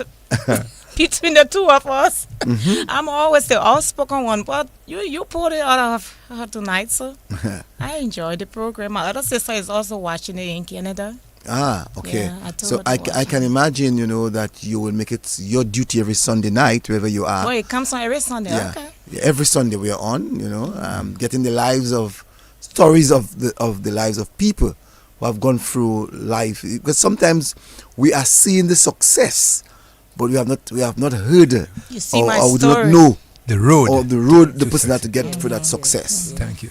Let me say something, Cecil. Though before you say anything, I was going to ask Jonetta to say a few last words. Well, I'm a woman of faith. I'm very strong in my belief. And I want to thank God for how far He has brought me. I want to thank God for sending Sarifin into my life. I just did the iceberg of my life story. My life story is very tough. I don't like to talk about it because it makes me cry. But I've been neglected before I was even born by my own biological family. And I have lost a sister in my life, the sister that came to America with me almost 26 years ago, and God sent me Sarifin. She's been more than a sister to me, and I don't take it lightly. I want to tell you thank you for the opportunity, for being a sister to me. She has really done a lot. It's not what you give people, but the way you treat them. Like Maya Angelou said, people will forget what you did for them, something like that, but they never forget the way you make them feel. Sarifin is a true sister to me from another mother. I respect her for that, and I want to thank you for that. Sure. I want to thank you for that. Teacher Pat says, good program. Thank you very much, Teacher Pat. Blackie Angel, Cecil, two powerful ladies tonight. They are my personal friends in Atlanta. Great people. Blackie Angel. I'm not so sure who's that. She said the person said that they are my personal friends. I don't know. I'm not so sure who's that Blackie. Blackie. Blackie Angel. Yeah. That's it. That must be the person's Facebook name. Right, I'm sure the person hearing us might say who they are. Maybe I'm not so sure. Right. Yes, my Yeah. good friend. Very intelligent people. I must say, seeing them in the studio, they're beautiful women, Cecil. Trust me, very beautiful women. In other words, we always say... You are 72, eh? Remember that? No, I'm saying... when I see beauty, I recognize beauty. Okay. Age all is right. not a number. Age is just it's just a number. Age is just a number. It's just a number. So when I see beauty, I have to acknowledge beauty. But not only beauty, but intelligent. You know, and so I would like to thank them very much for being here on the show with us. And it was a pleasure having you both women. And I'm looking forward again at some future time to hearing you again on the program. Have a good evening. Thank you for having us. Yes. What was beautiful about this, though, I must say, don't take out your headphones there, please, sir. What was beautiful about this is, surfing should have been with me since in November, and you know, God has His way of directing certain things, you know. And I would have had surfing at her home, having this 4 hours discussion with her. And she said, you know, Cecil, I'm going to be back. I'm going to be home in January. Is it possible I could come to the studio? I said, of course. And here she is. And she did not only come, but she brought a support group. Yes. Maybe if we had done it in November. Blackie sent something. You really want So someone said, Blackie Angel, give us your government name. Blackie, give us your government name, please. I want to say to you, Seraphine, that as my cousin, I want to say that you have made the family proud for your success story. We are a family that strive, work hard. Many times people don't see our working hard, they see our glory. But I really want to say that you have really helped the Cognate family, and I'm sure your mother's family, to make every one of us understand that we can succeed. Sure. And your hard road, I'll repeat again, or I repeat, your hard road gave you that success story that you have been able to give to us. And I really want to say thank you. I'm sure that your sister, Justina, is very, very proud of you, because she speaks about you every time we speak. And I just want to say, yes, it is Seraphine Cognate. Someone wanted to find out if you're Seraphine Cognate. I said yes. And the thing about it is that some people spell the Cognate in the early days. You know, in the early days they spelled it as Congette. Yes, You and know? it's giving me a lot of problems too. Yeah, and what I think your grandfather did was to drop the TE and just have it as Legally, Cognate. it's giving me some problems, like, you know, documentation, Yes. passports and stuff. Yes. Yeah. But we don't use the TTE. Right. We just use the C. Just the T. Any T. Yes, one T. You know. So I really want to say to you, thank you very much to your African friend, Liberian, John Etta. John Etta. All right. Patience. I want to thank you for visiting my country.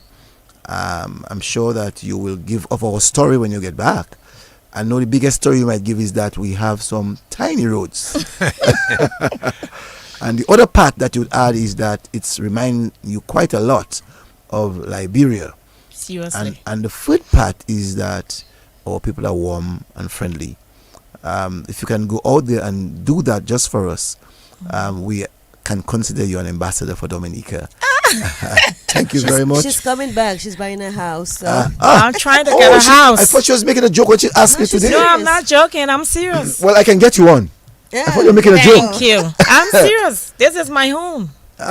You know, why should I take 12 hours to get there when I can take 3 hours to get here? Yes. You know? Okay. Very interesting. I'm going to work with you. Okay. We're going to keep our link. Thank you. All right. Okay. Thank you. Hi, Seraphine. This is Ruby Hyacinth. You know Ruby Hyacinth? Yeah. She said hi. Yes. Hi. Josephine John Lewis says, good program, Cecil and Brain. Nice to see the two beautiful ladies. So proud of you, Mom. Who's that? Ashley? I come. That's Ashley, my daughter. Your daughter? Yes. She said, so proud. Hi, Mom. Oh, thank you, Ashley. And hi to Bennett and Benson, Malaya, and Ariel, and Tammy. my friend Tommy. They're all here as well. And Lauren is coming tomorrow, so we're going to pick her up at the airport. Ah. Hey, all And my the kids. king. I'm so proud The of you king. guys. But Jay, And they King, call I have one grandbaby. Oh. Little Kingston. who they call Budje? Who is Budje? Budje? Yeah, proud of you, Budje. Or Bonje. Oh, proud of you, Budje. Bonje. It's Maybe B-O-T-J. B-O-T-J. That's how the person spelled it. Oh, your daughter. Yeah. She maybe meant They're Budje. trying to speak the the language. language. The O-U-G-R. Yeah. G-O-U-R. Okay, that's good. That you're training her to speak Patois. Yes, yeah. Ah. They'll tell you Sotila. She can tell me that? Oh yes, oh yes. Patois. They know. They understand well, but they just don't speak fluently. But they know. They speak some. Okay. Thanks, Ashley. You're watching. And I know that she's proud of mom. Yes. And we're saying bye-bye now. Oh, yeah. And I'm really so very grateful that I had the both of you all tonight. And Thank you. we went beyond this time of 11. And Hartley, don't take out your headphones yet, please. I train you. You're in front of the camera, Hartley. And when you're in front of the camera, you don't just do things in an arbitrary way. There's a sequence and a way to do things. Okay? So just stay until I tell you bye-bye. And I tell you that you can now do that. So I just want to say to everyone, thank you very much for staying tuned to the Nation Station, DBS Radio, and to hear the story of my cousin, Dr. Seraphine, and also her friend, John Etta. I'll never forget that name because it's a name of a mom and a dad, full names. And so, once again, continue to listen to the Nation Station again tomorrow morning at 5 o'clock as you'll hear the voice of Hazari Williams. I'm saying bye-bye. My name is Cecil Joseph, and we will see sometime. The 23rd is only 5 years away from now, so in that sense, ideally you would like to have some kind of vision that moves beyond 2030, which then require not only